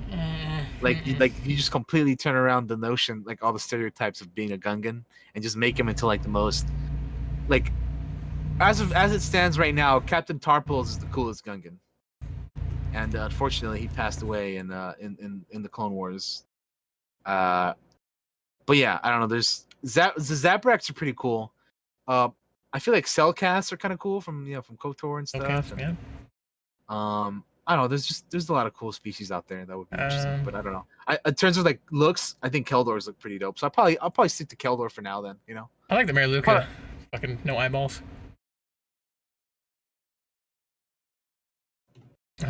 Looking dudes. You don't want to be a Hut, Daniel? You want to be a Hut gangster? A Hut? You want to be a Hut gangster? I mean, you basically get like I don't know. Oh, we lost Katie. Oh no. Yeah, we have some. Katie had some technical difficulties. She'll be back here in a couple minutes. Sorry about that, guys. Sorry, guys. Let me. I think I can swap to the other. Yeah, if you can swap to the other one, that'd be good. But yeah, Katie will be back here in a little bit. As soon as I find it. Where's it at? So while we wait for Katie to return, we'll just quickly talk about here a couple other things. Like oh, I found it. There it is. Hello. Are we back? Yeah, we're on the screen. Hey, what's up, guys? Cool. Sorry. It's Josh and I again. I had to find it. there are so many cool like Star Wars species and whatnot. So I mean, I would probably I'd probably stick with a Keldor. Like there's so many different ones that I'd have to like look at them and see which ones I would want to do. But I think a Keldor like Force sensitive bounty hunter would probably be my kind of deal. This type of question gets your like D&D RPG juices flowing because it's like, well, yeah. This is basically like a question for like, I mean, I could probably come up with my next character thinking about something like this, I mean, yeah, a Hut would be interesting. I don't know what kind of life that would be, Be a slug. You just be like a, No. You get all your Twi'lek babes though. Think about it.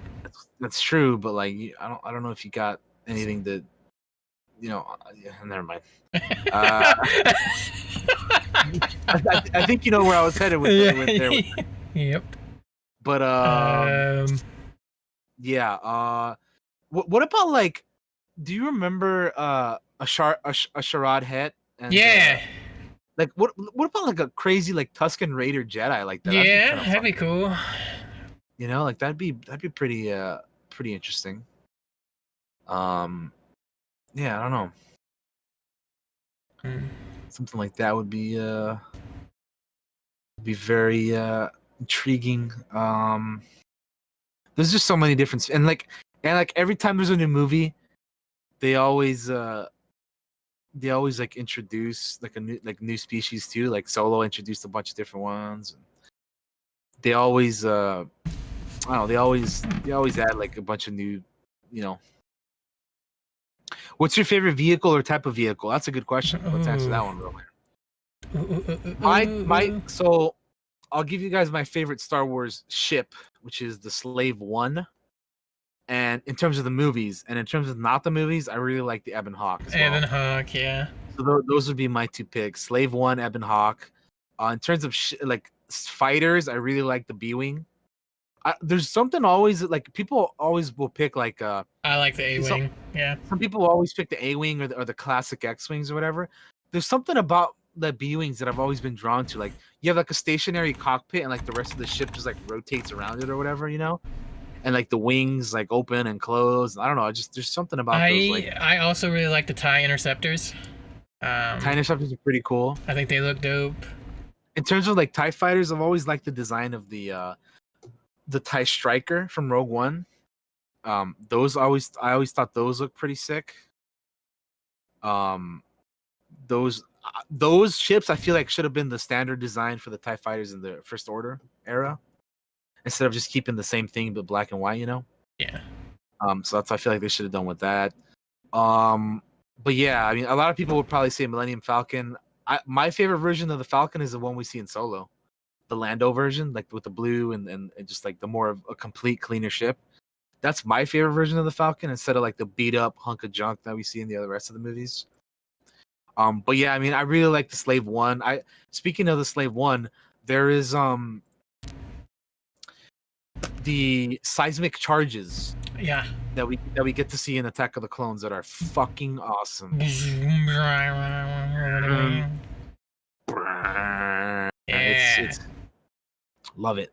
I really like Scout Trooper speeder bikes. I love them so much. The speeder bikes are pretty sick. What's your favorite like heavy vehicle? Like walker or something? Yeah, like what's your favorite walker? Oh, that's a good question. I really am like fond of the ATT. I know it's like the AT-AT is like more superior or whatever. But I don't know. There's just something about the ATT that I really like. Like it's like a little like it kind of like resembles like an animal, you know, like just crawling on. Well, it's all slow and crawling on its little legs, and it's got like a big old cannon on top, and I don't know. I just always like the fucking ATTs, man. Those are always pretty cool. I also really like the this is more of a tank, but I like the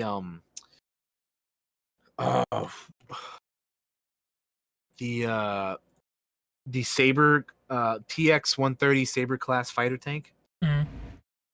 Those are the tanks from Battlefront, and I don't know if you ever played the like Clone Wars game. They came out like when Episode 2 came out. Lord, I can't remember. It's been a long time. I'll show you an image of it. It's basically this thing. In other words, it's called the Saber. It's the Republic fighter tank. It's this thing right here. Watch. I'm sending it to you now. For those of you who are in the chat and want to see what I'm talking about, I mean, if you're watching this on YouTube, just look up the Republic fighter tank. But for those in the chat, I really like this fighter tank right here. Boom. There's just some I don't know. I remember. Yeah, I played that. I played this. Yes, I remember. I like the look of it. I just like all. It's pretty cool. Like I remember a couple years ago they brought out a Lego set with this tank, and like I regret not getting it now, but I should have. I don't know. I just really like the look of this tank, man. It's just really, really cool. It's like an early Clone Wars tank, like post Geonosis like type deal. But yeah, I don't always like it. So that would be one of them. The ATTE. What else? I'm trying to think of other vehicles. I just like the ATSTs. Like the ATSTs are pretty, like the one from Mandalorian. Like that one with the red eyes and shit. I'm a basic bitch. I like. I just like how they look. Yeah. Cool. AT-ATs are pretty dope. I'm trying to think. What else? I really like the Hellfire missile tank. Oh, the Hellfire droids? Those are wild, man. Because seeing them on Geonosis just going super fast and shooting fucking rockets everywhere is just like... Yeah, dude. They wreck. They blow up some of those ATTs like nothing, man. Yeah, the Hellfire droid tank is sick, dude. All those missiles and whatnot. The droids actually have a lot of cool like vehicles. Yeah. Like I mean, technically they're not vehicles; they're like droids themselves. You know what I mean? Yeah. Like the vulture droids and the spider droids. They're technically like tanks and ships and stuff, but they're droids themselves. You know What's your favorite Separatist battle droid? Like, you have a favorite Separatist battle droid? Yeah, I almost said favorite droid, but then I'm like, there's a fuckload of droids and. Yeah, so Separatists. I mean, if it's droids overall, probably the HK. Yeah, it's kind of hard to beat an HK. Yeah. Yeah, but if we're talking like just Separatist droids, I like the look of the Magna Guards. Yeah. The IG 100 Magna Guards. I always like how those guys looked. So probably them, and they got like the cool electro staffs and whatnot. So I think maybe those guys. Yeah, I like the droidicas. The droidicas are cool. Yeah. I just remember seeing those for the first time, and they popped up. Their shields were fucking just unleashing, and it's like, holy shit, those things are dangerous. Yeah.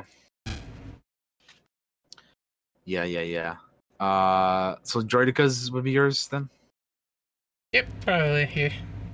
Okay. Yeah, that's a cool one. Honorable mentions to the commando droids. I think those are pretty cool.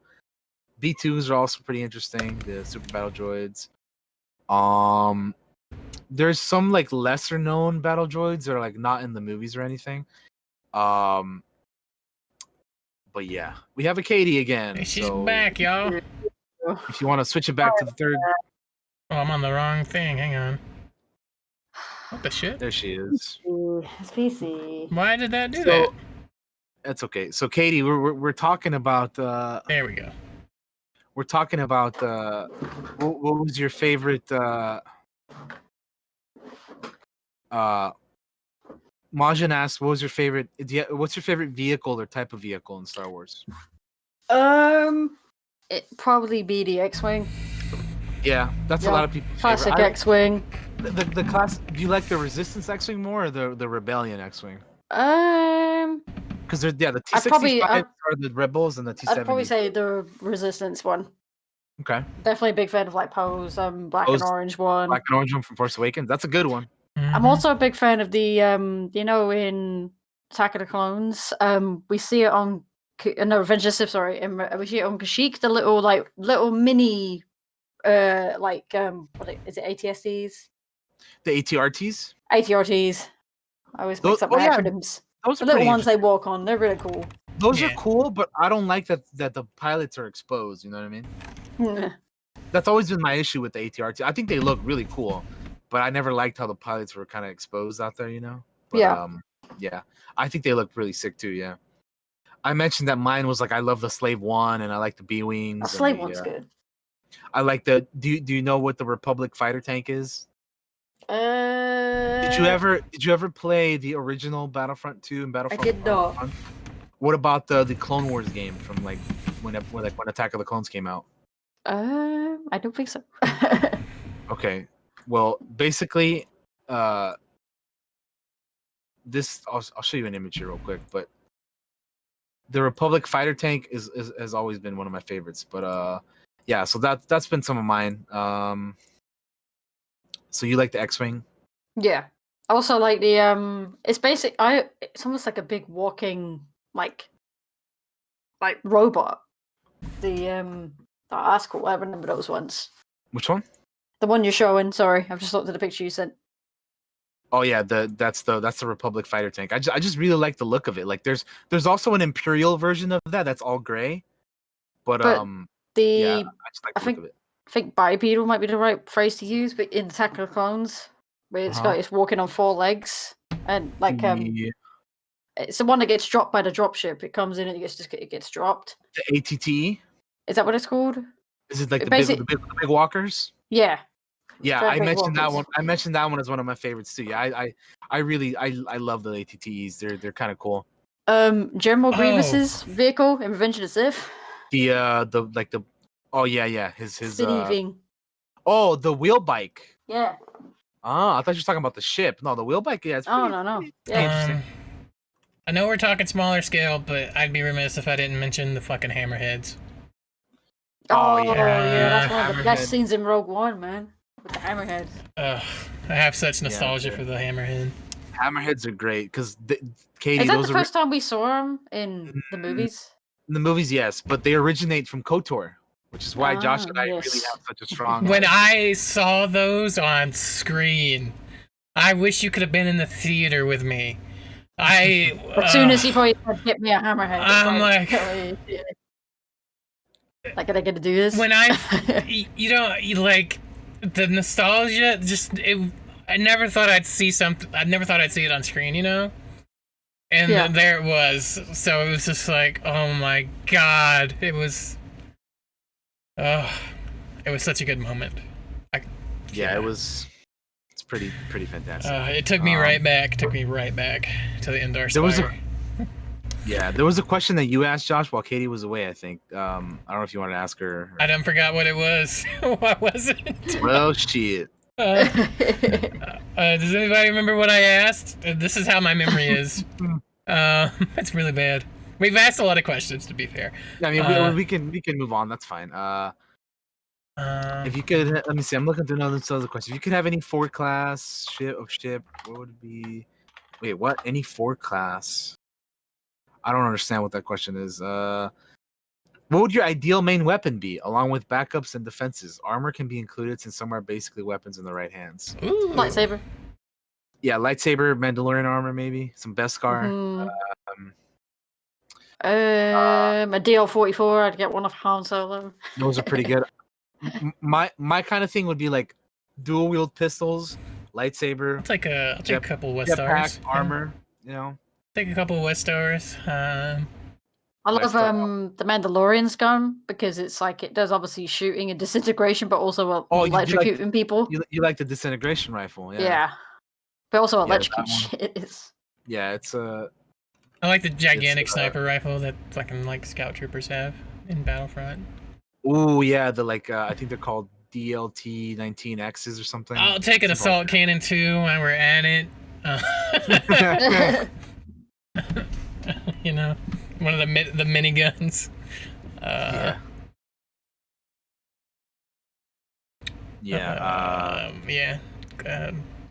I always liked how the Jedi wore like the clone trooper armor with their robes in the micro series, so I really liked that. Oh yeah, they did that a little bit of that in Clone Wars in the newer Clone Wars too. They had like the Jedi armor type thing, you know. Yeah, I really liked that look. That was a cool look.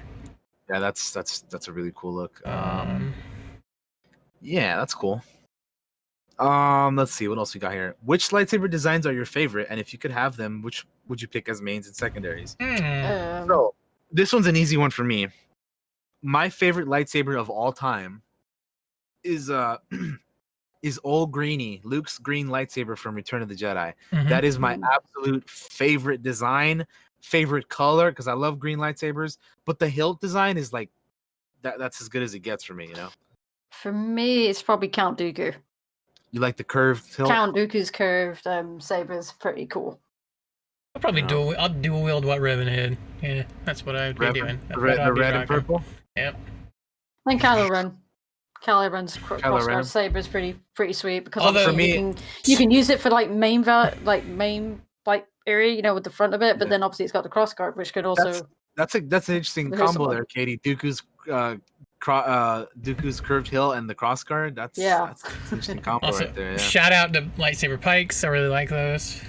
Yeah, lightsaber pikes are pretty cool. Shout out to Darth Maul's double blade. That's a really, really dope one. Yeah, for me it'd probably just be like if I were to dual wield, give me Luke's green on my left, on my right hand, and Obi-Wan's Revenge of the Sith blue on my left, and I'm good to go.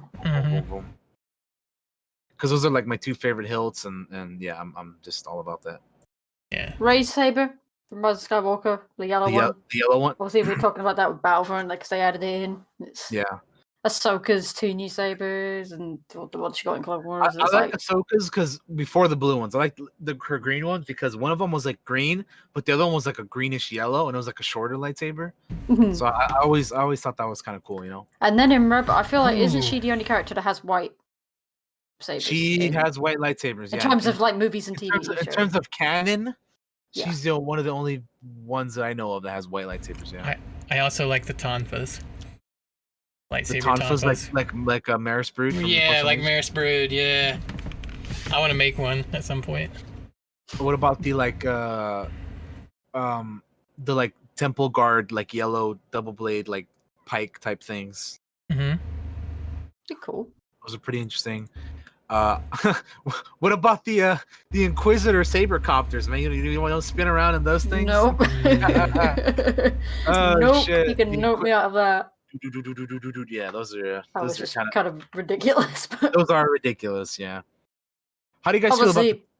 Say Maul's double-bladed saber as well. Oh yeah, his is obviously that's that's one of the favorite. Going back to favorite moments. Whenever we first saw that happen, he got it out and it was like, shoom. and people probably lost their shit when that happened because they were like, "Holy shit, we've never seen that before." Well, I mean, they kind of spoiled that by showing it in the trailer. In the trailer, people would have probably even lost it even more. Yeah, if they wouldn't have included that in the trailer, then people would have been like, "Huh?" Because it starts off with one, you think, okay, he's going to go sideways, do the gangster style, and it's like, nope. You gotta remember that the Phantom Menace teaser is one of the most hypest things ever created. You know what I mean? Mm-hmm. That's why there was so much hype around that movie. Maj is like, I like the First Order Trader batons, the Z6, batons. Yeah, the little batons. Yeah. Traitor. First Order stuff. Traitor. Oh, is that the one from when Finn gets his ass kicked? Yeah, that's so cool. Yeah, those little the Z6 stun batons, whatever. Yeah. Let's see, what else we got here. Do you like the Star Wars Holiday Special? And how many times have you seen it all the way through? I've never seen it. Never seen it.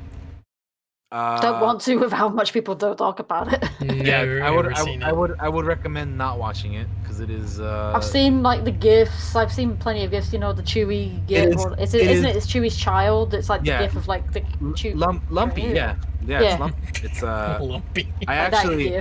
That's his name. Is not here, Katie. Look at Discord real quick. Yeah, it's that one. That's there the he gif is. I see everywhere. That's Lumpy right there. Yeah. So it is one of the worst things Star Wars has ever produced. George Lucas wanted to erase the existence of every single copy of the. It was him that made it, though, right? Yeah, it was him. Yeah, it was them. You know, you have to remember though. This is like post A New Hope. They hadn't done Empire yet. It was just like something that they're like, well, fuck it, I don't know. Let's just do it, I guess. And then it turned out to be one of the. I mean, it's so bad that at one point, Chewie's dad is basically watching porn, and you're like, what is going on? you're like, what am I watching? You're watching this Wookiee it's kind of uncomfortable to watch this Wookiee oh god. The fact that I got Mark Hamill on that in it, it's like yeah, and then he looks weird because they put a ton of makeup on him too and stuff for TV, and it just looks really odd. Oh god. It's become a beloved cult kind of thing though now, isn't it? Because people just love to take the mick out of it. We make fun of it because it's terrible, but Jon Favreau, who's the showrunner of Mandalorian, loves Life Day, the holiday special. They put Life Day in Mandalorian. They made the appearance of Din Djarin, the Mandalorian, based off of Boba Fett's appearance in the holiday special, which is why he has that rifle with the little hook, little thing at the end there. That's directly from the holiday special. Because that's how Boba Fett looked, back then when they first debuted him. But Jon Favreau's like, I want to make a new holiday special, which I'm sure if they let him do one, it would not be as bad as that one because nothing can get. I don't think anything can get as bad as the holiday special, So it's safe to say we're not big fans of the holiday special here. It's more of a jokey meme thing at this point. Anyway. But yeah. It's really hot in here. Sorry, it's 1,000 degrees right now. Oof. So yeah, I believe those are the Twitter questions. Does anyone have any questions in the chat who they would like for us? They would like for us to answer. We've already answered quite a few questions, and we've kind of come up with our own along the ways. And we love talking Star Wars. So as much as I would like to keep going, at some point we gotta end this too, So. Yeah, we've been rolling for about 4 hours now, which is. Yeah, I mean we can always do this another day as well. Yeah, so. We can't keep Katie up too much longer. She's in a completely different time zone than us. Yeah. So it's nearly May the 3rd. Just saying. Yeah. So you guys got anything else in the chat? Chat, probably you got anything? Anything good? Anything good? Probably not. But I think we've had a pretty good Star Wars talk here. I mean, I'm just really excited for Star Wars Day. I'm gonna binge the fuck out of the Mandalorian behind the scenes. I can't wait to watch that. I was watching some behind the scenes pictures on Gina Carano's Instagram. She put up some pics with Carl Weathers, Grief Karga, and I can't wait to watch that. And they fly now? They fly Last now. question. They fly now. That's I don't like that. I don't like it. How do you not know that they fly now? They've been flying for years. But So yes, they fly now, Margin. yeah. To answer your question, they do fly now. But yeah, I mean, I guess to cap it off, what are you guys looking forward to for the future of Star Wars? We're done. We're done with the sequel trilogy. We are now in kind of uncharted territory because we're kind of like all over the place in terms of like we're about to wrap up Clone Wars. We're done with the sequel trilogy, so this like era in the timeline that we're in is kind of like moving, into the back seat because they're focusing on things in other eras. Although to be honest, we still have like the Cassian Andor Rogue One prequel show, and like eventually at some point we'll get the Kenobi show rolling if they can ever get that right, which I don't know why they can't get it right. But anyway, we also have obviously the Mandalorian season 2 and the season 3 to look forward to. And then like there's been rumors of them potentially coming up with a Rebels sequel show, which I would love to see. Yeah.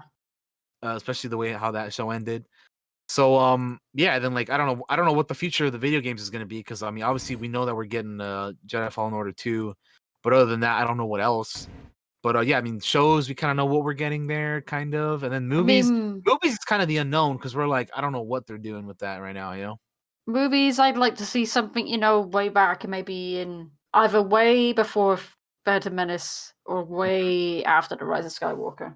Like kind of like obviously I'll take anything really, Right. whatever they want to do, I'll be watching it. But if I had a choice, way before Phantom Menace, way after the Rise of Skywalker. Yeah, way away from anything we know. Yeah, for me, I would definitely want them to do something pre Phantom Menace, like thousands, like Old Republic stuff is what I want them to do, basically. Yeah, same. Something, watching The Mandalorian, I'd take a movie on Mandalorians, something like that. I think that with the success that The Mandalorian has they'll had, probably keep it to TV. Well, yes, but I think that eventually, like maybe like series finale, they'll probably do like a movie just to end it all. You know what I mean? Because of how like popular it is, and how I'd like to see maybe like their war, the Jedi Mandalorian war, things like that. I mean, we all want to see. Who doesn't want to see Jedi fight Mandalorians? Like that's. I mean, we're seeing them fight together at the moment, kind of, and then fight each other. But we want to see the days of them fighting each other. Like like there's something that they use in the newest episode of Clone Wars that I mean you haven't seen it yet, but like you'll know what I'm talking about when you see it. There's something in there that is like from the olden days of when the Mandalorians fought the Jedi. Yeah. And you're like, fucking, that would be cool to see in live action. But yeah, I mean, for me, Old Republic stuff would be great. If they had, I would say quickly, because my favorite book of all time is Lost Stars. I would love for them to try and adapt that into to the movie? a movie or a TV show. Or a show. Yeah. I feel like it would be better for a show, to be honest. Yeah. Because that book spans a lot, so it'd be better for a TV show. But that'd be cool. Yeah. Yeah, it's such a good book. Read it if you haven't, people. It's so good. I've said it before, and I'll say it again. I really want a Star Wars horror movie or show with like fucking zombie stormtroopers. I mean, I don't know if they'll ever do anything like that. Although, to be honest, I mean, they did zombie Geonosians and shit in Clone Wars, and like they've done like do you guys remember the Xylo Beast from Clone Wars 2, that big ass monster? Like they've done like horror elements, like the big Godzilla creature and like the zombies with the undead like they've done elements of that in Star Wars. So I mean, I don't see why they can't do anything like that in the future. They just don't have the balls to do anything, right now, basically. But yeah, I'm looking forward to the High Republic stuff. Yeah, same. As far as we know, it's books at the moment, right? It's gonna be books and comics. But it's gonna be. I have a feeling that in the future it'll be like it'll be like a multimedia project. Kind of like to how Shadows of the Empire and Force Unleashed was. Like they had like books, movies, music, games, all that stuff. You know what I mean? So eventually, I kind of hope that's kind of where they go with the old High Republic. And oh yeah, could you imagine the Ragul horror movie? Oh, Yeah, man. That'd be nuts. Ragul. Yeah, so that's kind of what I would like to see. I want to see a live action HK droid. Oh my god! If I ever see him on like any kind of screen, being Right? on a theater screen would really blow my mind. But any screen. I mean, hey man, never say never, dude. We saw Hammerheads. I got already, to see dude. my Hammerheads. If I could see HK and all he has to say is meatbag, I will leave that movie happy. And, they could do just about anything else, and I'd be happy. Yeah, it'd be a day long remembered. But Oh yeah, my God.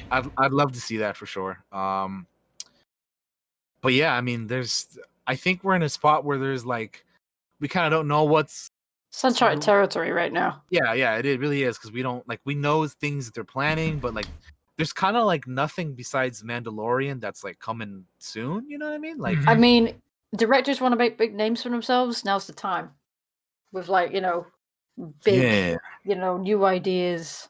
Because obviously Skywalker Saga's done. I mean, you can make your film and still name drop, I guess, and things like that. But obviously, it's got to. That's my one thing. It's got to be totally unconnected. Like, doesn't you don't have to go and find who Ray or whatever. I mean, I don't mind those guys Yeah. appearing again. Like like kind of they did with Han, Luke, and Leia, kind of appearing, I guess, in like 20 years time or whatever. Yeah, I mean, Again. I feel like eventually, like in like 20 years, they'll probably bring him back or whatever. Because why not? But yeah, I mean, that's something like down the road. Yeah. In terms of like the like near future though, yeah, I mean, I'm looking forward to Mandalorian. I'm hopeful that they do a Rebels continuation show, like a sequel show to that.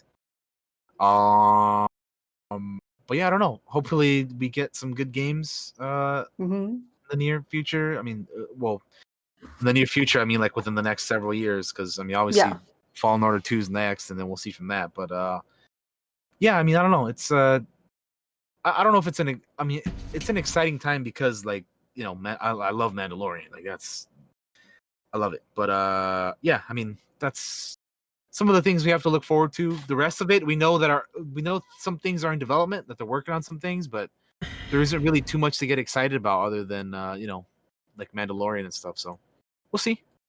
But I'm always on the more optimistic side than I am on the pessimistic side. So I always like Star Wars. I always like to have remain and keep the hope. And always trust in the Force that things will turn out right. But yeah, I mean, I guess that's it, huh? Yeah, I mean, that's gonna do it, man. Unless we have some closing thoughts. I mean, that could we'll be. I think that's it. Yeah. Wrapped up perfect. Closing thoughts be like, tweet us your favorite Star Wars stuff, I guess, or tweet at me. I would love to know what you love. Keep tweeting us your stuff. Join my Discord server, because I have a Clockwork Cantina channel in there. If you guys ever have like things you want us to talk about, or if you have any other questions or anything, feel free to hit us up. We're always available. We make ourselves very available. But that's a Majin joke right there. But no, I mean, it's what a fun episode today, and huge thanks to Katie for joining us and staying thanks up. To you guys. Probably a little bit too late, more than she does. My PC's shutting down. Thank you for waiting. No, yeah, it's not your fault. We know that technical difficulties could occur. So oh Lord, I have them all the time. Yeah. So yeah, thank you, Katie, for joining us. I think Josh will set us up with these goodbye screens. We'll start with Daniel first. That way, Katie can see how you do it. How about that? As soon as I double click it, let's do it. There you go. You're up. All right. So thank you guys for joining us on today's episode 36 of the Clockwork Cantina podcast, Star Wars Day. So yeah, if you're watching this, maybe we're already past Star Wars Day, but here currently we're 2 days away. I'm excited to stream some games, some Battlefront, watch some movies, listen to some music, all that kind of stuff. Stay tuned for our future episodes. I believe next week Josh and I are going to do kind of like a retro rewind type deal. We're going to rewatch Conan the Barbarian, and we're going to talk about that on stream. It was a time of high adventure. Yes, so we're gonna rewatch that movie because for me it's been a hot minute. I'm looking forward to rewatching it and talking about it next week. And then as far as like future guests, we'll see if the topic should arise. But Katie is always welcome to return and come back and talk to us. She's coming. She's coming when Daniel plays all the Mass Effect. Oh yeah, Yes, yeah. yes. So yeah, I own all the Mass Effect games now. So eventually, I'll probably start them like on N7 day or something, and then like once I'm done with them, we'll bring Katie back on and we'll talk about Mass Effect because Nice. Katie is one of the biggest, along with Josh, one of the biggest Mass Effect Oh, fans absolutely. that I know. So Mhm. we definitely got to bring her for the Mass Effect episode. But yeah, it's gonna be pretty much it for me. I want to get back to streaming story games on stream soon, but I want to finish Chimera Squad and XCOM that is, and then Monday I'm gonna do some Battlefront 2 in honor of Star Wars Day. Stay tuned for all our stuff. We always got stuff going on. Tomorrow we have D&D. So if you're interested in Dungeons and Dragons, check us out. Obviously, if you're watching this on YouTube, then you can join us every Sunday, 3 p.m. Pacific, 6 p.m. Eastern. Twitch.tv/Josh902. We're coming up here on the season 2 finale of Frozen Decimation, so that'll be fun. But anyway, see you guys there for all that cool stuff. See you guys next week for more podcasts, and follow us on all the stuffs here on the sides. I don't know, I never remember which side it's on, so just you see it on screen. Anyway, bye everybody, peace out. Thanks for hanging out. Thanks for all the questions and all that stuff. I'll see you guys later. Peace out. All right, Katie, we're throwing to you. What you got coming up on this week, Katie? I think I got all your info right on the goodbye screen. I sure hope so.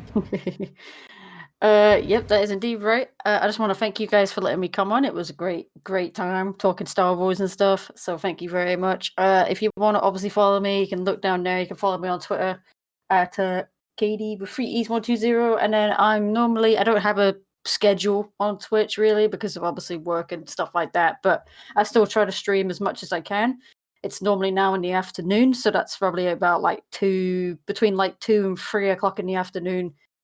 BST, GMT, I never know what time zone we're in at the moment. All of them. We're in all of the time zones. And I'm currently streaming Oblivion at the moment. And then we obviously play some Battlefront 2 today. So you can probably catch me playing some Battlefront 2 on Monday as well, because I think I'll be doing that. And just drop me a follow there if you're interested in what I got to talk about. But yeah, big thanks to Daniel and Josh again for inviting me on. Absolutely. Yeah, you are always welcome, Katie. We've wanted to do this for so long. Yeah, I always was talking to Josh that you should be our first guest. For Absolutely. Sure, so. It's good to have you, Katie. Yeah. Thank you. All right. All right, gang. That's going to do it for us here on the Clockwork Cantina. Thank you all for coming in, checking us out, having this discussion with us, tweeting your questions so we could answer them, talking in the chat. Thank you for all the subs to the channel. I appreciate those. If you like what you've seen here and you want to see more, hit the follow button. We appreciate that. With the Clockwork Cantina every Saturday, 3 p.m. Eastern Time, 12 p.m. Pacific Time. Tomorrow we have D&D Frozen Decimation Season 2 finale. It's probably going to be a two-parter. You don't want to miss it. It's going to be the biggest map I've ever made. And all hell's going to break loose and people might die. Like, I ain't pulling my punches. Shit's going to go down. Fair warning in advance. Also tomorrow, keep your eye out on, if you're a Blind Waves patron over in the Blind Wave channel, keep an eye out for something coming Star Wars related. It's gonna Star Wars. It's gonna drop. I'm pretty sure, hopefully, tomorrow. So make sure you keep your eyes out for that. That'll be fun if you want to see me maybe do some stuff. We'll see. Make sure to check out D&D tomorrow, guys. I cannot push that enough. It's gonna be crazy. I got some shit planned. As for this upcoming week, I'm still furloughed from work, so shit might come on the stream. I don't know what, but keep an eye out. I don't have a schedule or anything at the moment. And that's going to do it all for us here today, guys. Hope you had a good time. Wash your hands, take care of each other, love each other, and we will see you Saturday. May the Force be with you all. Bye-bye. And happy Revenge of the 5th to you as well. You.